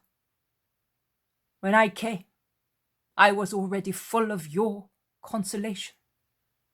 I descended, perceiving you alone, your perfume, your song, your love, joy, my joy. Now that you know that one only is the woman in whom there is no stain, that one only human being costs the Redeemer no injury, listen to the second transfiguration of Mary, the elect daughter of God. It was a clear afternoon in the month of Adar, and the trees were in bloom in the silent kitchen garden. And Mary, Joseph's bride, had picked a flowery branch to replace the one that was in her room. Mary, taken from the temple to adorn a house of saints, had recently come to Nazareth, and with her soul divided among temple, house, and heaven, she was looking at the flowery branch, considering that by means of a similar branch, which had bloomed in an unusual manner, a branch cut off in this garden in the depths of winter, and had bloomed, as if it were springtime before the ark of the Lord. Perhaps the sun, God beaming in his glory, had warmed it. God had revealed his will to her. And she was thinking also that, on the day of their wedding, Joseph had brought her other flowers, but never like the first one on the thin petals of which it was written, "I want you united to Joseph." She was thinking of many things, and while thinking she ascended to God. Her hands were busy with distaff and spindle, and were spinning a yam that was thinner than the hair of her young head. Her soul was weaving a carpet of love, moving quickly, like a shuttle on a loom, from the earth to heaven, from the needs of the house of Joseph to those of the soul of God. And she sang and prayed, and the carpet was forming on the mystical loom. It rolled off from the earth to heaven. It ascended to get lost up there, formed with what? With the thin, perfect, strong threads of her virtues, while the flying thread of the shuttle, which she thought were hers, whereas it was God's, the shuttle of the will of God, on which was rowed the will of the little great Virgin of Israel, unknown to the world, known to God, rolled and made one with the will of the Lord. And the carpet was adorned with the flowers of love, of purity, with palms of peace and palms of glory, with sweet-smelling violets, with jasmines. Every virtue flowered on the carpet of love, which the Virgin of God unrolled invitingly from the earth to heaven. And as the carpet was not sufficient, she thrust her heart, singing, "Let my beloved come into his garden and eat the fruit of his trees. Let my beloved come down to his garden, to the bed of spices, to pasture in the gardens, and gather lilies. I am my beloved's, and my beloved is mine. He pastures among the lilies." And from the infinite distance, among torrents of light, a voice came that human ear cannot hear, and human throat cannot utter. And it said, "How beautiful you are, my love, how beautiful you are.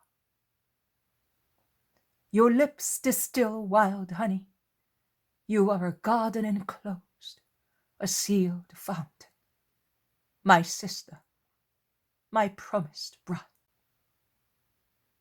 And the two voices joined together to sing the eternal truth. Love is stronger than death. Nothing can quench or drown our love. And the Virgin was thus transfigured when Gabriel descended and called her back to the earth with his ardor and joined her soul to her body again, so that she might hear and understand the request of him who had called her sister, but wanted her to be his bride. And the mystery took place there. And a modest woman, the most modest of all women, who was not even aware of the instinctive incentive of the flesh, fainted before the angel of God, because even an angel upsets the humility and modesty of the Virgin. And only when she heard him speak, she calmed down, and she believed, and she said the word whereby their love became flesh, and will defeat death, and no flood will be able to quench it, or wickedness to submerge it.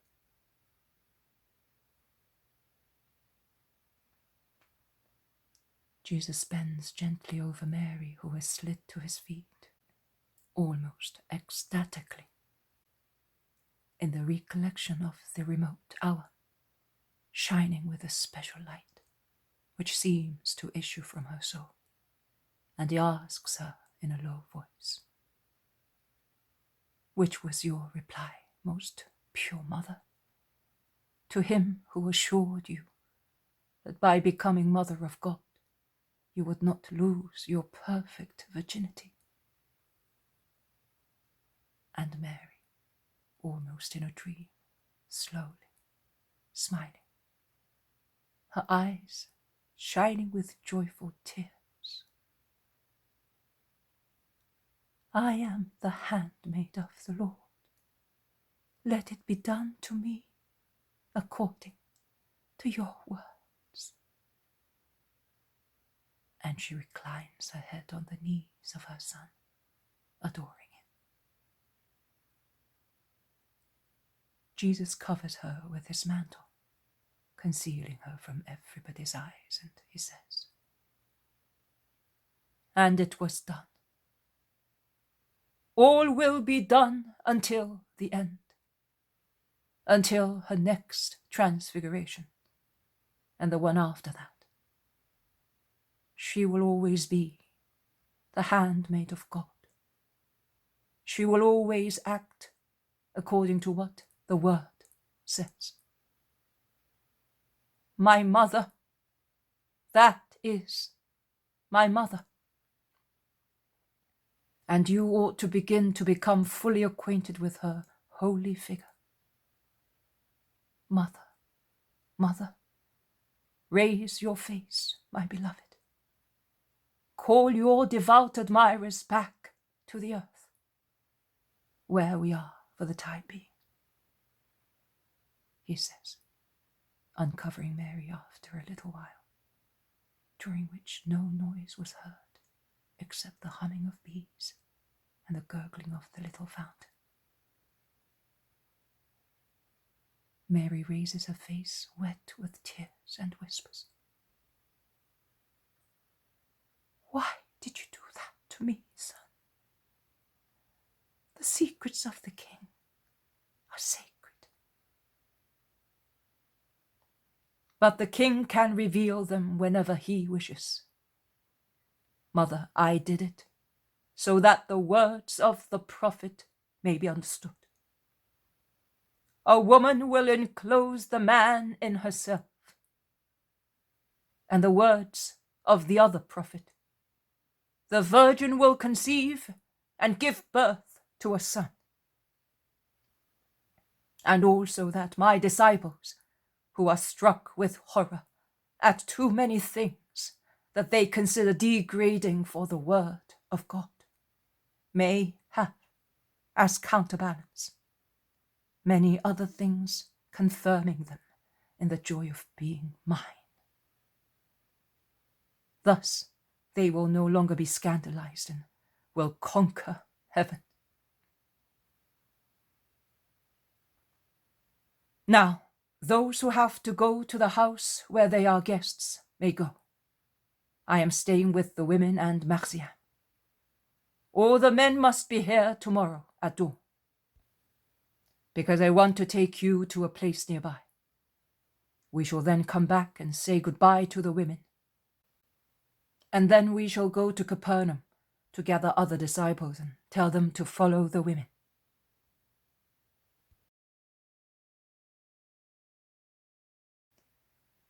The poem of the man God. The third year of the public life. Chapter 348. The Transfiguration and the Curing of the Epileptic. 3rd of December, 1945. Which man has never seen at least once a clear dawn in the month of March? If such a man exists, he must be very unhappy, because he is unaware of one of the most beautiful charms of nature, awakening in springtime, when she becomes the virgin girl, as creation must have been on its first day. In such graceful charm, which is pure from every point of view, from its fresh dewy herbs to the little flowers that are opening, like babies who are born, to the first smile of daylight, to the birds that awake, flapping their wings and utter their first chirps, which sound like questions and are a prelude to all their singing conversation of the day, to the very smell of the air that during the night has lost all pollution of dust, smoke, and smell of human bodies, through the lavation of dew and the absence of man. Jesus is proceeding with his apostles and disciples. Simon of Alphaeus is with them too. They are going southwards, crossing the hills that encircle Nazareth and the torrent, and are walking across a narrow plain between the Nazarene hills and a group of mountains to the east. These mountains are preceded by the semi-truncate cone of the Tabor, the top of which strangely reminds me of the cocked hat of our carabiniers seen in profile. They reach it. Jesus stops and says, "Peter, John, and James of Zebedee will come up the mountain with me. The rest will spread out at its foot, going in groups towards the road that runs along it, to preach the Lord. I want to be back in Nazareth by evening, so do not go too far away. Peace be with you." And addressing the three he had called, he says, "Let us go." And he begins to climb without turning back any more, and with such a quick pace that Peter finds it difficult to follow him. When they rest for a moment, Peter, flushed and perspiring, asks him, panting, But where are we going? There are no houses on the mountain. On the top, there is only that old fortress. Do you want to go and preach there? I would have gone up the other side, but you can see that I have turned my back to it. We are not going to the fortress, and those who are in it will not even see us. I am going to be united to my Father, and I wanted you to be with me, because I love you. Come on, quick. Oh, my lord! Could we not go a little slower instead, and speak of what we heard and saw yesterday, which kept us awake all night to talk about it? You always go quickly to the appointments with God. Come on, Simon Peter. I will let you rest up there. And he resumes climbing. Jesus says, Put here the Transfiguration, seen on August 5th, 1944, but without the dictation added to it. After copying the Transfiguration of last year, you will copy what I am going to show you now. 5th of August, 1944. I am with my Jesus upon a high mountain. Peter, James, and John are with Jesus. They climb higher up, and their eyes rove over open horizons, the details of which are well defined, even in the distance, in the beautiful clear day. The mountain is not part of a range of mountains like the one in Judea. It rises isolated, with the east in front, with respect to the place where we are, the north to the left, the south to the right, and at the rear, to the west, the summit, which is about 100 steps higher up. It is very high, and the view extends over a very wide range. The lake of Gennesaret looks like a strip of sky that has come down to be set in the green of the earth, an oval turquoise enclosed by emeralds of various shades, a mirror that trembles and ripples in a light breeze, and on which boats in full sail glide as nimbly as seagulls, lightly bent towards the blue water, exactly with the grace of the flight of a kingfisher skimming the water in search of prey. Then a vein flows out from the vast turquoise. It is pale blue where the riverbed is wider, and darker where the banks narrow and the water is deeper, and in the shade of the trees that grow luxuriantly near the river, nourished by its water. The Jordan looks like an almost straight stroke of a brush in the greenery of the plain. Some villages are scattered here and there on both sides of the river. Some are only a handful of houses. Others are somewhat larger, with the airs of little towns. The main roads are yellowish lines among the green. But here, on the side of the mountain, the plain is more cultivated and fertile, and it is really beautiful. The various hues of the several growths are a most pleasant sight in the beautiful sunshine of a very clear day. It must be springtime, perhaps the month of March, if I take into account the latitude of Palestine, because I see the corn, which is already high, although still green, waving like a blue-green sea. And I see the crests of the early fruit trees decorate this little vegetable sea with something like tiny white and rosy clouds, and meadows strewn with the flowers of the high hay, where grazing sheep look like piles of snow spread here and there on the green grass. Just near the mountain, on the low short hills at its foot, there are two little towns, one to the south and the other to the north. The very fertile plain extends particularly and more widely to the south. Jesus, after a short rest in the cool shade of a group of trees, a pause which he certainly granted out of pity for Peter, who clearly has great difficulty in climbing, resumes, going up. He goes almost to the top, where there is a grassy tableland with a semicircle of trees near the side of the mountain. "You may rest, my friends. I am going over there to pray." And he points to a large stone, a rock that appears on the surface of the mountain and is not near the slope, but it lies internally towards the summit.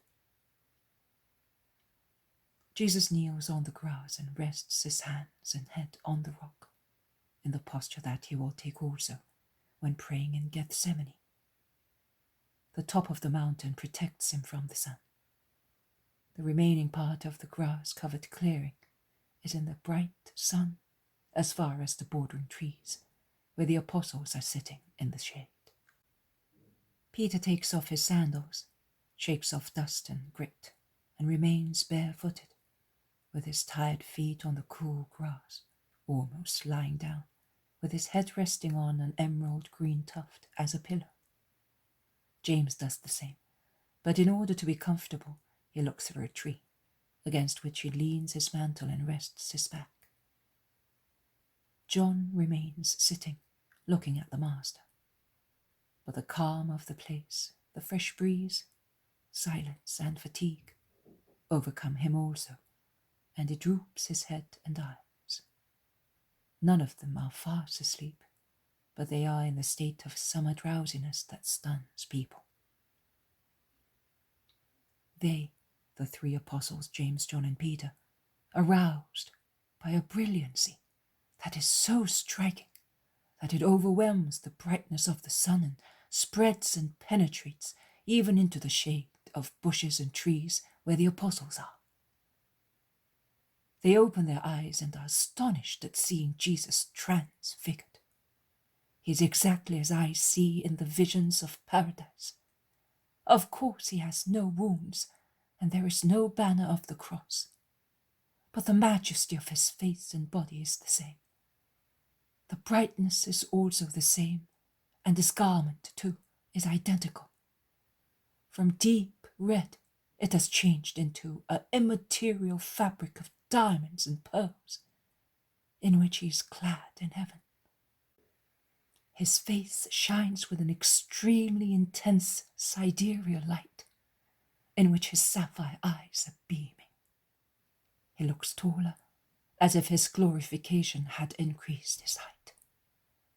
I cannot say whether the brilliancy, which makes even the tableland phosphorescent, emanates entirely from him, or whether his own is mingled with the brightness that all the light in the universe and of heaven has concentrated on him. I can only say that it is something indescribable. Jesus is now standing. I would say that he is raised off the ground, because between him and the green meadow there is something like a luminous vapor, a space consisting only of a light upon which he seems to be standing. But it is so bright that I may be wrong, and in fact that I no longer see any green grass under Jesus' feet, may be due to the bright light that vibrates and waves, as is often seen in bonfires. It is snow-white, incandescent light. Jesus is looking at the sky and smiling at the vision that enraptures him. The apostles are almost afraid, and they call him, as he is transfigured so much that he no longer appears to be their master. They call him, "Master! Master!" He does not hear them. "He's in ecstasy," says Peter, trembling.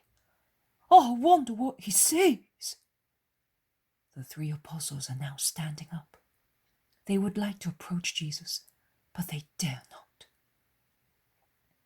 The light increases further because of two lights that descend from the sky and take place at Jesus' side. When they settle on the tableland, their veils open and two majestic, bright personages appear. One is more elderly than the other, with a sharp, severe countenance, and he has a double-pointed beard. Two horns of light depart from his forehead and make me understand that he is Moses. The other one is emaciated, bearded and hairy, more or less like the Baptist, whom I would say resembles in height, leanness, structure and severity. While the light emanating from Moses is white, like that of Jesus, particularly with regard to the beams issuing from their foreheads. The light of Elijah is like the bright flame of the sun. The two prophets take a reverential attitude before their God incarnate, and although he speaks to them with familiarity, they do not drop their respectful attitude. I do not understand even one of the words they speak. The three apostles fall on their knees, trembling and covering their faces with their hands. They would like to look, but they are afraid. At last, Peter says, "Master, listen to me." Jesus looks round, smiling towards his Peter, who takes heart again and says, "It is wonderful to be here with you, Moses and Elijah. If you wish, we will make 3 tents, one for you, one for Moses, and one for Elijah, and we will stay here to serve you." Jesus looks at him and smiles more warmly. He looks also at John and James, a glance that is a loving embrace. Also, Moses and Elijah stare at the three. Their eyes flash fire. They must be like rays piercing hearts.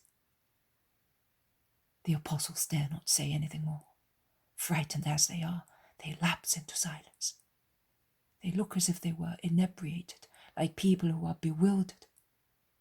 But then a veil, which is neither fog nor a cloud nor a ray, envelops the three glorious personages behind a screen that is even brighter than the one that surrounded them previously, and hides them from the sight of the apostles.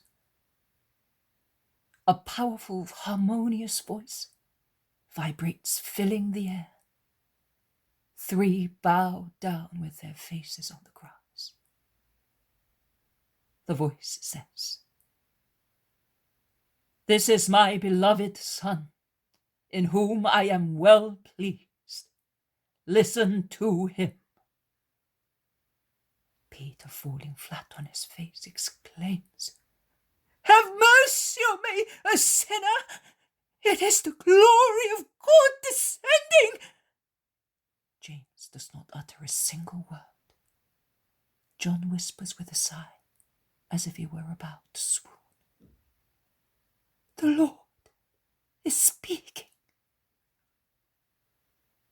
Even when there is total silence again, none of them dare raise their heads.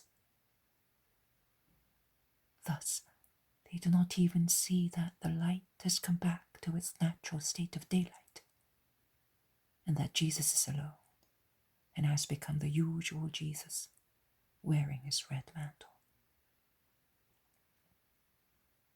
He walks toward them smiling, touches them and calls them by their names. "Stand up, it is I.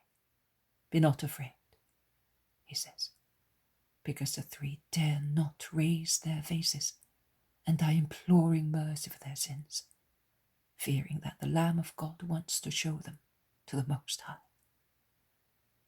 "Stand up now, I order you," repeats Jesus authoritatively.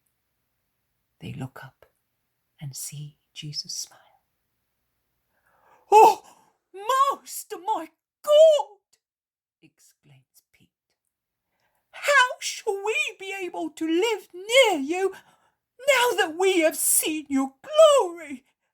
How shall we be able to live among men and among ourselves since we are sinners, and we have heard the voice of God. You will have to live beside me and see my glory until the end. Be worthy of that, because the time is close at hand. Obey my Father and yours. Let us now go back among men, because I came to stay with them and to bring God to them. Let us go. Be holy, strong, and faithful in remembrance of this hour. You will take part in my greater glory. But do not speak now to anybody of what you have seen. Do not tell your companions either. When the Son of Man has risen from the dead and gone back to the glory of the Father, then you will speak. Because it will be necessary to believe then, to take part in my kingdom. But is Elijah not to come to prepare people for your kingdom? So the rabbis say. Elijah has already come to prepare the way for the Lord. Everything is happening as was revealed. But those who teach revelation do not know and do not understand it. Neither do they see or recognize the signs of the time or the messengers of God. Elijah has come back once. He will come for the second time when the last time is close at hand, to prepare the last for God. He now came to prepare the first for the Christ, and men refused to acknowledge him. They tortured him and put him to death. They will do the same to the Son of Man, because men do not want to acknowledge what is good for them. The three lower their heads and become pensive and sad while descending the mountain with Jesus by the same road they came up. 3rd of December, 1945, continuation. And it is Peter again who says, while stopping halfway down, "Oh, Lord, I also say what your mother said yesterday. Why did you do that to us? And I also say, why did you tell us that? Your last words have destroyed in our hearts the joy of the glorious sight. This has been a great day of fear. First, we were frightened by the great light that roused us. It was stronger than if the whole mountain had been ablaze, or the moon had descended to light up the tableland right in front of us. Then your sight and your rising from the ground as if you were going to fly away. I was afraid that you, being disgusted with the iniquity of Israel, were going back to heaven, perhaps by order of the Most High. Then I was frightened when I saw Moses appear, as the people of his days could not look at him without a veil. So brightly did the reflection of God shone on his face, and he was still a man, whereas now he is a blessed spirit inflamed with God. And Elijah, divine mercy, I thought I had come to my last moment, and all the sins of my life since the time I was a child and used to steal fruit in the pantry, to the last one, when some days ago I gave you wrong advice, came to my mind, and trembling with fear I repented. Then I got the impression that those two just men were fond of me, and I dared to speak. But even their love frightened me, because I do not deserve the love of such spirits. And then, the most dreadful of all fears, the voice of God. Jehovah has spoken. He said to us, listen to him, you. And he proclaimed you his beloved Son, in whom he is well pleased. What a fright, Jehovah, to us! It was certainly your power only that kept us alive. When you touched us, and your fingers burned us like points of fire, I had the last fright. I thought that the hour had come when I was to be judged, and that the angel touched me to take my soul to the Most High. But how could your mother see, hear, and live in that hour that you told us yesterday, and not die? And she was alone, a young girl, without you. Mary the Immaculate could not be afraid of God. Eve was not afraid, while she was innocent. And I was there, I, the Father, and the Spirit, we, who are in heaven, and on the earth, and everywhere, and who had our tabernacle in the heart of Mary, says Jesus gently. How wonderful! But later you spoke of death, and our joy came to an end. But why all that just to us three? Was it not better to give the vision of your glory to everybody? Just because you become senseless when you hear me speak of death, and death by torture of the Son of Man.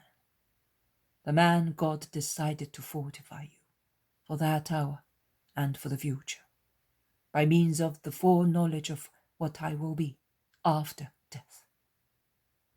Remember all that, so that you may tell people in due time. Have you understood? Oh, yes, Lord. It is not possible to forget it, and it would be quite useless to tell people. They would say that we're drunk.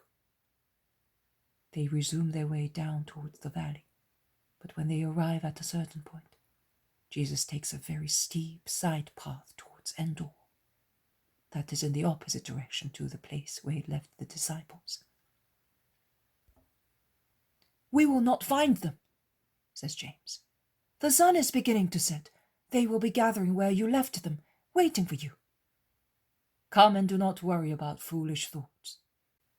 In fact, where the brushwood opens onto a grassland that slopes gently as far as the main road, they see at the foot of the mountain the whole group of the disciples, who are very excited, and with them there are some curious wayfarers and some scribes who have come from I do not know where. Alas, scribes! And they are discussing already, says Peter, pointing at them, and he walks down the last few meters half-heartedly. But the apostles down there have also seen them, and they point them out to one another. And then they begin to run towards Jesus, shouting, How come, Master, you are here? We were about to go to the appointed place, but we have been held back by a discussion with scribes and by the entreaties of the worried father. What were you discussing? We were disputing about a possessed man. The scribes sneered at us because we were not able to free him. Judas of Kerioth tried several times out of pique, but in vain. So we said to them, Try yourselves. They replied, We're not exorcisers. Some people coming from Caslot Tabor happened to pass by, and among them there were 2 exorcisers, but they did not succeed either. Here is the father coming to implore you. Listen to him. A man, in fact, comes forward imploring, and he kneels before Jesus, who is still on the sloping meadow, and is thus at least 3 meters higher up than the road, and clearly visible to everybody. The man says to him, Master, I went to Capernaum with my son, looking for you. I took my unhappy son to you, that you might free him, as you expel demons and you cure all diseases. He's often possessed by a mute spirit. When it takes him, he can but shout hoarsely, like an animal that is choking. The spirit throws him on the ground, where he rolls, grinding his teeth, foaming like a horse biting the bit, or he injures himself, or he risks dying drowned, or burned, or smashed, because the spirit more than once has thrown him into the water, in the fire, or down the steps. Your disciples tried, but they were not successful. Oh, good Lord, have mercy on me and on my child." Jesus blazes with majesty while he shouts, "O wicked generation! O satanic crowd! Rebel legion! Incredulous and cruel people of hell! How long will I have to be in touch with you? How long shall I have to put up with you?" He is so imposing that there is dead silence at once, and the sneers of the scribes stop. Jesus says to the Father, "Stand up and bring your son here." The man goes away and comes back with other men, and in the middle of the group there is a boy about 12 or 14 years old. He's a handsome boy, but looks rather dull-witted, as if he were bewildered. There is a long red wound on his forehead, and under it an old white scar. As soon as he sees Jesus, who stares at him with his magnetic eyes, he utters a hoarse cry, and his whole body writhes convulsively, and he falls to the ground, foaming and rolling his eyes, so that only the white globes can be seen, while he rolls on the ground in a typical epileptic fit. Jesus comes forward a few steps to be close to him and says, "How long has that been happening to him? Speak in a loud voice so that everybody may hear you." And while the crowds press closer and the scribes go above Jesus to dominate the scene, the man, shouting, says, "Since he was a boy, I told you, he often falls on the fire, into water, or down the steps, or from trees, because the spirit attacks him suddenly and throws him about to kill him. He's covered with scars and bones. He's lucky that the flames of the fireplace have not blinded him.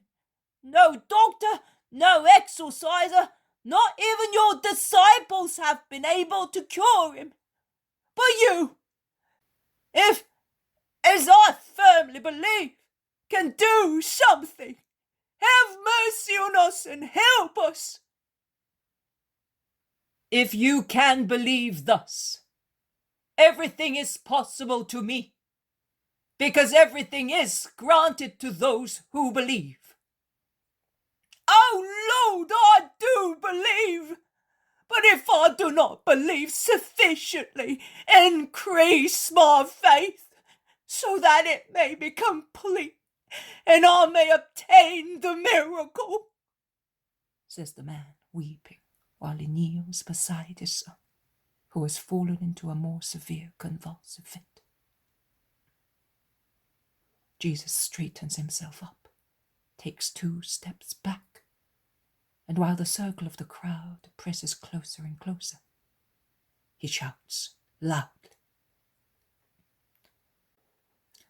"Cursed spirit, who make this boy deaf and mute and torture him, I order you, go out of him and never go back into him." The boy, although lying on the ground, bounces frightfully, arches his back with feet and head on the ground, utters inhuman cries, and after a last bounce, he turns round, falls flat on his face, striking his forehead and mouth against a large stone emerging from the grass, which becomes stained with blood and lies motionless. "He's dead!" Many shout, "Poor boy! Poor father! say the better ones, pitying them, and the scribes, sneering, say, "The Nazarene has served you well."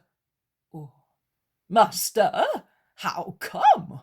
Beelzebub has made you cut a bad figure this time." and they laugh spitefully.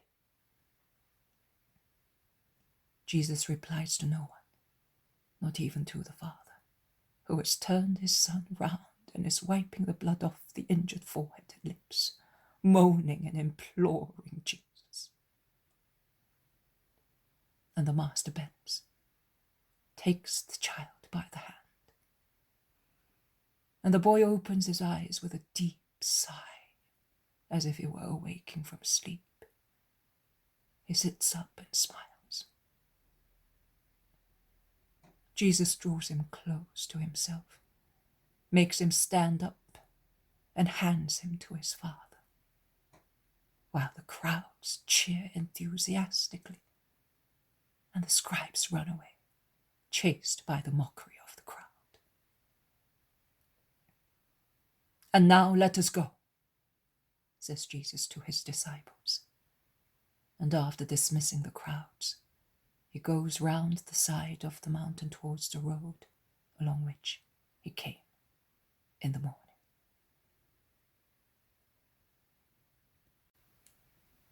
Jesus says, and here you can now put the comment on the vision of August 5th, 1944, beginning from the words, "I am not choosing you for the only purpose of making you acquainted with the sadness and the sorrows of your Master. Those who are able to stay with me, sharing my grief, must share my glory as well. And you, my faithful little John, have a rest, because you well deserve it.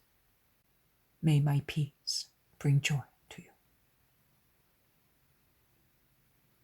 5th of August, 1944. Continuation.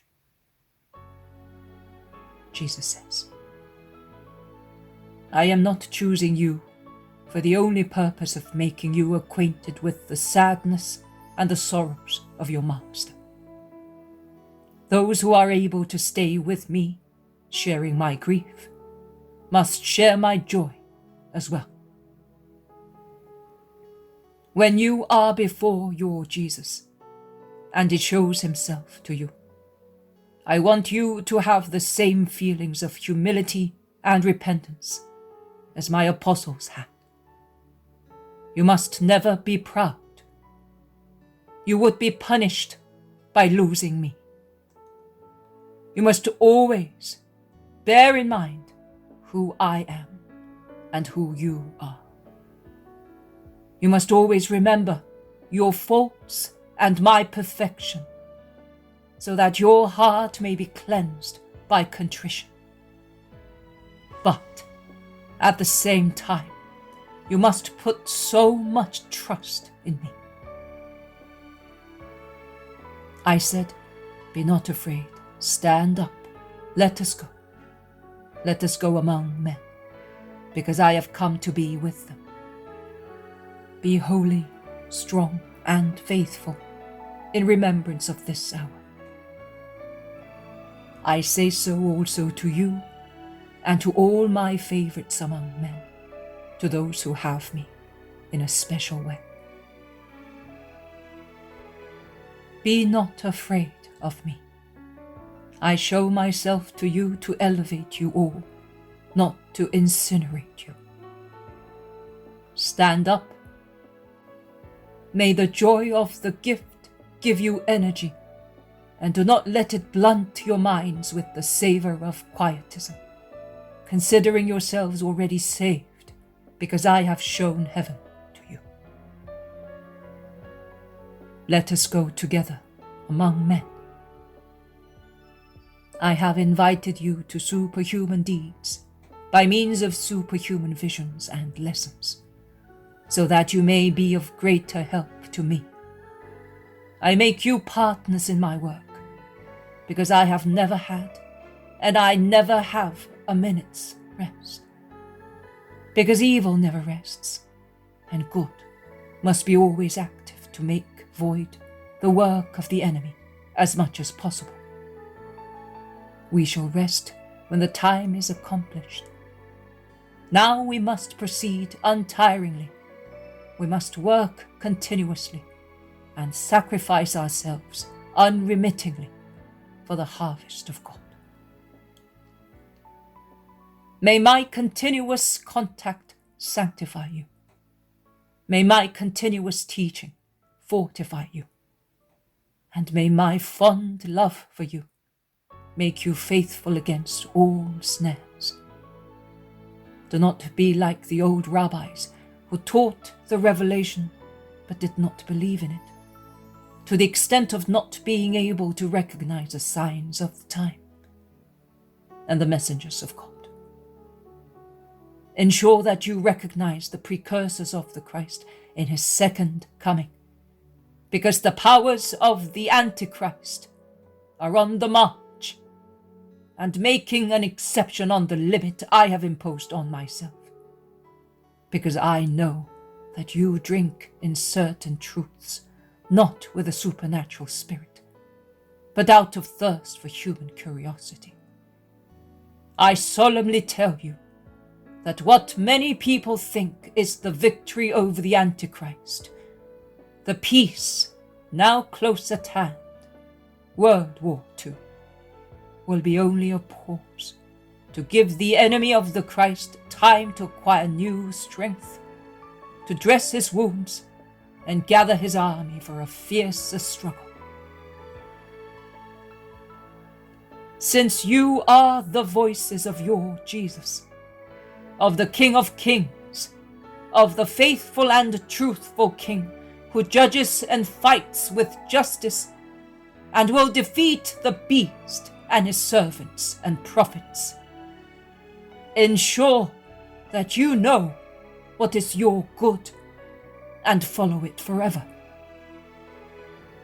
Let no false appearance entice you. Let no persecution terrify you. Let your voices repeat my words. Let your lives be devoted to this work.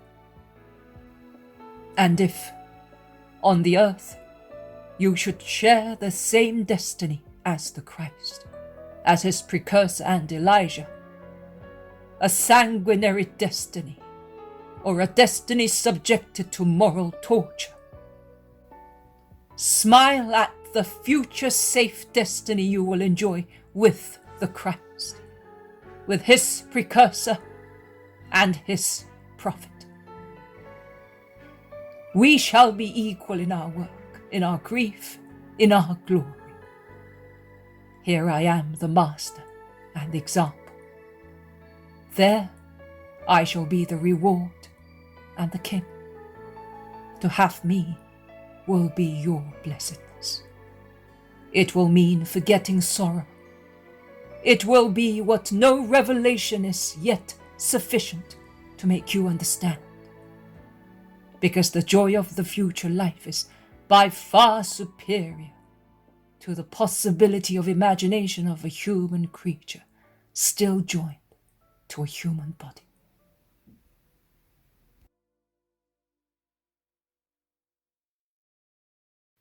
The poem of the man God. The third year of the public life.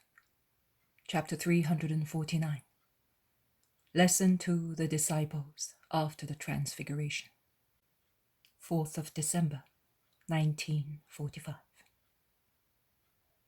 They are now once again in the house in Nazareth, or more precisely, they are scattered on the terrace of the olive trees, waiting to part and go to rest. And they have lit a little bonfire to illuminate the night, because it is already dark, and the moon rises late. It is a warm evening, even too warm, state the fishermen, who foresee rain. And it is pleasant to be there, all together, the women in the flowery garden around Mary, the men up here, and Jesus on the edge of the terrace, between the two groups, replying to various questions of the disciples, while the women listen attentively. They must have spoken of the lunatic who was cured at the foot of the mountain, and they are still making comments. "It took you to do it," exclaims his cousin Simon. "Oh, but those falcons were not convinced, even when they saw that their own exorcisers could not do anything, although they admitted that they had used the strongest formulae," says Solomon the ferryman, shaking his head. "And even if they tell the scribes their conclusions, they will not persuade them." "Of course not. I got the impression that they spoke well. Did they not?" asks one whom I do not know. "Very well. They excluded all demoniac witchcraft from Jesus' power, stating that they felt they were pervaded with a deep peace when the Master worked the miracle, whereas when it comes from a wicked power, they said that they feel it is painful," replies Hermas. "However, it was a strong spirit. It did not want to go away. But why did it not always possess the boy? Was it an expelled or lost spirit? Or was the boy so holy that it expelled it by himself?" asks another disciple, whose name I do not know. Jesus, without being questioned, replies, "I have explained several times to you that every disease, as it is a torment and a disorder, may conceal Satan, and Satan may hide himself in a disease, causing it and making use of it to torture a soul and make it curse God. The boy was ill. He was not possessed. He is a pure soul. That is why I was so pleased to free his soul from the most cunning demon who wanted to dominate it and make it impure." "In that case, if it was only a simple disease, why did we not succeed in curing it?" asks Judas of Kerioth. "Of course it is obvious that the exorcisers could not do anything if he was not possessed. But we," remarks Thomas. And Judas of Kerioth, who was not prepared to swallow his humiliating failure, as he made several attempts with the child, with the only result of getting him into a frenzy, if not into a convulsive fit, says, "On the contrary, we seemed to be making things worse. Do you remember, Philip? You were helping me, and you heard and saw how he jibed at me. He even said to me, 'Go away. Of the two of us, you are the worst demon,' which made the scribes laugh at me behind my back." "And were you sorry for that?" asks Jesus with indifference. "Of course. It is not pleasant to be jibed at, and it is not useful when one is your apostle. One loses one's authority. When you have God with you, you are authoritative, even if the whole world sneers at you." Judas of Simon. "Very well, but increase our power, at least the power of your apostles, so that we may not suffer such defeats again." "It is not right for me to increase your power, and it would be of no avail. You must do that by yourselves in order to succeed. It is through your insufficiency that you failed, and also because you diminished what I gave you by means of unholy elements, which you wanted to add, hoping to attain greater triumphs." "Are you referring to me, Lord?" asks the Iscariot. "You know whether you deserve it. I am speaking to everybody." Bartholomew asks, "Then, what is necessary to cast out such demons?" "Prayer and fasting. Nothing else is required. Pray and fast. And not only in your bodies. It is good for you that your pride has been left devoid of satisfaction. Satisfied pride makes mind and soul listless, and prayer becomes tepid and inert. just as the body, when it is too full, becomes sleepy and sluggish. And now, let us go and have a well-deserved rest. Tomorrow morning at dawn, you will all be on the road to Cana, except Manaen and the shepherd disciples. Go, peace be with you. But he keeps Isaac and Manaen and gives them special instructions for the following day, when the women disciples and Mary will begin their Passover pilgrimage with Simon of Alphaeus and Alphaeus of Sarah. You will go through Israel, so that Marjiam may see his old grandfather. You will give the peasants the purse that I asked Judas of Kerioth to give you. And with the other purse, which I gave you a short while ago, you will assist any poor people you come across on your way. When you arrive in Jerusalem, go to Bethany and tell them to wait for me at the new moon of Nisan. I will not be very late after that date. I entrust the person who is dearest to me and the women disciples to you. But I am not worried, as I know they will be safe. Go. We will meet at Bethany and will be together for a long time. He blesses them, and while they disappear in the night, he jumps down into the kitchen garden, in which the women disciples and his mother are already tying with Marjiam the strings of the travelling bags and arranging everything for their absence, which they do not know how long it will last.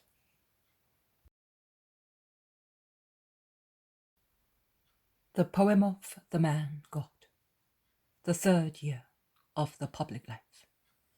Chapter 350. The tribute to the temple and the stater in the mouth of the fish. 5th of December, 1945. The 2 boats that they took to go back to Capernaum are gliding on an extraordinarily calm lake. A real large slab of blue crystal, which becomes one smooth piece again, as soon as the 2 boats pass. But they are not the boats of Peter and James, but 2 boats which they probably hired at Tiberias. And I can hear Judas complaining because he is left without money after this last expenditure. He is seen to everybody else. But what about us? What shall we do now? I was hoping that Cusa... but nothing. We are in the same state as a beggar. What of the many who beg for alms for pilgrims on the road? He grumbles in a low voice to Thomas. But the latter replies good-naturedly, What does it matter if it is so? I am not at all worried. Of course. But when it is time to eat, you are the one who wants to eat more than anybody else. Certainly. I am hungry. I am brave even in that respect. Well, today, instead of asking any man for some bread and a dish of something, I will ask God directly. Today? But tomorrow we shall be in the same situation, and the day after tomorrow it will be the same again. And we are going towards the Decapolis, where we are unknown, and they are half heathens there. And it is not only a question of bread. There are sandals that wear out, and the poor who pester you, and one could be taken ill. And if you go on like this, you will have me as good as dead shortly, and you will have to think about my funeral. Oh, how many worries! I am not worried at all. I'm happy and calm, just like a newborn baby. Jesus, who appeared to be engrossed in thought, sitting on the prow almost on the edge, turns round and says in a loud voice to Judas, who is astern. But he says it as if he were speaking to everybody. It is very good to be penniless. The paternity of God will shine more brightly, even in the most humble things. Everything has been all right for you recently. It is all right if we cannot work miracles. It is all right if we get no offerings. It is all right if we have given away everything we had. In a few words, everything is all right. But I feel ill at ease. You are our dear master, a holy master. But as far as material life is concerned, you are worth nothing, says Judas without bitterness, as if he were criticizing a good young brother of whose improvident kindness he was proud. And Jesus replies to him, smiling. It is my greatest quality to be a man worth nothing with regard to material life. And I say again, it is very good to be penniless. And he smiles broadly.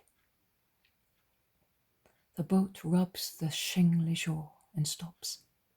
They land while the other boat comes close and is about to stop. Jesus goes towards the house with Judas, Thomas, Judas and James, Philip and Bartholomew. Peter lands from the second boat with Matthew, the sons of Zebedee, Simon Zealot and Andrew. But while everybody sets out towards the house, Peter remains on the shore to speak to the boatman who brought them there, and with whom he is perhaps acquainted, and later helps them to set sail. He then puts on his long tunic and walks up the shore towards the house.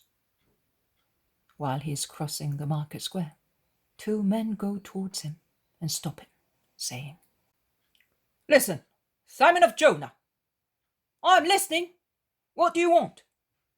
Your master, only because he is such, does he or does he not pay the 2 drachmas due to the temple?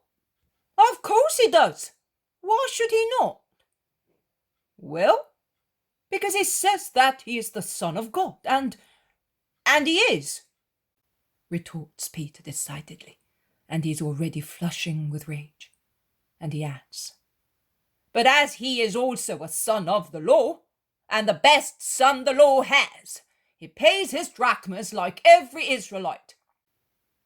We have no proof of that. We are told that he does not pay, and we advise him to do so. Mumbles Peter, who is on the point of losing his temper. My master does not need your advice.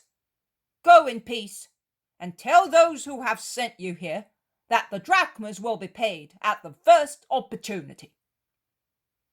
At the first opportunity? Why not at once?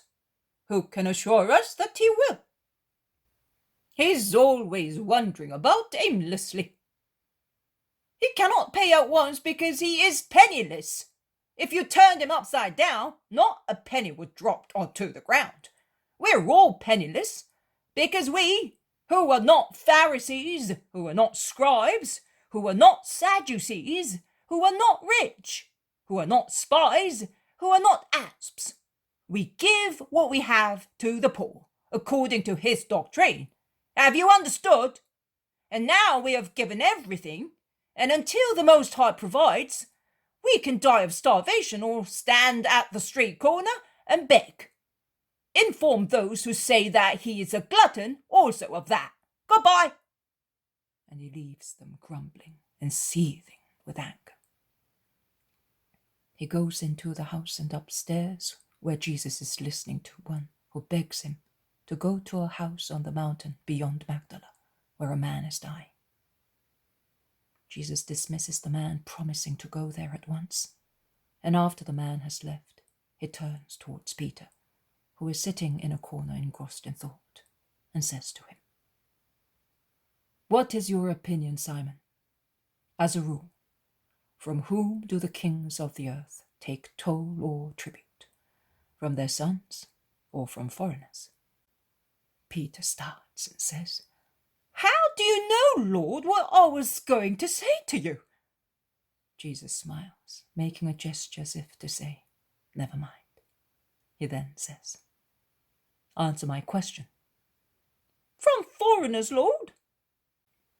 "Well, then, the sons are exempt, as in fact is right, because a son is of the same blood and household of his father, and therefore he must pay only tribute of love and obedience to his father. So I, the son of the Father, should pay no tribute to the temple, which is the house of the Father. You gave them the right answer.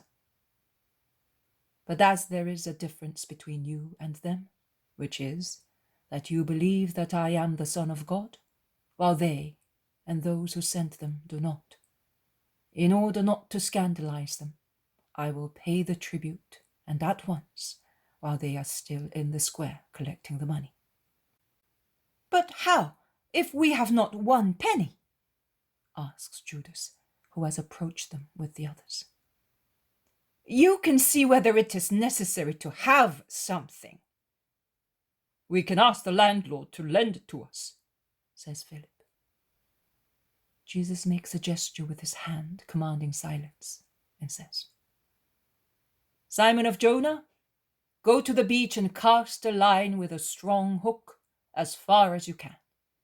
And as soon as a fish bites, draw the line. It will be a big fish. Open its mouth on the shore, and you will find a stater inside it. Take it, go to these 2 men and pay for me and for you. Then bring the fish here. We will roast it, and Thomas will give us the charity of a little bread. We will eat, and then go at once to the man who is dying. James and Andrew, prepare the boats. We will go in them to Magdala, and we will walk back in the evening, in order not to interfere with the fishing of Zebedee and Simon's brother-in-law.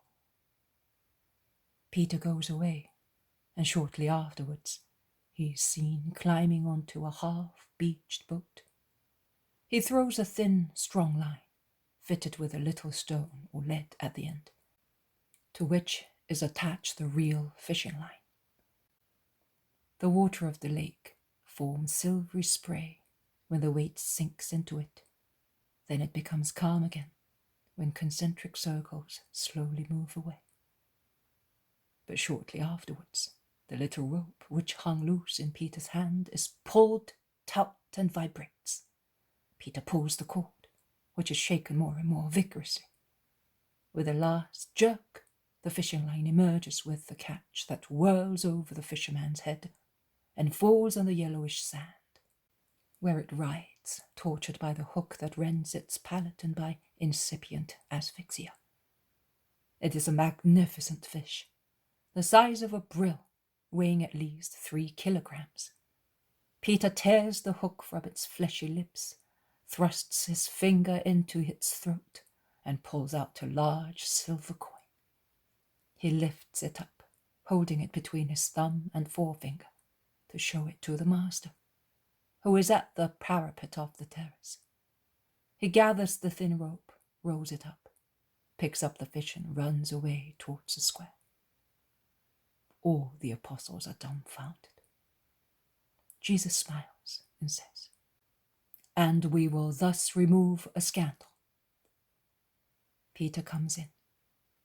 They were coming here, and Eli the Pharisee is with them. I endeavoured to be as kind as a young girl, and I called them, saying, "Hey, messengers of the fisc, take this. That's 4 drachmas, isn't it? 2 for the master, and 2 for me. We're now square, are we not? I will be seeing you in the valley of Jehoshaphat, particularly you, my dear friend." They took offence at my mentioning the fisc. We are of the temple, not of the fisc. You collect taxes like excisemen. Every tax collector, as far as I am concerned, is of the fisc, I replied. And Eli said to me, "You insolent one, are you wishing me to die?" "No, my friend, never. I wish you a pleasant journey to the valley of Jehoshaphat. Are you not going to Jerusalem for Passover? So we can meet there, my dear friend. I do not wish and I do not want to take the liberty of calling me your friend. In fact, it is too big an honour," I replied, and I came away. The amusing side is that half the people of Capernaum were there, and they saw that I paid for you and for me. And that old snake will not be able to say anything now." The apostles could not help laughing on hearing the story and seeing Peter smiling. Jesus wants to be serious, but a light smile slips from his lips while he says, "You are worse than mustard." And he concludes, "Cook the fish and let us make haste. I want to be back here by sunset."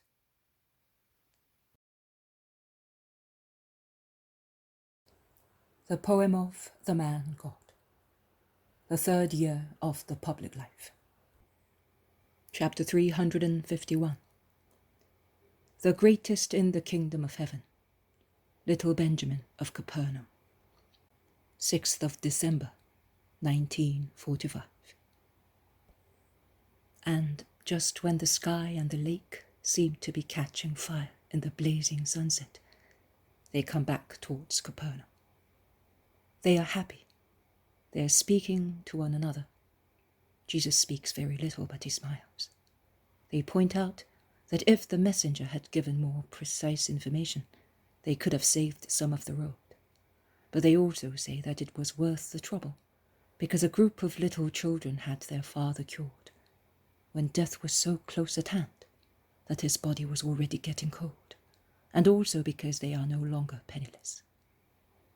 "I told you that the Father would provide for everything," says Jesus. "And was he an old lover of Mary of Magdala?" asks Philip. "Apparently, according to what they told us," replies Thomas. "What did the man tell you, Lord?" asks Judas of Alphaeus. Jesus smiles evasively.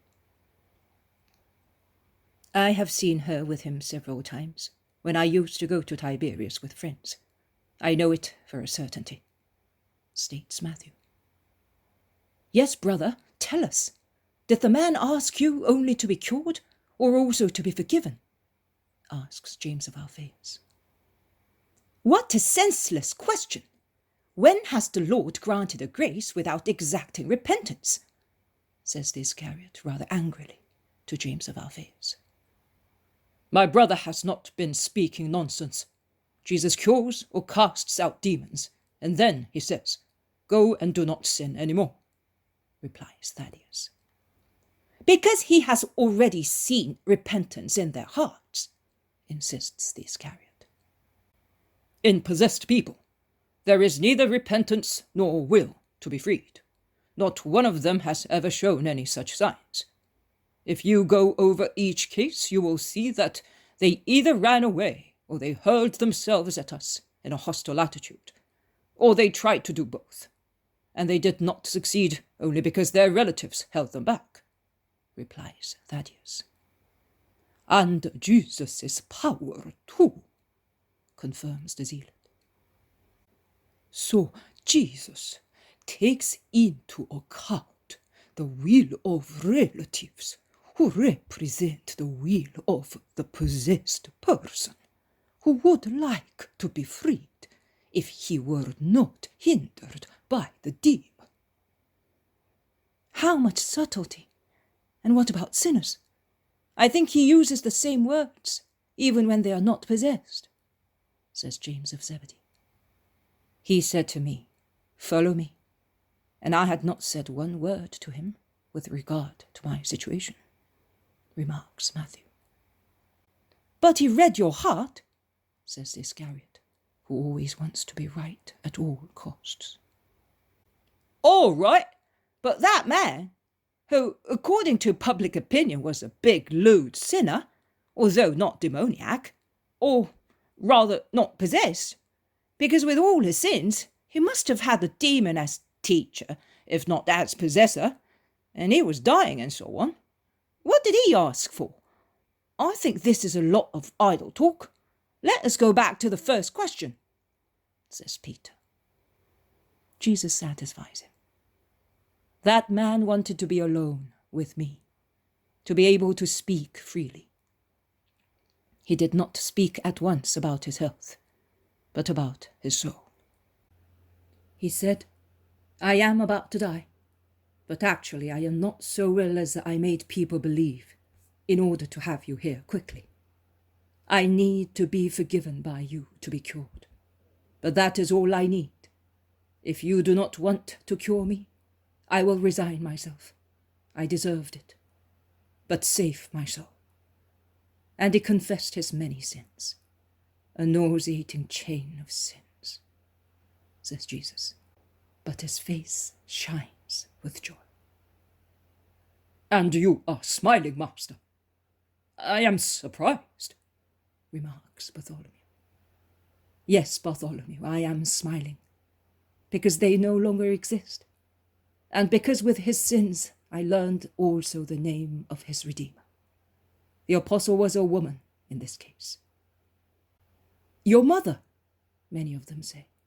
Some say, Johanna of Cusa, as he often went to Tiberias, perhaps he knows her. Jesus shakes his head. So they ask him, who was it then? Mary of Lazarus, replies Jesus. Did she come here?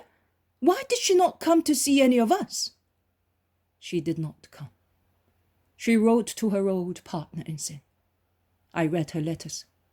They all supplicate him for one thing, to listen to her, to redeem himself, as she redeemed herself, to follow her in virtue, as he had followed her in sin. And with heart-rending words, they beg him to relieve Mary's soul of the remorse of seducing his soul. And she converted him. So much so, that he retired to the country to overcome the temptations of town. His disease, which was more remorse of his soul than physical trouble, completed his preparation for grace. That is all. Are you happy now? Do you understand now why I am smiling? Yes, Master, they all reply. And when they see that Jesus quickens his steps to be alone, they begin to whisper to one another. They are already in sight of Capernaum, when at the junction of their road with the one coming along the lake from Magdala, they meet the disciples, who have come on foot from Tiberias, evangelizing. They are all there, with the exception of Marjiam, the shepherds, and Manaen, who have gone from Nazareth towards Jerusalem with the women. The disciples are actually more numerous, as they have been joined by other fellow disciples who have come back from their mission with new proselytes of the Christian doctrine. Jesus greets them kindly, but he immediately stands aloof once again, deeply engrossed in meditation and prayer, a few steps ahead of the others. The apostles, instead, mix with the disciples, particularly with the more influential ones. That is, Stephen, Hermas, John the priest, John the scribe, Timonius, Joseph of Emmaus, Amastius, who, according to what I understand, is making great progress in the way to perfection. Abel of Bethlehem in Galilee, whose mother is at the rear of the crowd with the other women. And the disciples and apostles ask questions and give information on what has happened since they parted. They thus talk of today's curing and conversion, and of the miracle of the stater in the mouth of the fish. And because of the circumstance which brought this miracle about, it rouses the interest of many, and the discussion spreads from one row to the next one like fire set to straw. Jesus says, "You will put here the vision of March 7th, 1944, little Benjamin of Capernaum, without the comment, and you will continue with the rest of the lesson and of the vision. Go on." So I am omitting the last sentence. The vision ends here, etc. It would be out of place as the vision goes on. 7th of March, 1944. I see Jesus walking along a country road, surrounded and followed by his apostles and disciples. The calm blue lake of Galilee, which is not far away, shines in the beautiful sunshine of spring or autumn, because the sun is not as strong as in summer. But I would say that it is springtime, because the countryside is very fresh, without the golden tired hues typical of autumn. As it is getting dark, Jesus seems to be retiring to the hospitable house, and he therefore turns his steps towards the village, which is already in sight. As he often does, Jesus is walking a few steps ahead of his disciples, only 2 or 3 steps, not more, to be alone with his thoughts, as he needs tranquility after evangelizing for a full day. He is absorbed in thought while walking, holding in his hand a green twig, which he must have plucked from some bush, and he lightly whips the grass on the edge of the road with it. He is lost in thought. Behind him, on the other hand, the disciples have entered into an animated discussion. They are recalling the events of the day, and they are rather heavy-handed in appraising other people's faults and shortcomings. They all criticize more or less severely the fact that those responsible for the collection of the temple tribute exacted payment from Jesus. Peter, who is always impulsive, states that it is a sacrilege because the Messiah is not obliged to pay the tribute. It is asking God to pay himself, he says. And it is not right.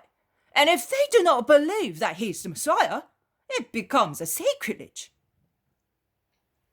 Jesus turns round for a moment and says, Simon, Simon, there will be many people who will mistrust me. Also among those who think that their faith in me is safe and unshakable. Do not judge your brother, Simon. Always judge yourself first. Judas, smiling ironically, says to Peter, who feels mortified and has lowered his head, That's for you. Simply because you are the oldest, you always want to play the doctor.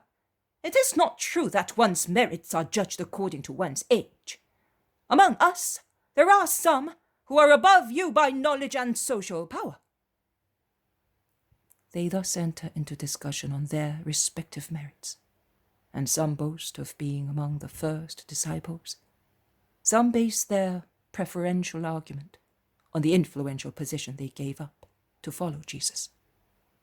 And there is who says that no one has the same rights as he has because no one has turned so much by changing from a publican to a disciple. The discussion lasts a long time, and if I were not afraid of offending the apostles, I would say that it takes the tone of a real quarrel. Jesus pays no attention to them. He does not seem to hear them.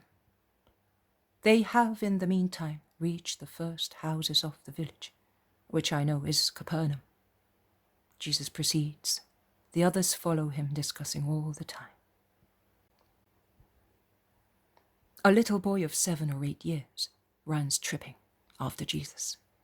He overtakes the vociferous group of the apostles and reaches him. He's a lovely boy with short, curly, dark brown hair. His dark eyes shine intelligently in his little dark face. He calls the master confidentially, as if he were very familiar with him. He says, Jesus, will you let me come with you as far as your house? Does your mother know? Asks Jesus, smiling at him kindly. Yes, she does. Is it true? Although smiling, Jesus casts a piercing glance at him.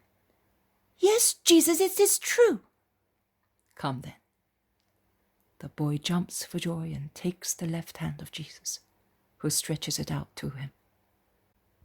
With how much loving reliance the child places his little swarthy hand into Jesus' long hand.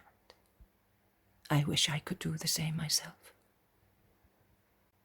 Tell me a nice parable, Jesus, says the boy, skipping beside Jesus and looking up at him, his face shining with joy.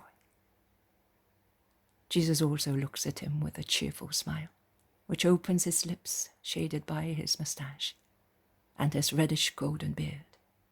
which shines like gold in the sun. His dark sapphire eyes sparkle with joy while he looks at the child. What will you do with a parable? It is not a game. It is better than a game. When I go to bed, I think about it, then I dream of it, and the following day I remember it, and I repeated it to myself to be good. It makes me good. Do you remember it? Yes, I do. Shall I repeat to you all the ones you told me? You are clever, Benjamin, more clever than men who forget. As a prize, I will tell you a parable. The boy no longer hops about. He walks seriously and as gravely as an adult. He does not miss one word or any inflection of Jesus, whom he watches carefully, without even worrying where he puts his feet. A very good shepherd found out that in a certain place many sheep had been abandoned by bad shepherds, and they were in great danger along the roads and in harmful pastures, and were wandering about closer and closer to dark ravines. So he went to that place, and sacrificing everything he had, he bought the sheep and lambs. He wanted to take them to his own kingdom, because that shepherd was also a king, like many kings in Israel. In his kingdom, those sheep and lambs would find wholesome pastures, cool water, safe roads, and protected shelter against the thieves and wild wolves. So the shepherd gathered all his sheep and lambs together and said to them, I have come to save you, to take you where you will no longer suffer, and where you will find no snares. Love me, follow me, because I love you so much, and I have made every possible sacrifice in order to rescue you. But if you love me, I will not regret my sacrifice. Follow me and let us go. And they set out towards the kingdom of happiness, the shepherd before them, and the sheep after him.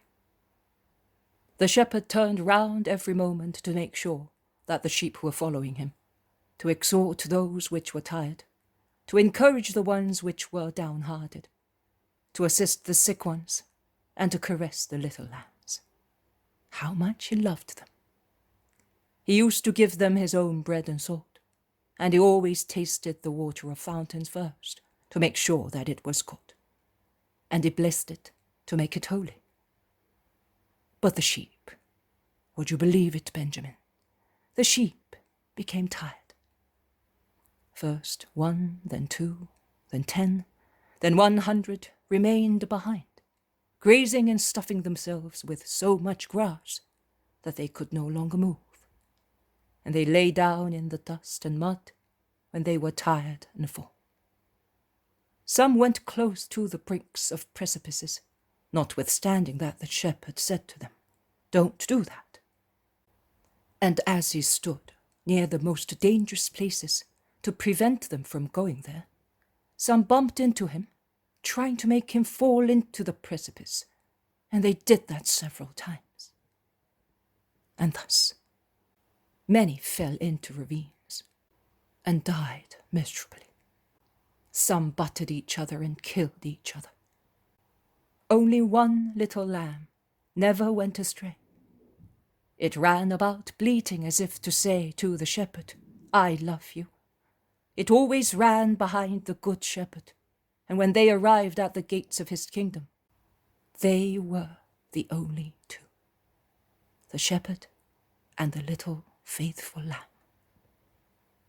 Then the shepherd did not say, Go in, but he said, Come. And he took it in his arms close to his chest, and he took it inside, calling all his subjects and saying to them, Here, this little lamb loves me. I want it to be with me forever, and you must love it, because it is the pet of my heart. And that is the end of the parable, Benjamin. Now, can you tell me, who is that good shepherd? It is you, Jesus. And who is the little lamb? It's me, Jesus. But I will be going away now. You will forget me. No, Jesus, I will not forget you because I love you. Your love will come to an end when you no longer see me. I will repeat to myself the words that you spoke to me, and it will be the same as if you were present. I will love you and obey you thus. And tell me, Jesus, will you remember Benjamin? Always.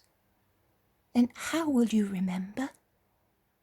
I will say to myself that you promised to love and obey me, and I will thus remember you. And will you give me your kingdom? I will, if you are God. I will be good. What will you do? Life is long. But your words are very good too. If I repeat them to myself, and I do what they say I should do, I will be good all my life. And I will do that because I love you. When one loves, it is not difficult to be good. I do not find it difficult to obey my mother because I love her. And it will not be difficult for me to obey you because I love you. Jesus stops and looks at the little face which is lit by love more than by the sun. Jesus' joy is so deep that another sun seems to be burning in his soul and shining through his eyes. He bends and kisses the forehead of the child. He has stopped near a humble house with a well in front. Jesus sits down by the well, where he is joined by the disciples, who are still arguing over their prerogatives. Jesus looks at them. Then he calls them. Come here round me and listen to the last lesson of the day. You who have shouted yourselves hoarse, celebrating your own merits, and believe that you will gain a position according to them. See this child? He is in the truth more than you are. His innocence gives him the key to open the gates of my kingdom. In his simplicity of a child, he has understood that the strength necessary to become great lies in love, and that obedience practiced with love is required to enter my kingdom. Be simple and humble.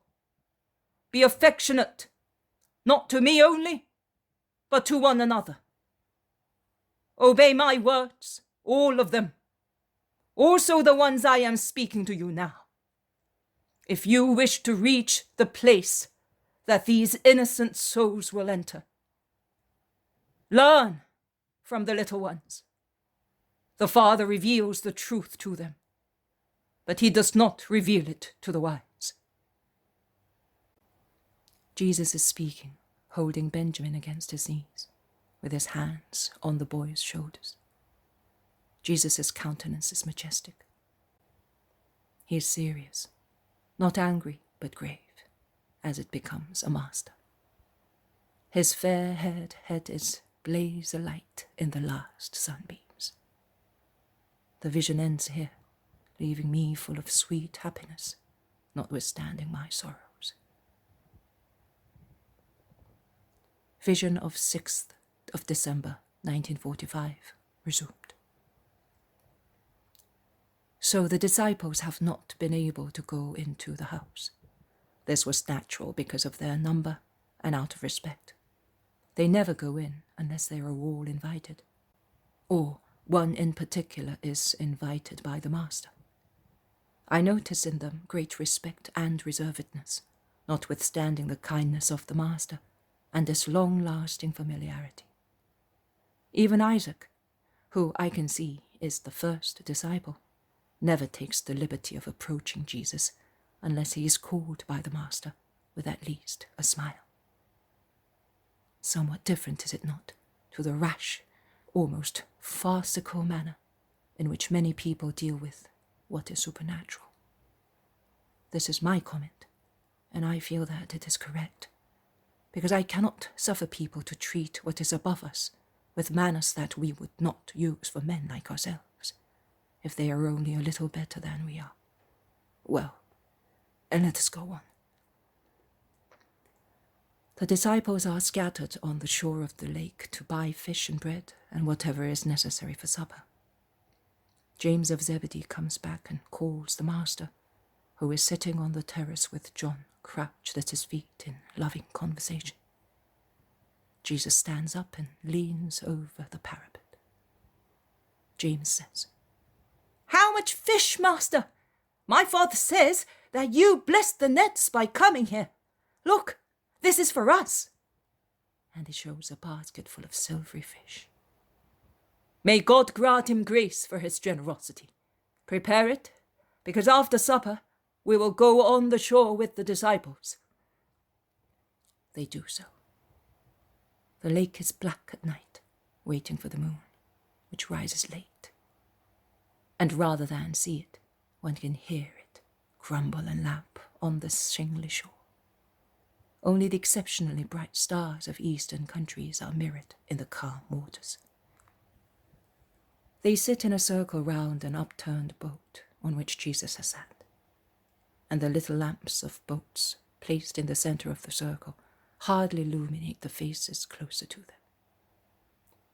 Jesus' face is lit up from below by a lantern placed near his feet, and thus everybody can see him well, while he talks to this one or that one. At first, it is a simple, home-like conversation, but it soon takes the tone of a lesson. Jesus said so openly. "Come and listen. We shall be parting shortly, and I wish to instruct you to perfect you further. I heard you dispute today, and not always charitably. I have already given the seniors among you the lesson, but I want to give it to you as well, and it will do the seniors no harm to hear it again. Little Benjamin is no longer here, standing against my knees. He is sleeping in his bed and dreaming his innocent dreams. But perhaps his innocent soul is here, among us, just the same. But imagine that he, or some other boy, is here, as an example for you. Each of you has in his heart a fixed idea, a curiosity, a danger. That is, to be the first in the kingdom of heaven. To know who the first will be, and at last, the danger, the still human desire to hear the reply, "You are the first in the kingdom of heaven," uttered by your obliging companions, or by the master, above all by the master, of whose veracity and knowledge of the future you are aware. Is it not so? The questions tremble on your lips and dwell in the depths of your hearts. Your master, for your own good, yields to that curiosity, although he loathes giving assent to human curiosity. Your master is not a charlatan, whom one can ask questions for a few coins in the uproar of a market. Neither is he possessed by the spirit of the python, which assists him in making money by divining, to comply with the narrow-mindedness of man, who wants to know the future in order to decide how to act. Man cannot act wisely by himself. God will assist him if man has faith in him. And it is of no avail to know the future, or to think that one knows it, if one has no means to avert the prophesied future. There is one means only, to pray the Father and Lord that his mercy may assist us. I solemnly tell you that a confident prayer can change punishment into blessings. But he who has recourse to men in order to avert the future, as a man with human means, cannot pray at all, or prays very badly. As this curiosity may teach you a good lesson, I will reply to it for this once. Although I abhor curious and disrespectful questions, you are asking, which of us will be the greatest in the kingdom of heaven? I do not take into consideration the limitation of us, and I extend the frontiers to the whole present and future world, and I reply, he is the greatest in the kingdom of heaven, who is the least among men.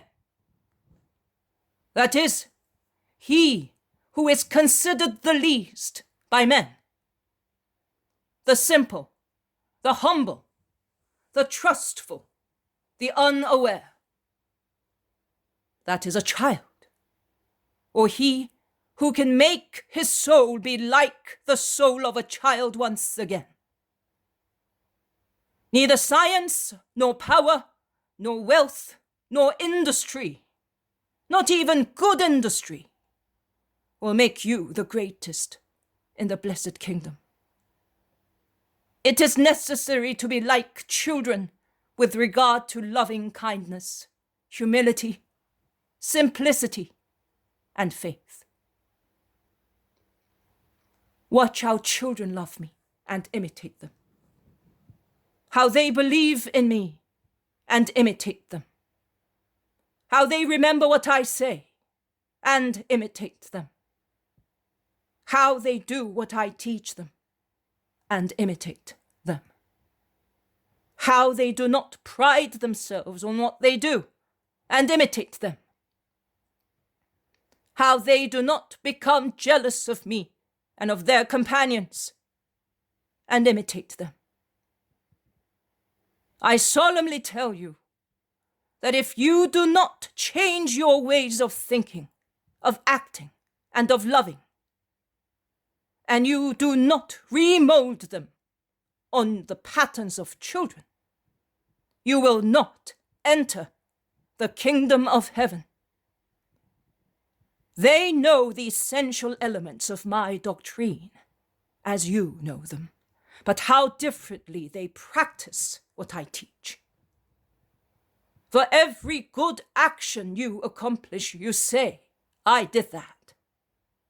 A child says to me, I remembered you today. I obeyed for your sake. I loved. I refrained from quarreling, and I am happy, because I know that you are aware when I am good, and you are pleased. And watch children when they are at fault, how humbly they confess. Today I was naughty, and I am sorry because I grieved you.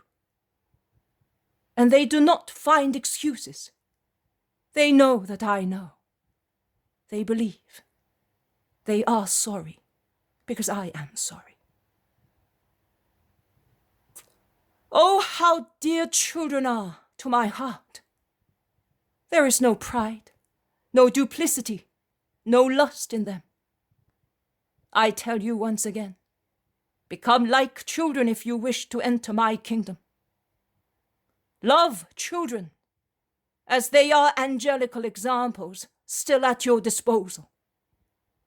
Because you ought to be like angels. As an excuse you may say, we do not see angels. But God gives you children as examples. And you have children amongst you. And if you see a child who is physically or morally forlorn, and who may perish, welcome him in my name, because they are greatly loved by God. And he who welcomes a child in my name welcomes me because I am in the innocent souls of children. And he who welcomes me welcomes him who sent me, the Most High. And beware, lest you should scandalize one of these little ones whose eyes see God. You must never scandalize anybody, but woe betide 3 times those who soil the innocent purity of children. Let them be like angels as long as possible. The world and flesh are too repugnant to souls coming from heaven. And a child, through his innocence, is still entirely a soul. Respect the soul of a child and his body as you respect a sacred place. And a child is sacred also because he has God within himself. The temple of the Spirit is in every body, but the temple of a child is the most sacred and intimate. It is beyond the double veil. Do not even allow the wind of your passions to shake the curtains of their unawareness of concupiscence. I would like a child in every family, among every gathering of people, to check the passions of men. A child sanctifies, brings solace and freshness through the simple glance of his innocent eyes. But woe to those who despoil children of their holiness through their scandalous behavior. Woe betide those who teach their children wickedness through their debauchery. Woe betide those who by means of their words and irony injure the faith children have in me. It would be better if a millstone were tied around the neck of each of them, and they were thrown into the sea to be drowned together with their scandal. Woe to the world that scandalizes such innocent souls. There must indeed be scandals, but alas, for the man who provides them. No one is entitled to do violence to his body or to his life, because life and body are given to us by God, and he only is entitled to take them entirely or in part. I tell you that if your hand causes you to sin, it is better that you cut it off. And if your foot causes you to give scandal, it is better if you cut it off. It is better for you to enter into life crippled or lame than to be thrown into eternal fire with 2 hands and 2 feet. And if it is not sufficient to have 1 hand or foot cut off, have also the other hand or foot cut off, so that you may no longer scandalize, but you may have time to repent before being thrown into unquenchable fire, which tortures like a worm forever. And if your eye should cause you to sin, tear it out and throw it away. It is better to be one-eyed than to be in hell with both eyes. With 1 eye or without eyes, you could see in heaven the light, whereas with 2 scandalous eyes, you would see darkness and horror in hell, and nothing else. Remember that. Do not scandalize the little ones. Do not despise them. Do not deride them. They are worth more than you are, because their angels always see God, who tells them the truth to be revealed to children and to those whose hearts are like those of children. And love one another like children, without disputes and without pride. And be at peace with one another. Be peaceful-minded towards everybody. You are brothers in the name of the Lord, not enemies. There must be no enmity among Jesus' disciples. The only enemy is Satan. Be his fierce enemies and join battle with him and with the sins that install Satan in the hearts of men. Be tireless in fighting evil, whichever form it may take, and be patient.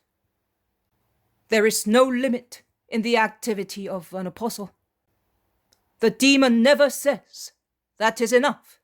I am tired now and I am going to rest." He is indefatigable. He passes from one man to another as quick as thought, and even quicker. And he tempts and takes. He seduces and tortures and gives no peace. He attacks treacherously and demolishes if one is not more than vigilant. At times he installs himself as conqueror, encouraged by the weakness of the person he assails. At times he enters as a friend, because the prey he is after already lives as an ally of the enemy. Sometimes, when he is cast out of a man, he wanders around and assaults a better prey to avenge himself for the affront suffered at the hands of God or of a servant of God. But you must say what he says. I will not rest. He does not rest in order to people hell. You must not rest in order to people paradise. Give him no quarter. I foretell you that the more you fight him, the more he will make you suffer. But you must not worry about that. He can overrun the earth, but he cannot enter heaven. So he will not be able to trouble you there, and all those who have fought him will be in heaven. Jesus stops abruptly and asks, "Why are you worrying, John? What do they want from you?" John blushes, and Bartholomew, Thomas, and Iscariot lower their heads, seeing that they have been found out. "Well?" asks Jesus peremptorily. "Master, my companions want me to tell you something." "Tell me then." "Today when you were with the sick man, and we were going round the village, as you told us, we saw a man who is not a disciple of yours and whom we have never seen among those who listen to your sermons. And he was casting out demons in your name, in a group of pilgrims going to Jerusalem. And he was successful. He cured a man who trembled so much as to be unable to work. And he made a girl recover the use of speech, which she had lost, because she was assailed in a forest by a demon in the form of a dog, which had tied her tongue. He said, 'Go away, cursed demon, in the name of the Lord Jesus the Christ, the King of the issue of David, the King of Israel. He is the Saviour and the winner. Flee before his name.' And the demon really fled. We resented that, and we told him that he was not allowed to do so. He said to us, 'Am I doing anything wrong? I honor the Christ by clearing his way from demons who are not worthy to see him.' We replied, 'You are not an exorciser according to Israel, and you are not a disciple of Christ. You are not allowed to do that.' He said, 'One is always allowed to do good things.' And he rebelled against our order, saying, 'I will continue to do what I am doing.' That is what they wanted me to tell you, particularly because you just said that all those who fight Satan will be in heaven." "All right. That man will be one of them." He was right, and you were wrong. The ways of the Lord are infinite, and it is not true that only those who take the straight road arrive in heaven.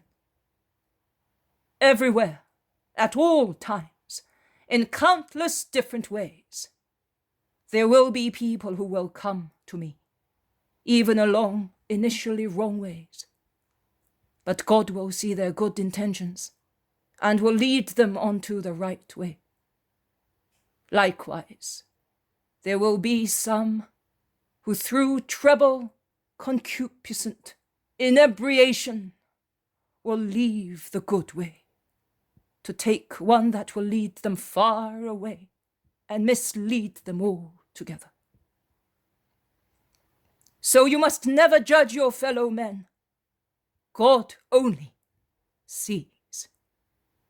Endeavor never to leave the right way on which the will of God, more than your own, put you. And when you see one who believes and acts in my name, do not call him stranger, enemy, or say that he is sacrilegious. He is a friendly, faithful subject of mine, because he believes spontaneously in my name, and he believes more than many among you. That is why my name on his lips work miracles like yours, and perhaps greater than yours. God loves him because he loves me, and will end by taking him to heaven. No one who works miracles in my name can be my enemy or speak ill of me. On the contrary, he honors the Christ and bears witness to faith. I solemnly tell you that belief in my name is sufficient to save your souls, because my name is salvation. So I say to you, if you see him again, do not hinder him, but call him brother, because he is such, even if he is still outside the enclosure of my fold. He who is not against me is with me. He who is not against you is with you. Have we sinned, Lord? Asks John sorrowfully. No, you acted out of ignorance, but without malice. So there is no sin. But since you are now aware of the situation, it would be a sin in future. And now let us go home. Peace be with you. The dictation that follows the vision of little Benjamin can be put here at the end of today's vision, as you wish. Dictation on the 7th of March, 1944. Jesus then says, I will tell you also what I told my little disciple. The kingdom belongs to the faithful lambs who love and follow me without getting lost in allurements. They love me till the end. And I say to you what I said to my senior disciples. Learn from the little ones. The fact that you are learned, rich, bold, will not make you conquer the kingdom of heaven. Not if you are so from a human point of view. But you will conquer it if you are supernaturally learned, rich, and bold, through the knowledge and practice of love. How love does enlighten one to understand the truth. How it makes one rich to conquer it. How bold it makes one to conquer it. How much confidence and certainty it inspires. Behave like little Benjamin, my little flower, who scented my heart that evening and sang angelical music, which overwhelmed the scent of humanity seething in the disciples, and the noise of human altercations. And do you wish to know what happened later to Benjamin? He remained the little lamb of Christ. And when he lost his great shepherd, who had gone back to heaven, he became a disciple of the one who was more like me, by whom he was baptized with the name Stephen, my first martyr. He was faithful unto death, and so were his relatives, conquered to faith by their little apostle. Is he not known? Many people are known to me in my kingdom, but they are unknown to men, and they are happy for that. Worldly fame does not add even a tiny spark to the glory of the blessed souls. Little John, always walk with your hand in mine.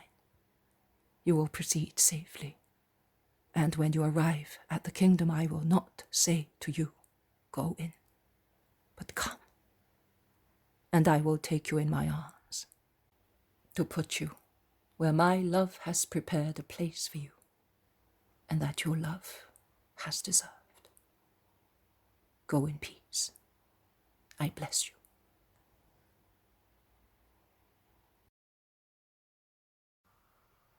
The poem of the man God, the third year of the public life. Chapter 352. Second miracle of the loaves. 28th of May, 1944. Whit Sunday, 2 a.m. A tranquil vision. I see a place which is neither a plain nor a mountain. There are some mountains to the east, but they are rather far away. Then there is a little valley and minor flat risings of ground, like grass-grown tablelands. They seem to be the lower slopes of a group of hills. The ground is rather parched and bare. There are only short, sparse grass scattered over the stony ground. Here and there is a small group of very low thorny bushes. The horizon opens wide and bright to the west. I can see nothing else. It is still daylight, but I would say that evening is approaching, because the western sky is red in the sunset, while the mountains in the east are already violaceous in the incipient twilight. Deep crevices also look darker in the fading light, while higher parts are tinged with violet.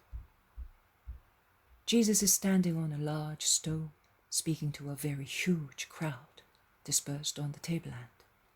His disciples are around him. From his high position, he dominates the crowds of people of every age and social condition around him. He must have worked some miracle, because I hear him say, "You must praise and be grateful to him who sent me, not to me. And your praise must not come from inattentive lips, like the sound of rustling wind. True praise rises from your hearts, and is the true feeling of your hearts. And it is pleasing to God. Let those who have been cured love the Lord faithfully, and the relatives of those who have been cured must love him likewise. Do not misuse the gift of your recovered health. Fear more the diseases of your souls than those of your bodies.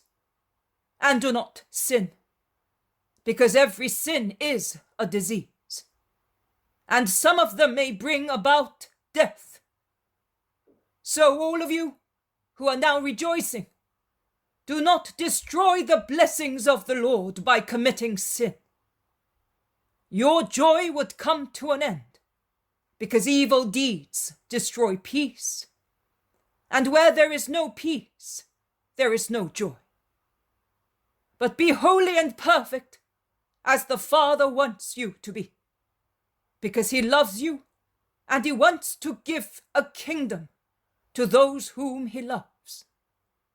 But only those who are perfect through their loyalty to the law, will enter his holy kingdom. May the peace of God be with you. And Jesus lapses into silence. He crosses his arms on his chest and watches the crowds around him. He then looks around at the clear sky, which is becoming darker and darker in the fading light. He's pensive. He comes down from the large stone.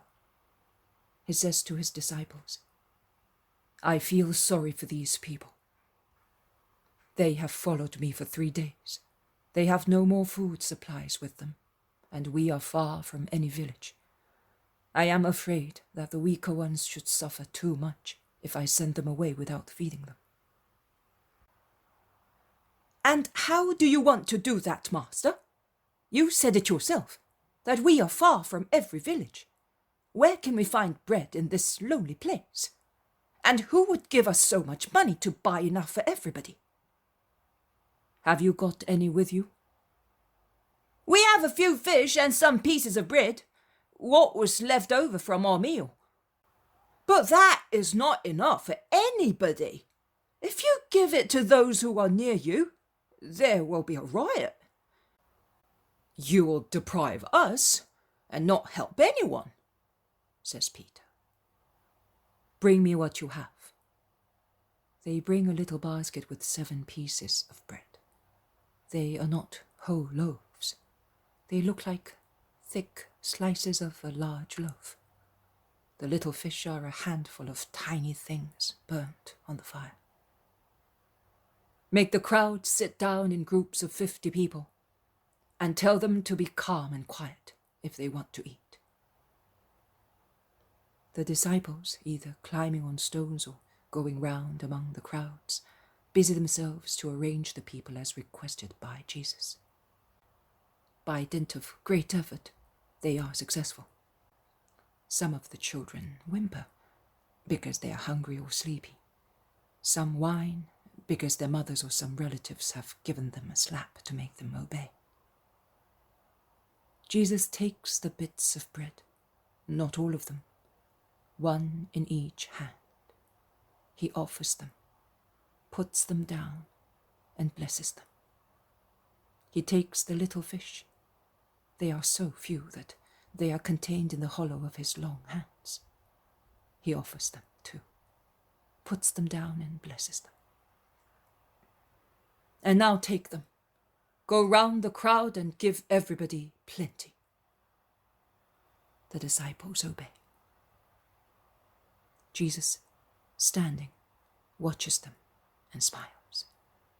His white figure dominates the people sitting in the wide circles all over the tableland.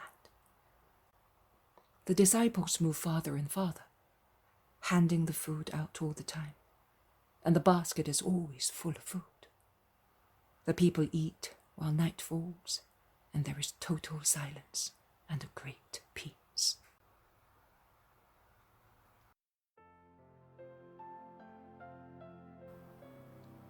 Jesus says, "And this is another thing which will annoy difficult doctors: the application of this evangelical vision. I will not make you meditate on my power and kindness, or on the faith and obedience of the disciples. Nothing of that. I want to show you the analogy of the episode with the work of the Holy Spirit. See, I give my word. I give everything you can understand and assimilate to nourish your souls. But you have been made so dull by fatigue and inanition that you cannot assimilate all the nourishment which is in my word.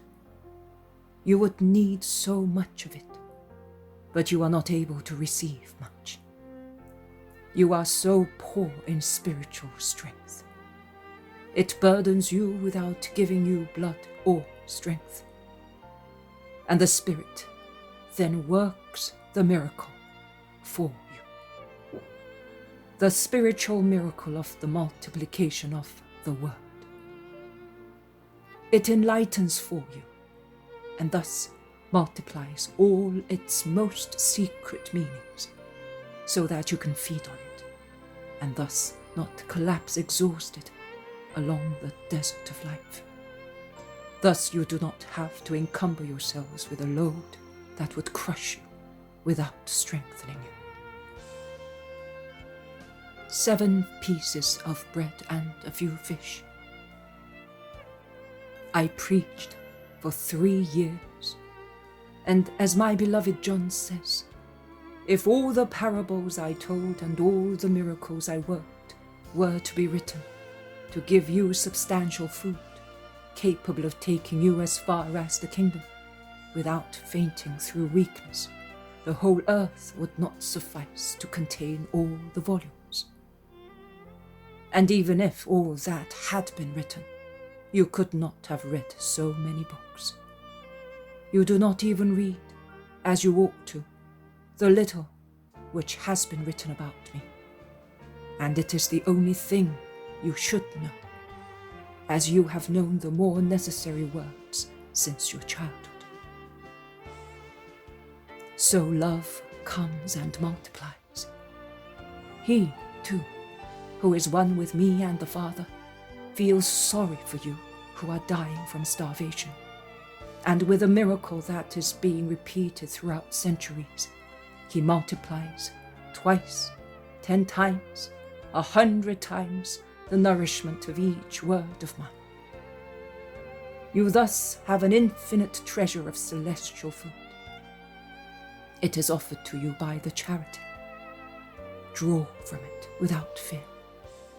The more you draw from it, the more it will grow, as it is the fruit of love. God has no limit in his wealth and possibilities. You are relative. He is not. He is infinite.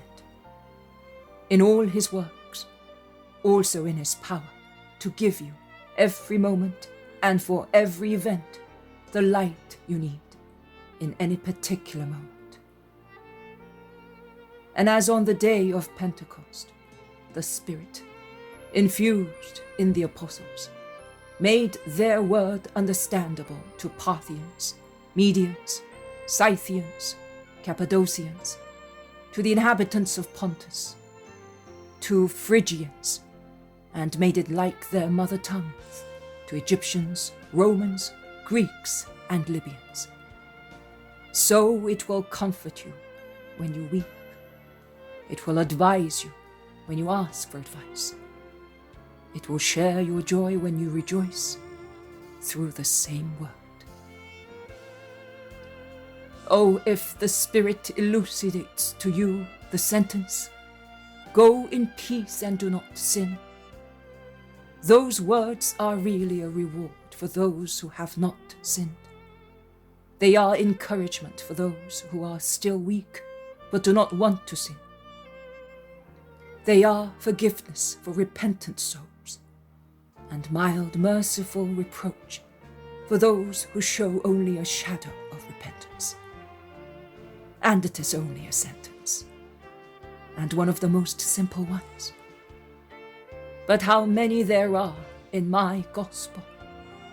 How many, which, like flower buds after a shower and springtime sunshine, open in large numbers on the branch where there was only one, and cover it all, to the joy of those who admire it. Rest now. The peace of love be with you.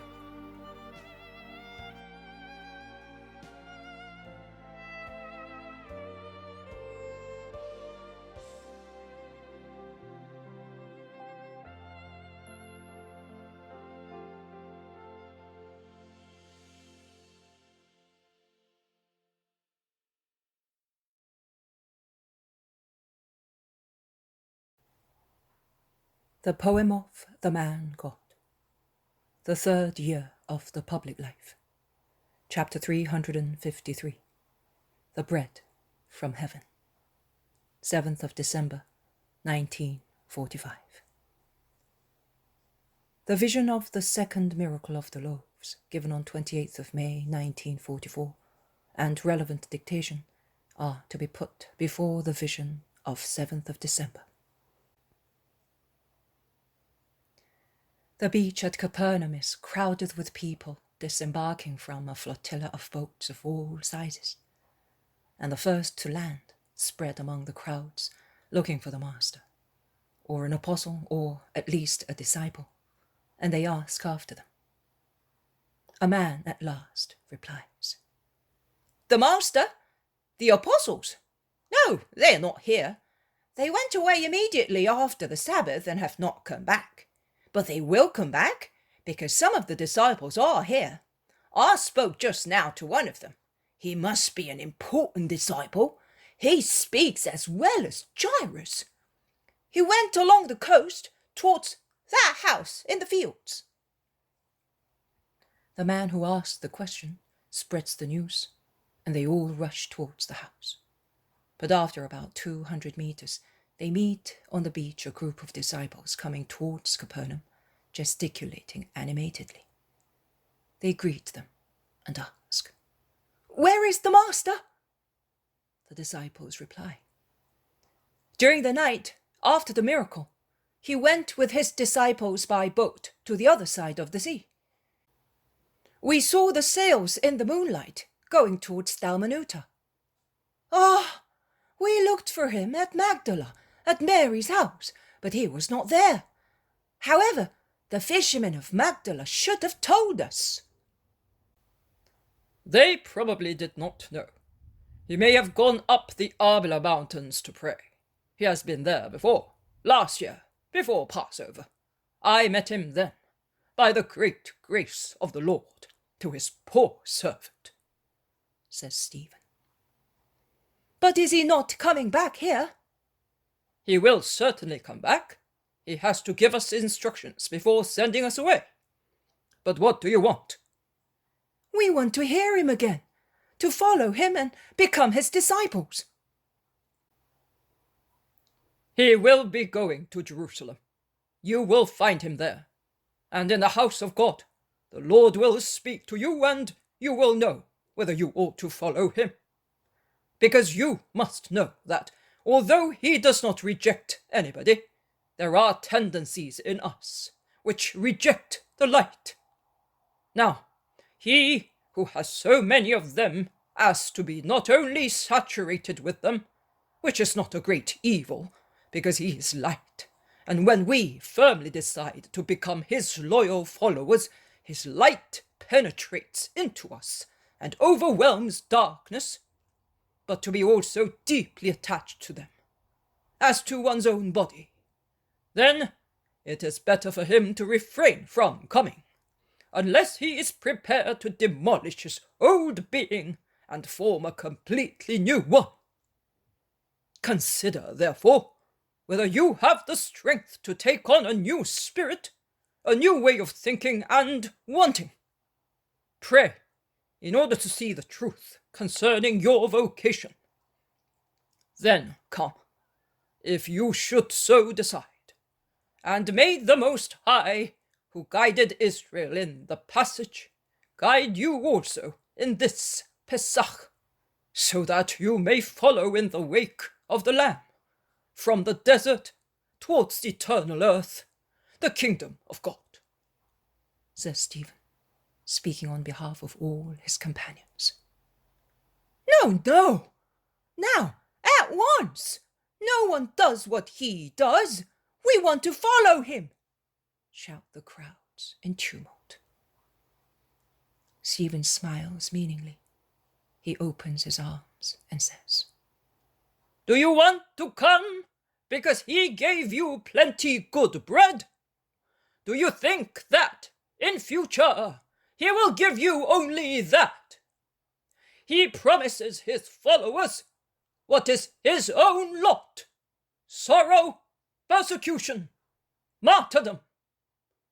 Not roses but thorns, not caresses but slaps, not bread but stones are awaiting the followers of Christ. And I say so without becoming a blasphemer, because his true followers will be anointed with the holy oil made by his grace and his suffering, and we shall be anointed to be the victims on the altar and the kings in heaven. Well, are you jealous, perhaps? If you are there, we want to be there as well. The master belongs to everybody. All right. I told you because I love you, and I want you to know what it means to be disciples, so that you may not become deserters later. Let us now go all together and wait for him at his house. The sun is already setting, and the Sabbath is about to begin. He will come to spend it here before departing. And they go towards the town, talking. And many ask Stephen and Hermas, who has joined them, many questions, as they are both placed in a very favourable light in the eyes of the Israelites, because they are Gamaliel's dearest pupils. Many ask, "But what does Gamaliel say about him?" And some, "Did he send you?" And some, "Did he not regret losing you?" Or, "What does the master say of the great rabbi?" The two disciples reply patiently. Gamaliel speaks of Jesus of Nazareth as of the greatest man in Israel. "What? Greater than Moses?" exclaim some who are almost scandalized. He says that Moses is one of the many precursors of the Christ, but he is only the servant of the Christ. So, according to Gamaliel, this man is the Christ. Is that what he says? If Rabbi Gamaliel says that, the matter is settled. He is the Christ. He does not say that. He cannot yet believe that, unfortunately for him. But he says that the Christ is on the earth, because he spoke to him many years ago, both he and wise Hillel, and he is waiting for the sign that Christ promised him, so that he may recognize him, says Hermas.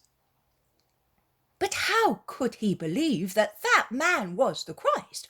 What did he do? I'm as old as Gamaliel, but I never heard of anyone doing the things that the master does.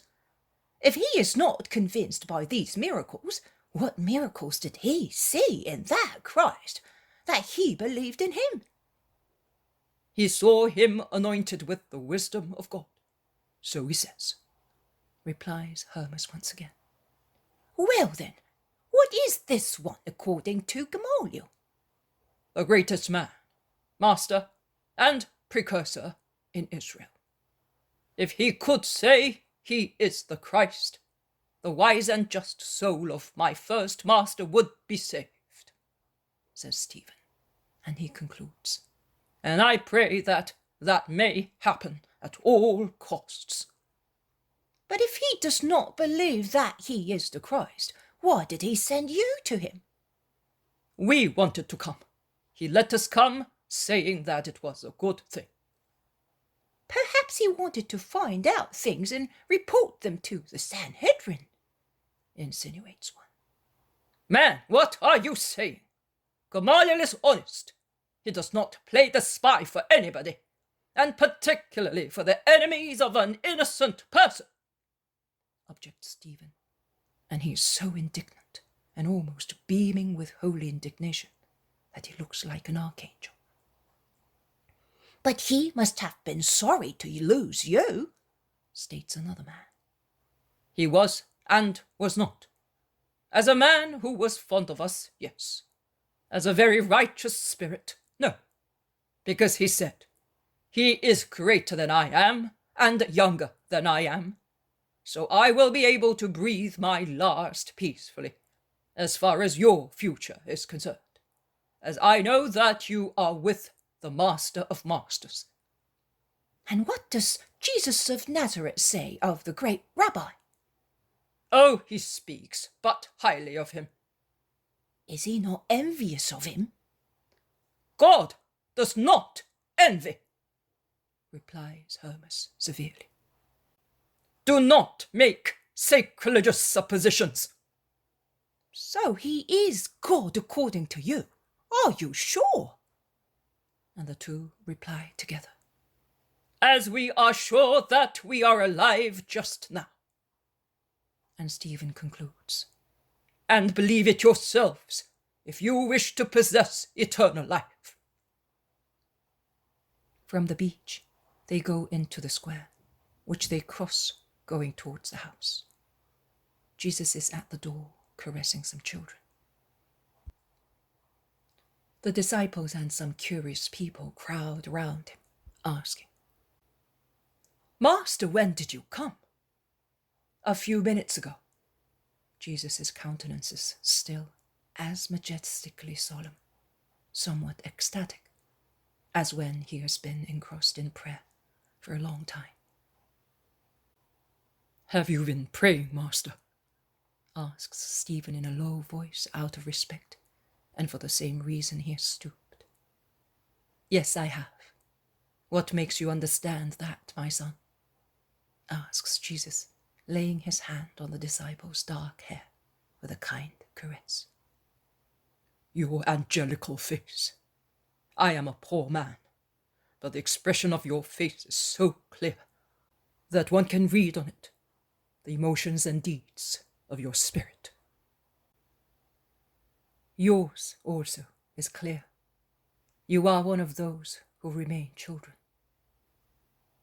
And what is there on my face, Lord? Come aside and I will tell you.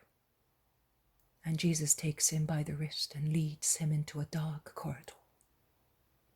Charity, faith, purity, generosity, wisdom. God gave them to you, and you have improved them, and you will do so even more in the future. Finally, in accordance with your name, you have a crown. It is of pure gold, with a large gem glittering in front. On the gold and on the gem, there are two expressions engraved: predestination and early fruit. Be worthy of your destiny, Stephen. Go in peace with my blessing. And once again he rests his hand on Stephen's dark hair, while he kneels down and bends to kiss his feet. They go back to the others. These people have come to hear you, says Philip. It is not possible to speak here. Let us go to the synagogue. Jairus will be pleased. They go to the beautiful synagogue of Capernaum. Jesus leads the way and is followed by the procession of all the others. Jairus greets him, and he enters, giving instructions to leave all the doors open, so that those who cannot go inside may hear him from the street and square beside the synagogue. Jesus goes to his place in the friendly synagogue, in which, fortunately, there are no Pharisees today. They have probably already left for Jerusalem in full plumage, and he begins to speak. I solemnly tell you, you are looking for me, not to hear me, or because of the miracles which you have seen, but because of the bread that I gave you to eat to your fill and without any expense. That is why 3/4 of you were looking for me, and also out of curiosity. And that is why you came from every part of our fatherland. So, there is no supernatural spirit in your quest. Dominated by human spirit, with its unsound curiosities, or at least with childish curiosity, not because it is simple like a child, but because it is mimed, like the intelligence of a dull-minded person. And linked to such curiosity, there is sensuality and vitiated feeling. Sensuality, as subtle as the demon whose daughter it is, hides behind appearances and seemingly good deeds. And vitiated feeling is simply a morbid deviation of sentiment. And like everything which is disease, it needs and craves after drugs, which are not plain food, good bread, good water, unadulterated oil, the first milk, which is sufficient to live and live well.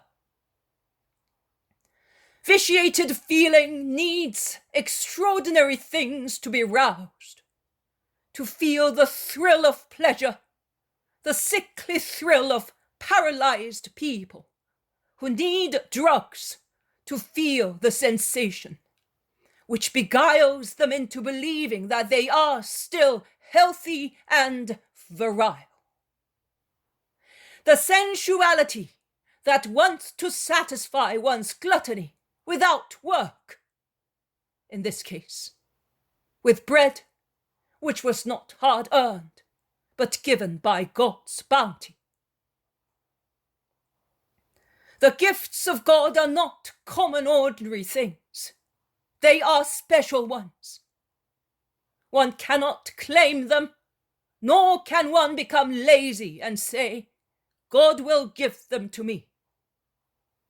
It is written, you shall eat bread moistened with the sweat of your forehead. That is the bread earned through hard work. If he who is mercy said, I feel sorry for these people who have followed me for 3 days and have nothing left to eat, and may faint on the way before they reach Hippo on the lake, or Gamala, or any other town. And he provided accordingly.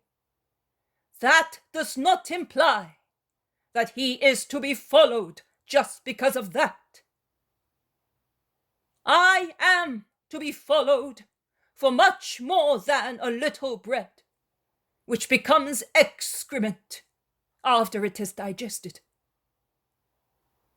I am to be followed, not for the food that fills the stomach, but for that which nourishes the soul.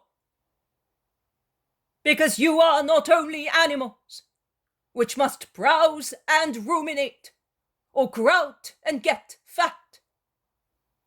You are souls. That is what you are. Your body is the garment. Your being is the soul. It is the soul that lasts. Your body, like every garment, wears out and comes to an end, and it is not worth taking care of, as if it was something perfect, deserving every care. Seek, therefore, what is just to attain, not what is unjust. Endeavor to get not the food that does perish, but that which lasts for eternal life. The Son of Man will always give it to you, whenever you want it, because the Son of Man has at his disposal everything that comes from God, and he can give it. He is the master, the generous master of the treasures of the Father God, who has impressed his seal on him, so that no honest eye may be confused. And if you have the food that does not perish, you will be able to do the works of God, having been nourished with the food of God. What shall we do to work the deeds of God? We keep the law and respect the prophets. Thus we are already nourished with the food of God, and we do the works of God. That is true. You keep the law, or better still, you know the law. But to know is not to practice.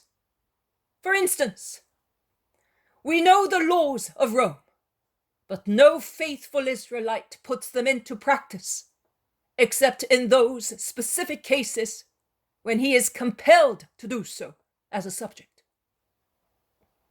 Otherwise, I am referring to faithful Israelites. We do not put into practice the heathen customs of the Romans, although we know them. The law which you know, and the prophets should, in fact, nourish you with God, and make you capable of working the deeds of God. But in order to do so, they should have become one thing with you, like the air you breathe and the food you assimilate, which become your life and your blood. Instead, they are like strangers to you, although they belong to your house, just like an object in the house, which is known and useful to you, but will not interfere with your life if it were lost. But try not to breathe for a few minutes, or to go without food for days, and you will see that you cannot live. And that is how your ego should feel, in your malnutrition and asphyxia of the law and prophets, known to you, but not assimilated, and thus not all one with you. That is what I have come to teach you and to give you. The juice, the air of the law and of the prophets, to give blood and breath back to your souls, dying from inanition and asphyxia. You are like children whom a disease has made unable to tell what can nourish them. You have plenty food in front of you, but you do not know that it must be eaten to be changed into something vital. That is, that it must really become part of us through pure, generous loyalty to the law of the Lord, who spoke to Moses and the prophets on behalf of all of you. It is your duty, therefore, to come to me, to receive the air and juice of eternal life. But that duty presupposes faith in you. Because if one has no faith, one cannot believe my words. And if one does not believe, one cannot come to me and say, "Give me the true bread." And if you do not have the true bread, you cannot work the deeds of God, because you are unable to do them. So in order to be nourished by God and to work the deeds of God, you must do the basic work, which is to believe in him whom God sent. But what miracles do you work, that we may believe that you have been sent by God, and we may see the seal of God upon you?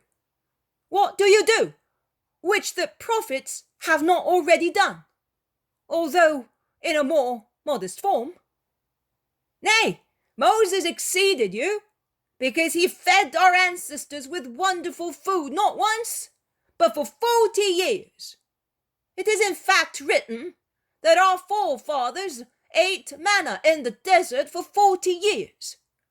And it is written that Moses gave them the bread of heaven to eat, as he was able to do so.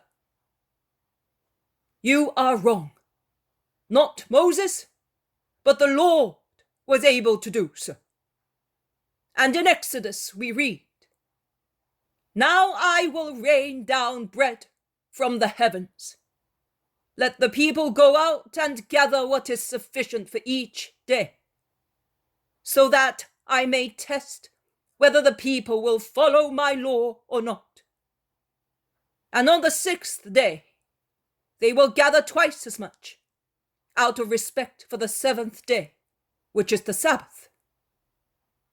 And the Hebrews every morning saw the desert become covered with that delicate thing that resembles what is pounded in a mortar and is like hoarfrost and coriander seed and has the lovely taste of flour kneaded with honey. So it was not Moses but God who supplied manna. God can do everything. He can punish and bless. He can grant and take away. And I tell you that he always prefers to bless and grant rather than punish and take away. God, as the Book of Wisdom states, out of love for Moses, who, according to Ecclesiasticus, was beloved by God and men, of blessed memory, and was made by God the equal of the holy ones in glory, and strong to the terror of his enemies, and was able to work miracles and stop them, and was raised high in the respect of kings, and was his minister before the people, and saw the glory of God, and heard the voice of the Most High, and was the guardian of the precepts and of the law of life and science. God, I was saying, out of love for Moses, nourished his people with the bread of angels, and from heaven untiringly sent them bread already prepared, containing every delight, satisfying every taste. And remember what wisdom says.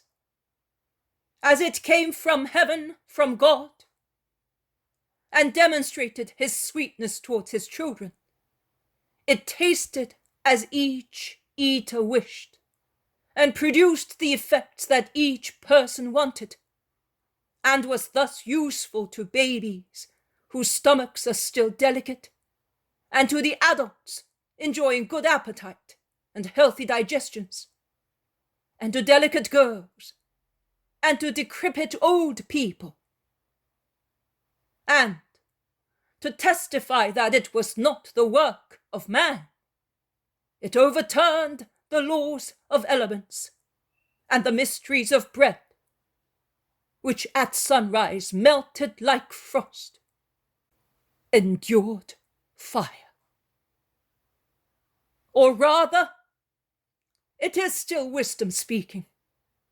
Fire forgot its own nature out of respect for the work of God, its creator, and for the needs of the just people of God, so that while it burns to torture, in this case it became mild to assist those who confided in God. Thus, by transforming itself in many ways, it served the grace of the Lord, nourishing everyone according to the will of those who prayed the Eternal Father, so that the beloved children might learn that it is not the reproduction of fruit which nourishes men, but it is the word of the Lord that preserves those who believe in God. In fact, it did not consume the sweet manna as it was able to do, not even when it flared, whereas the mild morning sunshine could melt it, so that men should learn and remember that the gifts of God are to be sought from the very beginning of the day and of life, and that one must anticipate light to receive them, and rise and pray the Eternal Father at daybreak. That is what manna taught the Hebrews, and I am reminding you, because that duty still lasts and will last forever. Seek the Lord and his celestial gifts without idling until the late hours of the day or of life.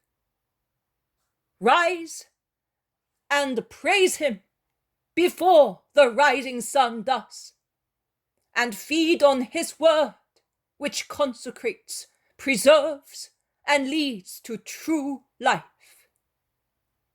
It was not Moses who gave you the bread of heaven, but it was God the Father. And now I solemnly tell you that it is my Father who gives you the true bread, the new bread, the eternal bread, which descends from heaven, the bread that satisfies every hunger and removes all languor, the bread that gives eternal life and eternal joy to those who eat it. Give us some of that bread, Lord, and we shall not die. You will die as every man does, but you will rise to eternal life if you feed holily on that bread, because those who eat it become incorruptible. With regard to giving it, it will be given to those who ask my Father for it with pure hearts, upright intentions, and holy charity. That is why I taught you to say, "Give us our daily bread." But those who eat it unworthily will become swarms of infernal worms, like the baskets of manna kept contrary to instructions received. And the bread of health and life will become conviction and death for them, because the greatest sacrilege will be committed by those who place that bread on a corrupt, foul, spiritual table and profane it by mixing it with the sink of their incurable passions. It would have been better if they had never taken it. But where is that bread? How can one find it? What is its name? I am the bread of life. You will find it in me. Its name is Jesus. He who comes to me will never be hungry again. And he who believes in me will never be thirsty again. Because celestial rivers will flow into him, quenching all material ardor. I have already told you, and you have known me by now. And yet, you do not believe me. You cannot believe that everything is in me. And yet it is so. All the treasures of God are in me, and everything pertaining to the earth has been given to me.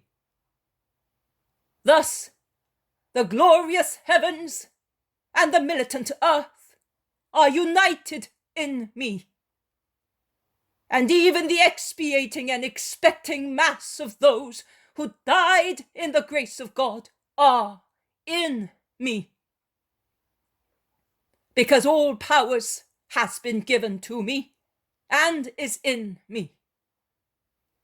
And I tell you, everything the Father gives me will come to me, and I will not reject those who come to me, because I descend from heaven not to do my will, but the will of him who sent me. And this is the will of my Father, of the Father who sent me, that I may lose not even one of those he gave me, but I may raise them from death on the last day.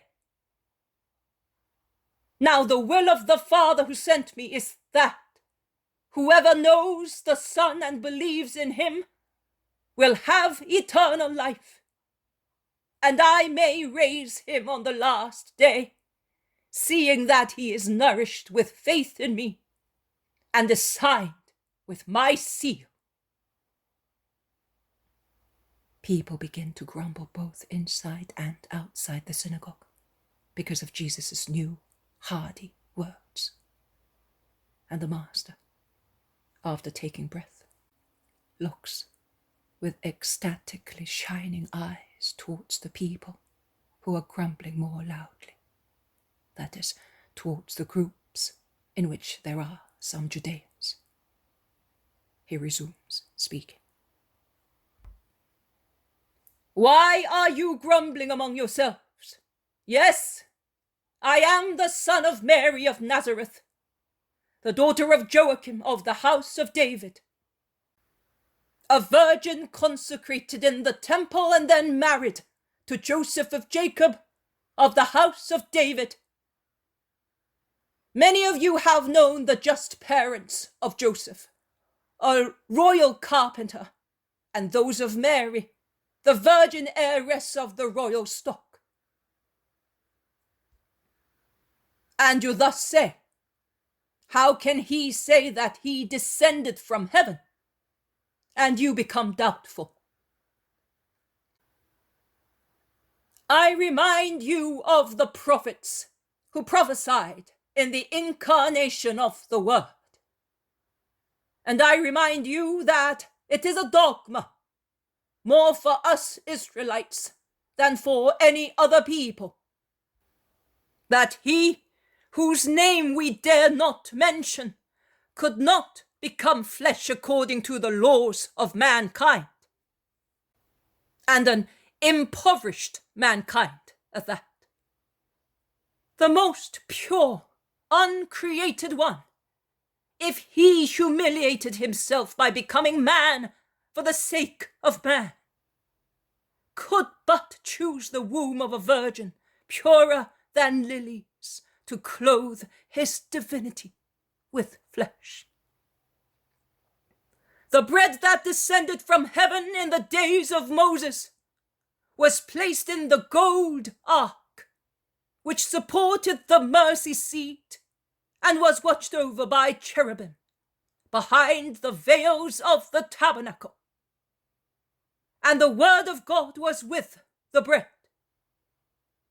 And it was right that it should be so, because the deepest respect is to be paid to the gifts of God and to the tables of his most holy word.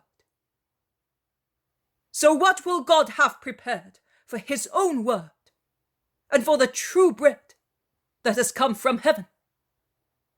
A more immaculate and precious ark than the gold one, to support the precious mercy seat of his pure will, to immolate himself, watched over by the cherubim of God, veiled by virginal purity, by perfect humility, sublime charity, and all the most holy virtues.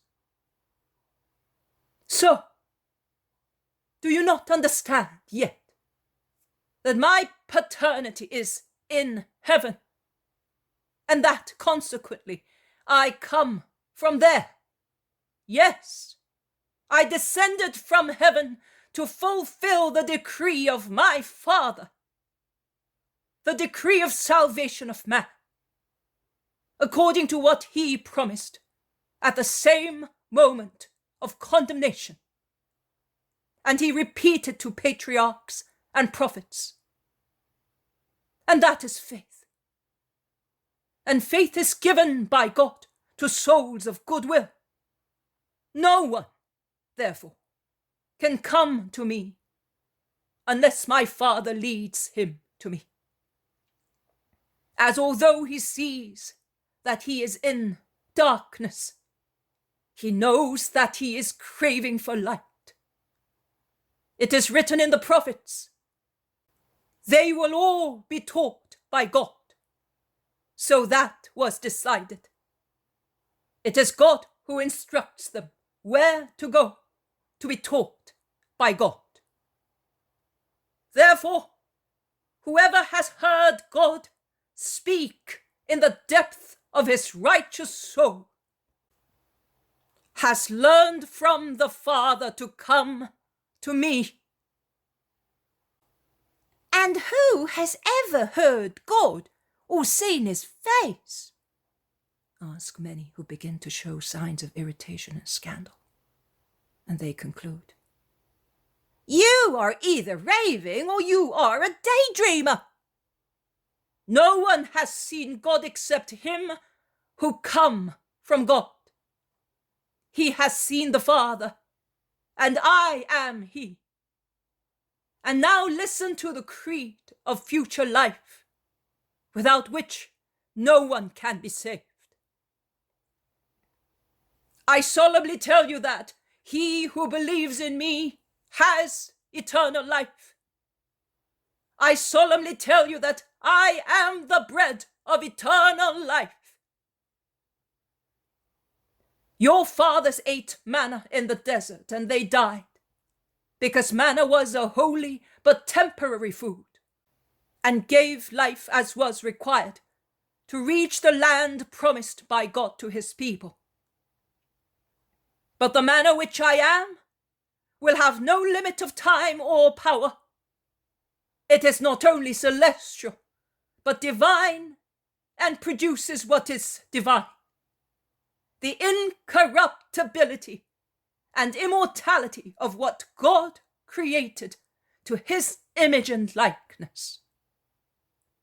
It will not last 40 days, 40 months, 40 years, 40 centuries, but it will last until the end of time, and will be given to all those who hunger for what is holy and pleasing to the Lord, who will rejoice at giving himself incommensurably to men, for whom he became incarnate, that they may have the life which does not die. I can give myself, I can transubstantiate for the sake of men, so that the bread may become flesh, and the flesh may become bread, for the spiritual hunger of men, who without that food would die of starvation and spiritual diseases. But if one eats this bread with justice, one will live forever. The bread which I will give is my body sacrificed for the life of the world. It is my love spread in the houses of God, so that all loving or unhappy souls may come to the table of the Lord, and may find solace to their need to be united to God, and relief to their sorrows. But how can you give us your flesh to eat? Who do you think we are? Bloodthirsty beasts? Savages? Murderers? Blood and crime disgust us. I tell you solemnly that man is very often more cruel than beasts, that sin makes men savages, that pride makes them bloodthirsty murderers, and that blood and crime will not disgust all the people present here. And also in future, man will be the same, because Satan, sensuality and pride make him brutal. Man, therefore, with greater care, must rid himself of the dreadful germs through the infusion of the Holy One. I tell you solemnly that if you do not eat the flesh of the Son of Man, and you do not drink his blood, you will not have life in you. He who eats my flesh worthily and drinks my blood has eternal life, and I will raise him up on the last day. For my flesh is real food, and my blood is real drink. He who eats my flesh and drinks my blood lives in me, and I live in him.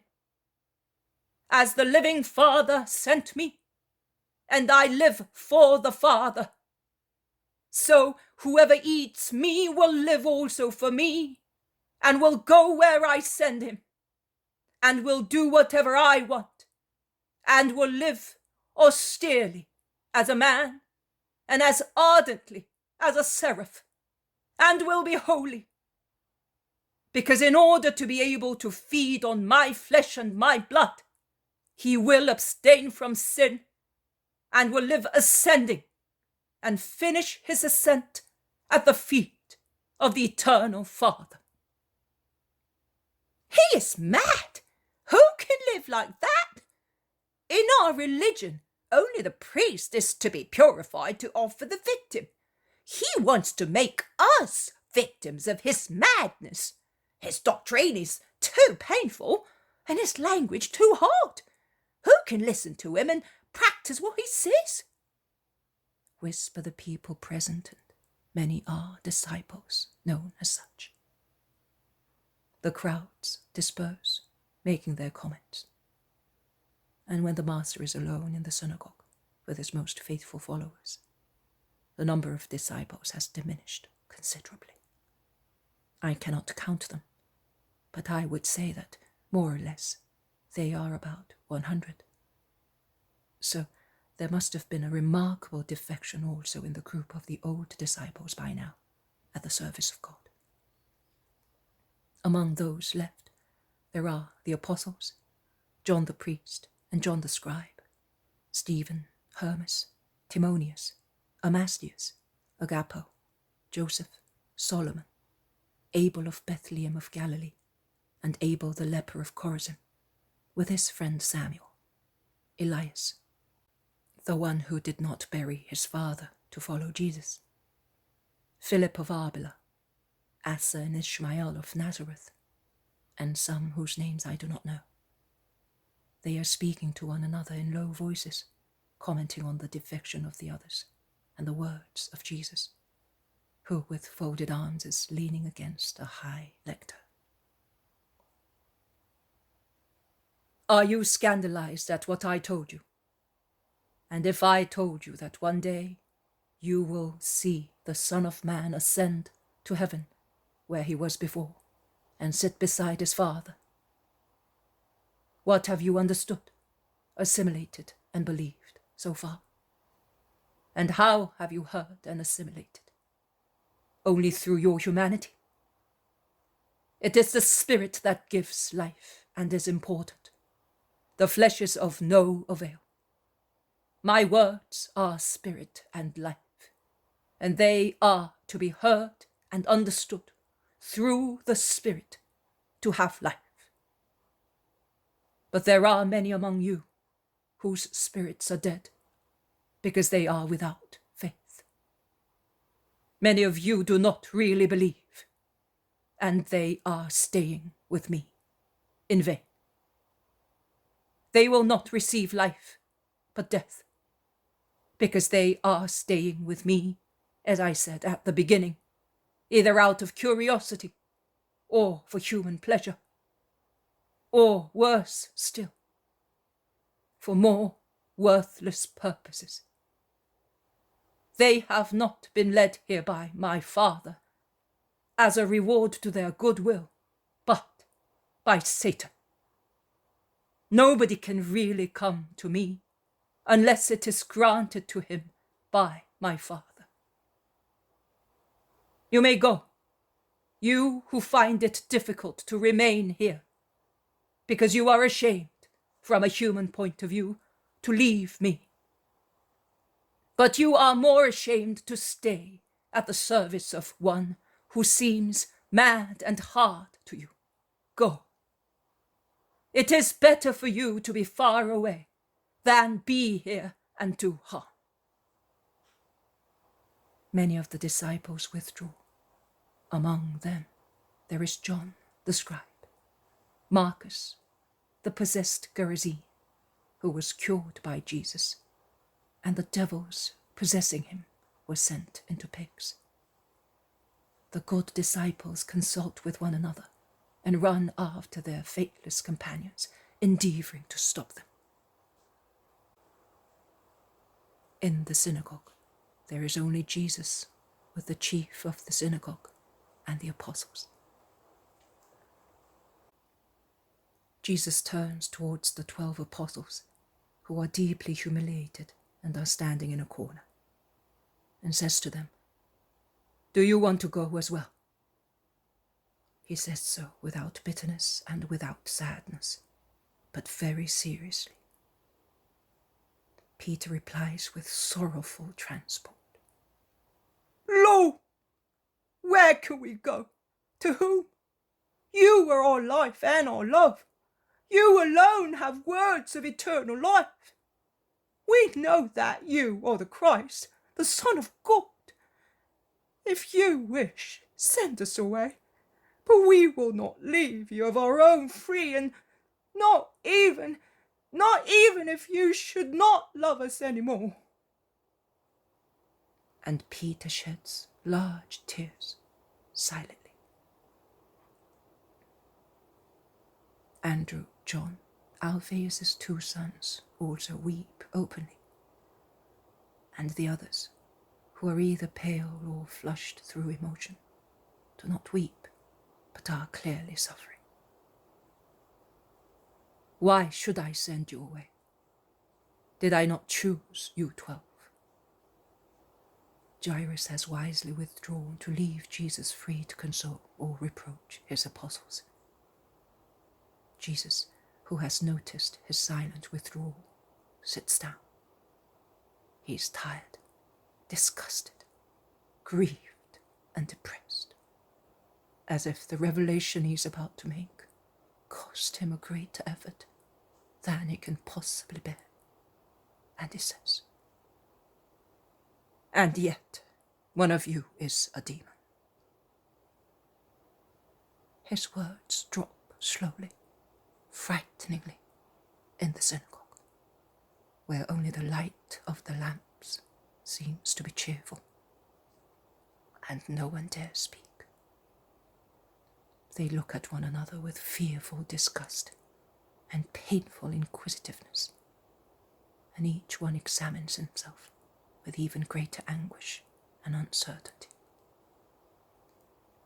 No one moves for a while, and Jesus remains alone, on his seat, with his hands crossed on his knees and lowered face. He at last looks up and says, "Come, I am not a leper, or do you think I am?" John then rushes forward, throwing his arms round Jesus' neck, says, "I will be with you, then, my only love, in your leprosy. I will be with you in your conviction, in your death, if that is what you think is awaiting you." And Peter creeps at his feet, takes them in his hands, and laying them on his shoulders, he says, sobbing, "Press him here, tread on me, but do not make me think that you do not trust your Simon." When the others see that Jesus is caressing the first 2, they come forward and kiss Jesus' clothes, his hands and hair. Only the Iscariot dares to kiss him on his cheek. Jesus springs to his feet, and his movement is so sudden that he seems to be repelling him rudely. And he says, "Let us go home. Tomorrow night we will leave for Hippo by boat."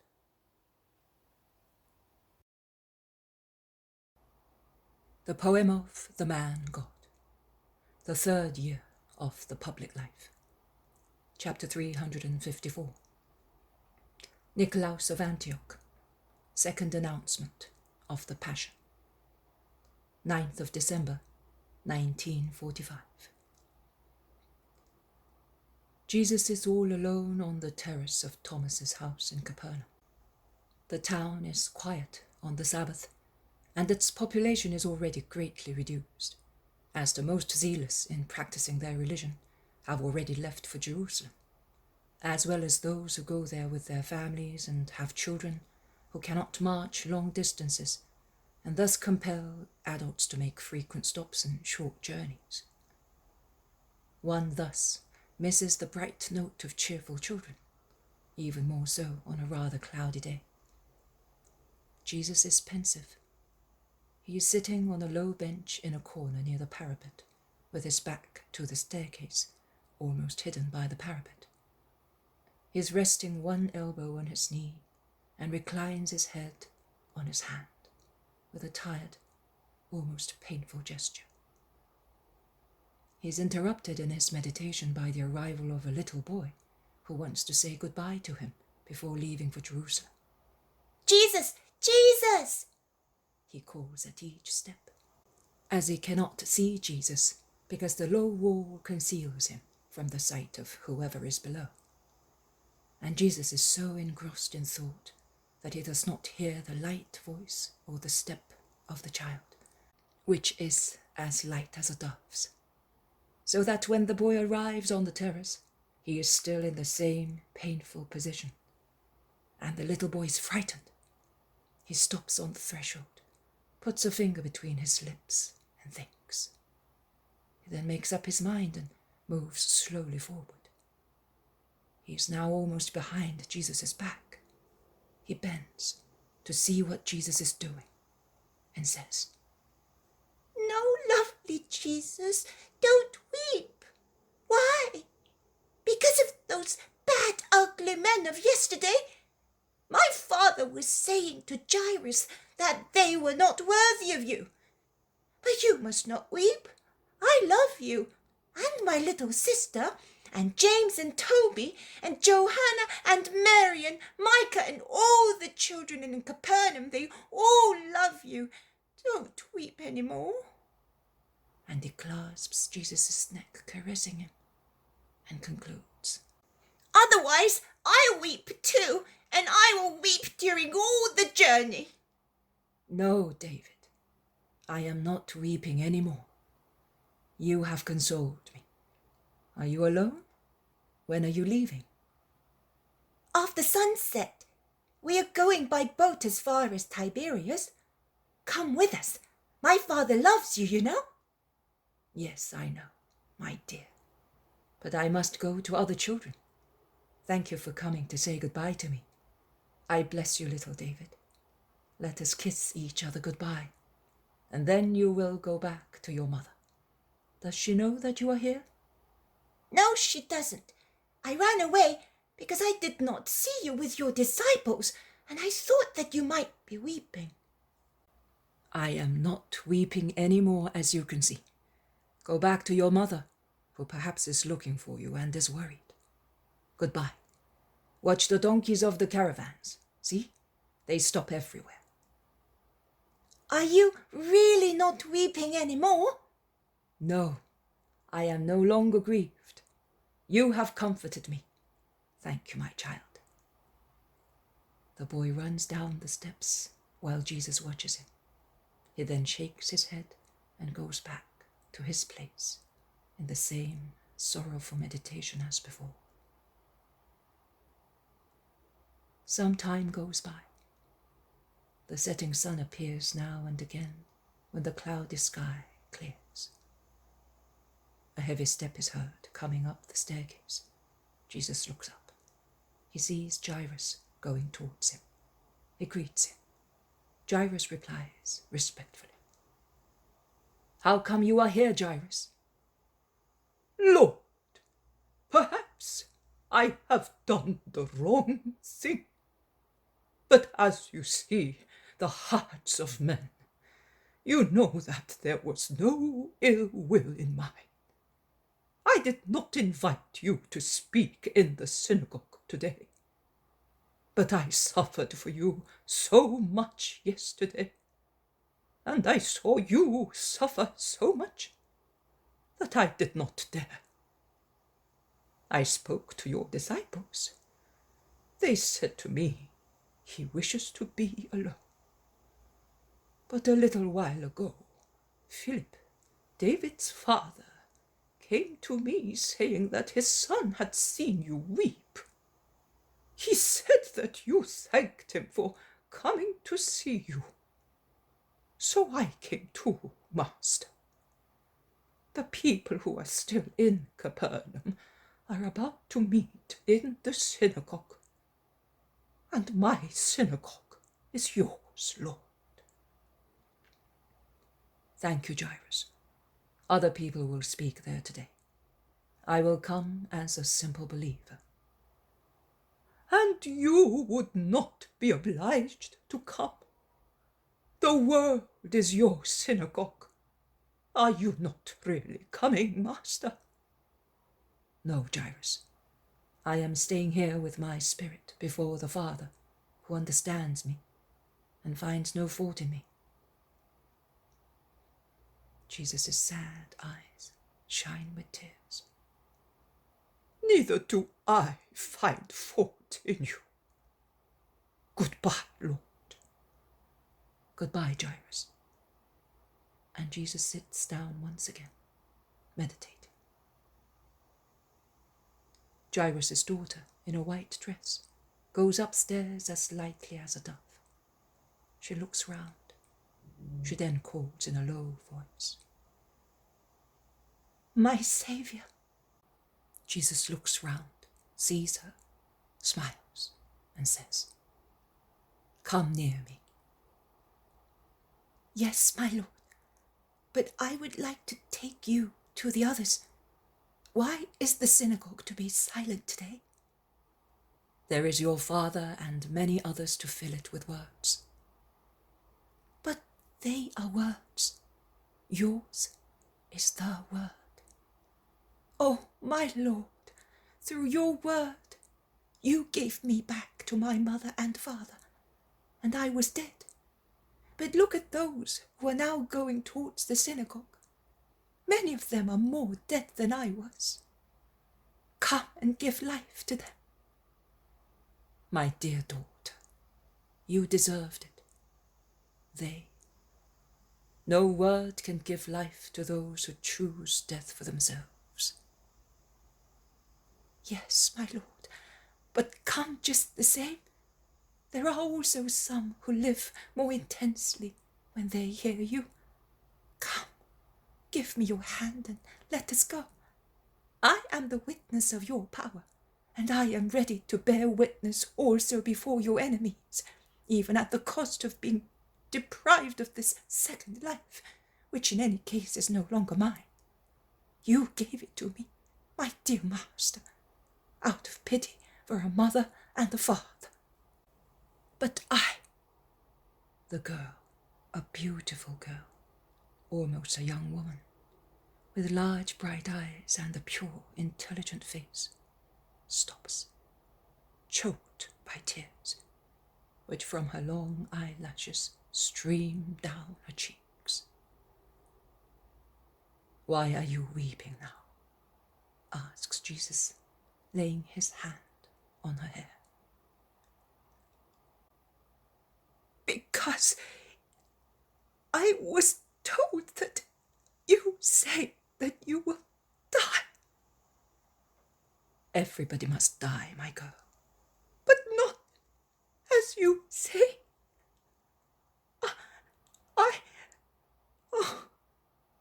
Now I would not have liked to be brought back to life in order to see that, not to be there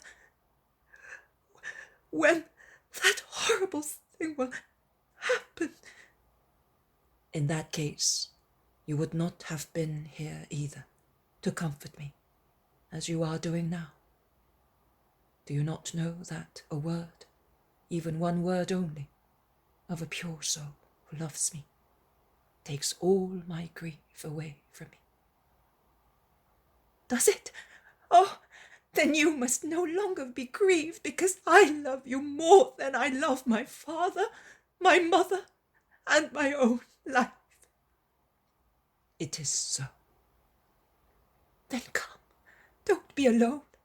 Speak for me, for Jairus, for my mother, for little David, for those who love you. We are many, and we will be more. But do not be alone. It makes you sad. And through motherly instinct, like every honest woman, she ends, saying, "No one will hurt you if I am near you. In any case, I will defend you." Jesus stands up and pleases her. With his hand in hers, they cross the street and enter the synagogue by a side door. Jairus, who is reading a roll in a loud voice, stops reading and, bowing lowly, says, "Master, please speak to those whose hearts are righteous. Prepare us for Passover with your holy word." You are reading the Book of Kings, are you not? "Yes, Master. I was endeavoring to make them consider that those who part from the true God become idolaters of golden calves." You are quite right. Does anybody wish to speak? The crowd begins to whisper. Some want Jesus to speak. Some shout, "We're in a hurry. Let us say the prayers and dismiss the congregation. We're going to Jerusalem in any case, and we will hear the rabbis there." Those who shout thus are the deserters who have been held up in Capernaum because of the Sabbath. Jesus looks at them with deep sadness and says, "You are in a hurry. That is true. God also is in a hurry to judge you. You may go." Then, addressing the people who are reproaching them, he says, "Do not rebuke them. Each tree bears its own fruit." "Master, repeat the gesture of Nehemiah. Since you are the high priest, speak against them," shouts Jairus indignantly. And the apostles, the faithful disciples, and the people of Capernaum join in with him. Jesus stretches out his arms crosswise. He is very pale and his countenance is most sorrowful, although very kind, while he cries, "Remember me, my God! Remember me propitiously, and remember them propitiously too. I forgive them." The synagogue is soon empty. Only those who are faithful to Jesus have remained. There is a stranger in a corner, a strong man, whom no one notices and to whom no one speaks. On the other hand, he does not speak to anybody. He stares at Jesus, so much so that the master turns his eyes towards him and asks Jairus who he is. "I do not know. He must be a passerby." Jesus asks him, "Who are you?" "Nicolaus, a proselyte from Antioch. I am going to Jerusalem for Passover." "Whom are you looking for?" "For you, Lord, Jesus of Nazareth. I wish to speak to you." "Come then." And when he comes near, Jesus goes out with him into the kitchen garden behind the synagogue to listen to him. "I spoke in Antioch with a disciple of yours, whose name is Felix. I have longed to meet you. He told me that you were often in Capernaum, and that your mother lives in Nazareth, and that you go to Gethsemane or Bethany. The Eternal Father has granted me to find you in the first place. I was here yesterday, and I was near you this morning, while you were weeping and praying near the fountain. I love you, Lord, because you were holy and meek. I believe in you. Your actions and your words had already conquered me. But your mercy of a little while ago on the culprits has finally convinced me. Lord, accept me in place of those who leave you. I will come to you with everything I have, my life, my wealth, everything. He has knelt down while saying the last words. Jesus gazes at him. Then he says, Come, as from today you belong to the Master. Let us go to your companions. They go back into the synagogue where the disciples and apostles are discussing animatedly with Jairus. Here is a new disciple. The Father has comforted me. Love him as your brother. Let us go and share with him our bread and salt. Then during the night you will leave for Jerusalem with him, and we will go to Hippo by boat. And do not tell anybody which way I am going, so that I shall not be held up. In the meantime, the Sabbath is over, and those who want to shun Jesus have gathered on the beach, haggling over the price of boats to Tiberias. And they quarrel with Zebedee, who does not want to hire out his boat, which is ready near Peter's, to depart during the night with Jesus and the 12. I will go and help him, says Peter, who is annoyed. To avoid a big clash, Jesus holds him back, saying, We will all go, not just yourself. And they go. And they experience a bitter disappointment, seeing the fugitives go away without even a nod, avoiding all contact in order to go away from Jesus. And they hear some unpleasant epithets also, and acrid advice to the faithful disciples. Jesus turns round to go back home after the hostile crowd has left, and he says to the new disciple, Have you heard them? That is what you are to expect if you come with me. I know. That is why I'm staying. I saw you one glorious day when the crowds cheered you and hailed you king. I shrugged my shoulders, saying, Another poor daydreamer, another plague for Israel, and I did not follow you because you looked like a king and I forgot all about you. I will now follow you because I see the promised Messiah in your words and kindness. You are really more just than many others. But once again, I warn you, he who hopes that I am an earthly king should go away. He who feels that he will be ashamed of me before the world, accusing me, should go away. He who will be scandalized, seeing me treated as an evildoer, should go away. I am telling you so that you may do so before being compromised in the eyes of the world. Imitate those who are escaping in these boats. If you feel that you cannot share my lot in disgrace, to be able to share it later in glory. Because this is what is about to happen. The Son of Man is about to be accused and put into the hands of men who will kill him as a criminal and will believe that they defeated him. But they will have accomplished their crime in vain, because after 3 days I will rise from the dead and triumph. Blessed are those who will be able to stay with me till the end. They have now reached the house, and Jesus entrusts the newcomer to the disciples and goes upstairs where he was before. He goes into the upper room and sits down, meditating. Shortly afterwards, the Iscariot goes upstairs with Peter. Master, Judas has made me ponder on certain matters that I think are right. Tell me.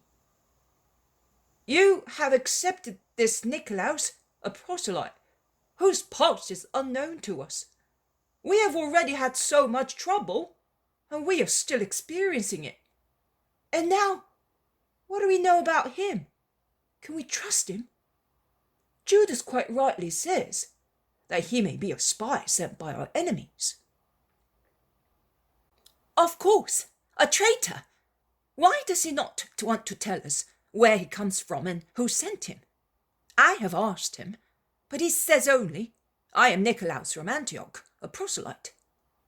I am very suspicious. I would remind you that he came because he saw that I was betrayed. It may be a lie. It may be treachery. He who sees falsehood and treachery everywhere is a soul capable of such things, because he measures himself on his own model, replies Jesus seriously. Lord, you are offending me, shouts Judas indignantly. Leave me then, and go with those who abandoned me. Judas goes out, slamming the door very rudely. But Lord, Judas is not entirely wrong. In any case, I would not like that man to mention John. It must be Felix, the man of Endor, who sent him to you. It is certainly so. But John of Endor is a wise man, and he resumes his old name. Do not worry, Simon. A man who becomes a disciple because he realizes that my human cause is lost can but be a righteous spirit, quite different from him who just went out and who came to me because he was hoping to become the prince of a powerful king. And he cannot convince himself that I am king only for the spirit. Do you suspect him, Lord? I suspect no one. But I solemnly tell you that the apostle Judas of Simon, an Israelite and Judean, will never go as far as Nicolaus, a disciple and proselyte. Lord, I would like to ask Nicolaus after John. No, do not. John has not entrusted him with any task, because he is wise. Do not be the unwise one. No, Lord, I was only asking you. Let us go downstairs and hasten the supper. At dead of night we will leave. Simon, do you love me? Oh, Master, what are you asking? Simon, my heart is darker than the lake in a stormy night, and as agitated as it. Oh, Master of mine, what shall I tell you if I am more sullen and agitated than you are? I can only say, here is your Simon, and if my heart can comfort you, take it. It is the only thing I have, but it is sincere. For a moment, Jesus rests his head on Peter's wide, strong chest, and then stands up and goes downstairs with him.